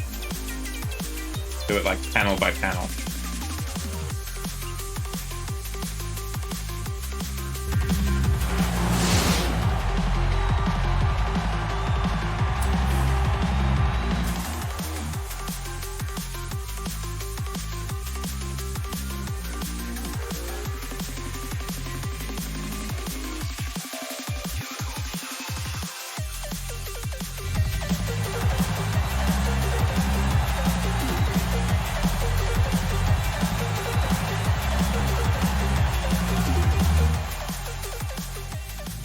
Ooh, spooky race.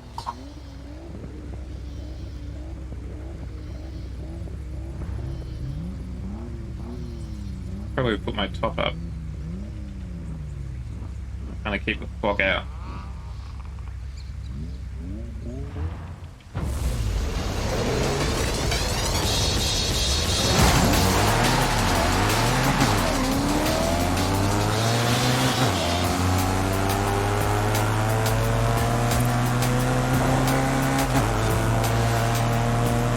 Yeah, right.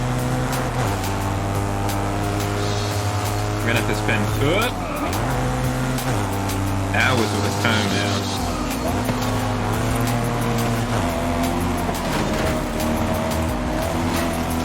Yeah, that was a pretty impressive drifter in the corner. I take that compliment back immediately.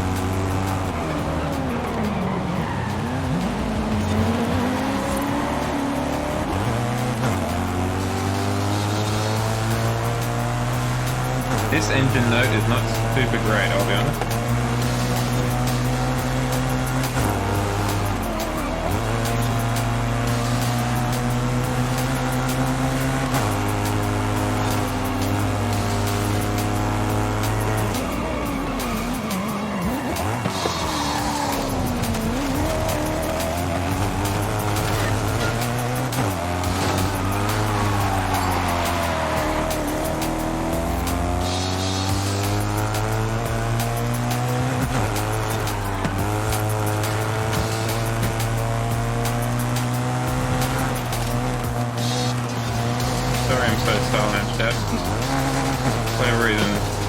Particularly hard in this race.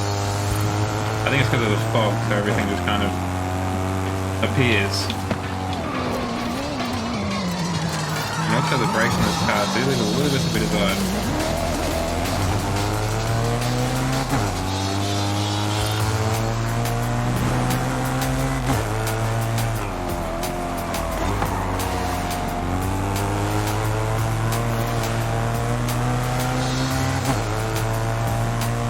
Even though it's got the same PI rating, I definitely prefer the DB11 we were previously racing to this. That was much more enjoyable to drive. It also sounded a lot nicer too. This just sounds like a 5-year-old blowing raspberries.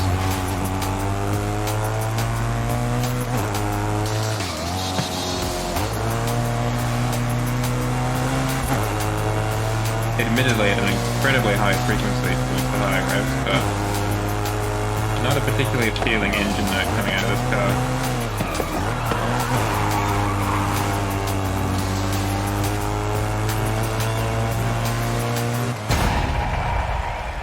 Yeah, they're getting better. So hopefully by the time Horizon 6 rolls around, we'll have a full complement of good sounding engines.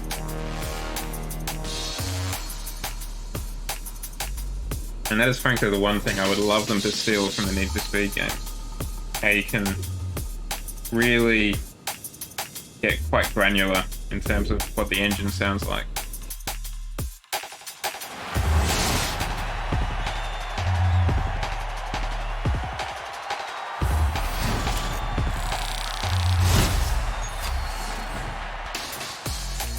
Yeah. I'm not a huge fan, just because I don't particularly like the whine. But if that's what they sound like IRL, that's what they sound like.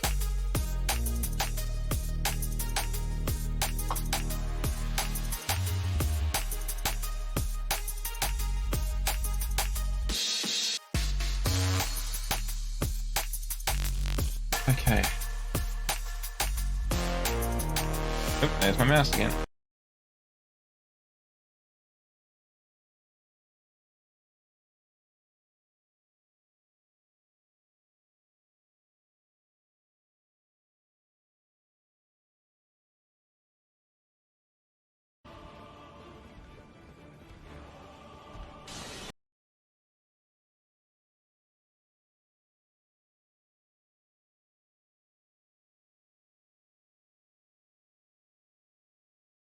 Trying to figure out who we should raid chat while we're here in the void together. Because it has been 4.25 hours, basically, that I've been live for.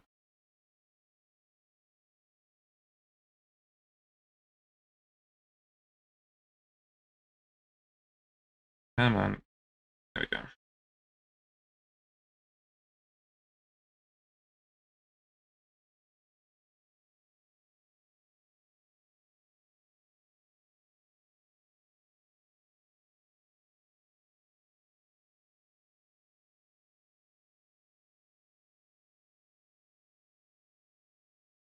Who do we want to raid?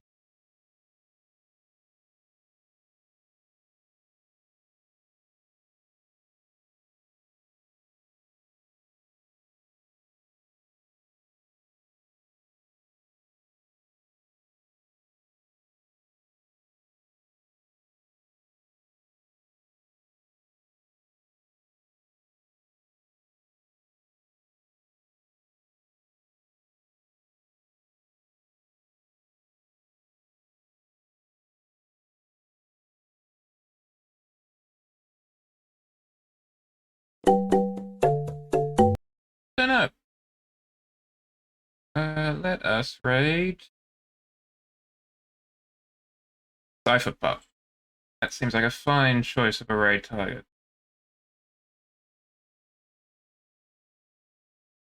So we're going to raid DC Cypher Pup. I don't know why my captures failed again. That seems to be a pervasive issue for some reason. We'll fix it tomorrow. Thank you very much for coming to the stream. I've very much enjoyed having you. I will see you again in 20 hours for some... I'll make a declarative statement for some steering wheel racing games. We're going to break out the steering wheel and the gear shifter and go to work. So I'll see you for that in about 20 hours time. In the meantime, let's go raid DC Cypher Pup. They're currently playing Overwatch 2. They're another Australian streamer. Let's go say hi and enjoy the start of your weekend. Cheerio.